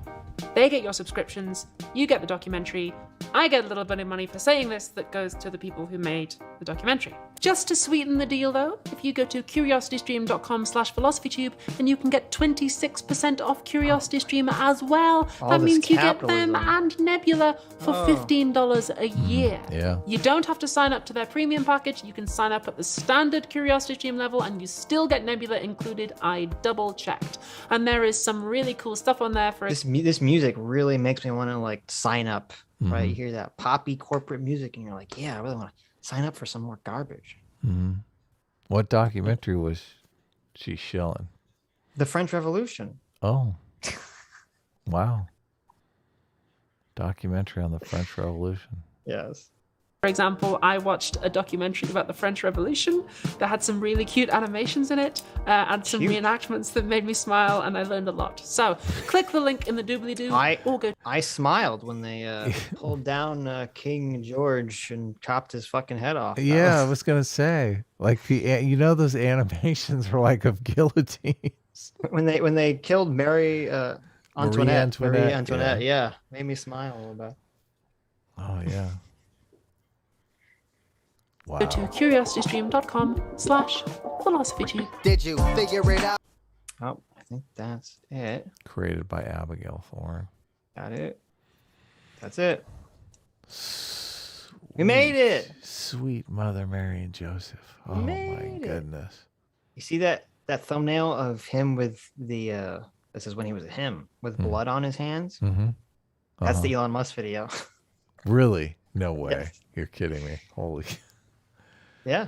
Elon Musk has blood on his hands, right? We're not gonna watch it right now. I mean, is Elon Musk out there advocating for violence? Secretly advocating for violence?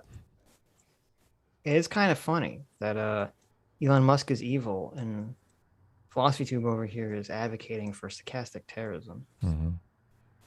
Where's the blood on your hands scene? That's just for the thumbnail? What? Look how much more boring their videos were in the past. It's just him in front of the fucking white void. There it is. There you go. Good job. Good job. Wow. Wowzers. All right. Is there anything you want to say? No. As usual, completely worn out. Did you want to play the video or did you want people have to click it themselves? I mean, let's make them click it themselves. Okay, we can do that. Enlightened centrist, genius, artistic visionary, the Steve Jobs of our era. Okay, but better, created the most beautiful, catchy song to ever drift in your ears that you can check out on this channel. Yeah. Right now. Yeah. Called Vosh versus Hassan. And he takes a mashup of some of the best Hassan lines and Vosh calling Hassan a dumb fuck. And he just beautifully weaves it together in just lyrical amazingness. Yeah. No, it's awesome. Totally awesome. And if you've already watched it, and you click on the link to Enlightened Centrist's channel, he has a longer, different version, which was the original version with all sorts of different anime visuals that you can check out too on his channel. Yes. So check that out.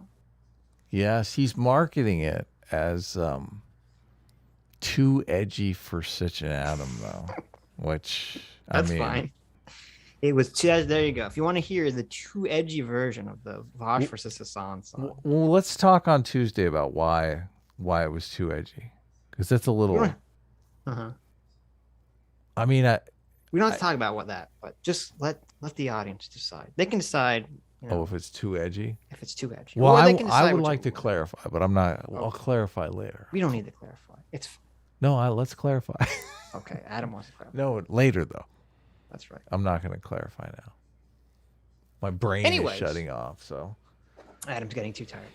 It is true. It is much harder to stream these hours 2 days in a row. Oh my God, it's brutal. Yeah. And not only Yeah. that, I've been getting up like normally on Sunday. I try to sleep in because I know I'm going to have to live stream, but I was up at 6 a.m. Like I'm just on a schedule working like crazy. So yeah. Right.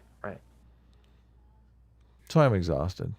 That's true. That's fine. I'm exhausted too. I slept very poorly last night. But anyway, thank you all for coming. Thank you all for your incredibly generous donations. Thank you for coming with us on a journey. A journey to watch Philosophy Tube advocate. Wait, we can't stop it. Hold on. Wait, cut the music. No. Cut the music. Uh-oh, what did we miss? Wait, press back on your browser, on your Watch Together browser. Are you back on the violent video we just watched? Violence and protest. Yeah. Yeah. Okay. What did we miss? So the last thing we get is this stupid poem. What the fuck? So Abigail, Philosophy Tube, such a coward, doesn't clearly say what the fuck the point of this video is or what her position is in the video. Just ends it with this fucking poem. That's fucking disgusting. Yeah. Okay, if you're gonna be a shithead and you're gonna advocate for violence and stochastic terrorism, at least have the balls to do it.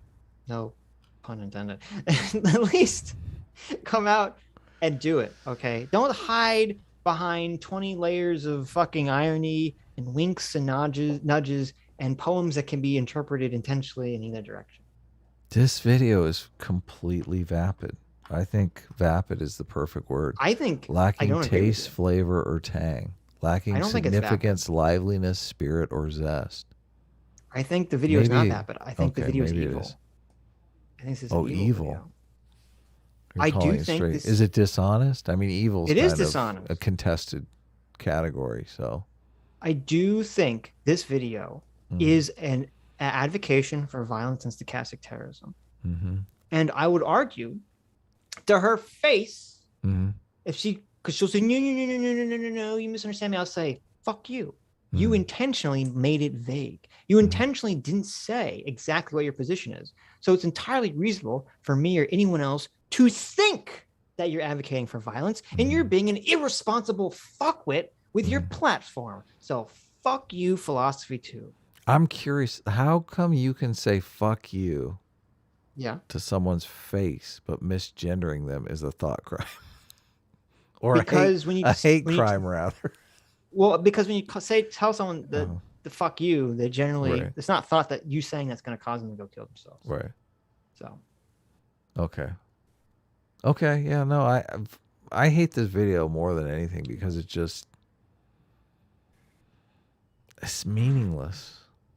I mean, I guess you're saying you have to read between the lines to get the right. None of that was really clearly articulated. And I think 90% of the video was just fluff. Nonsense fluff. This is like the left-wing version of a right-winger, of a fringe right-winger making some kind of weird Holocaust denial video. Or they don't want to say it. Or not race essentialism or any one of the things. No, like specifically, this would be a weird right-winger, making a race essentialist video, but not clearly saying that's what it is. But it's very clear that's the intention of what it is. Yeah. Which we know someone who did that. But that's a story for another day. Anyways, back to the harmonica. Back to the outro. Well, I just want to make sure that we didn't get any sort of conclusion because we asked the question. Will there be a definitive conclusion? And the answer was no. Violence and protest. Didn't really talk a lot about protests. Talked a lot about violence in just a superficial, meaningless way. And then clearly advocated for violence in this stupid poem in the end. What a mess! What a mess. Anyways, thank you all for coming. Thank you all for your incredibly generous donations. We will be reading the rest of the super chats on Tuesday. And I believe we'll also be talking to distributors. So that will be a fun conversation. And thank you so much for coming with us on a journey to watch Philosophy Tube descend into advocating for shitty violence and sarcastic terrorism while still being too much of a pussy to actually be open and honest about it. Anyway, hope to see you all on Tuesday. Bye-bye. Don't forget to check out the song.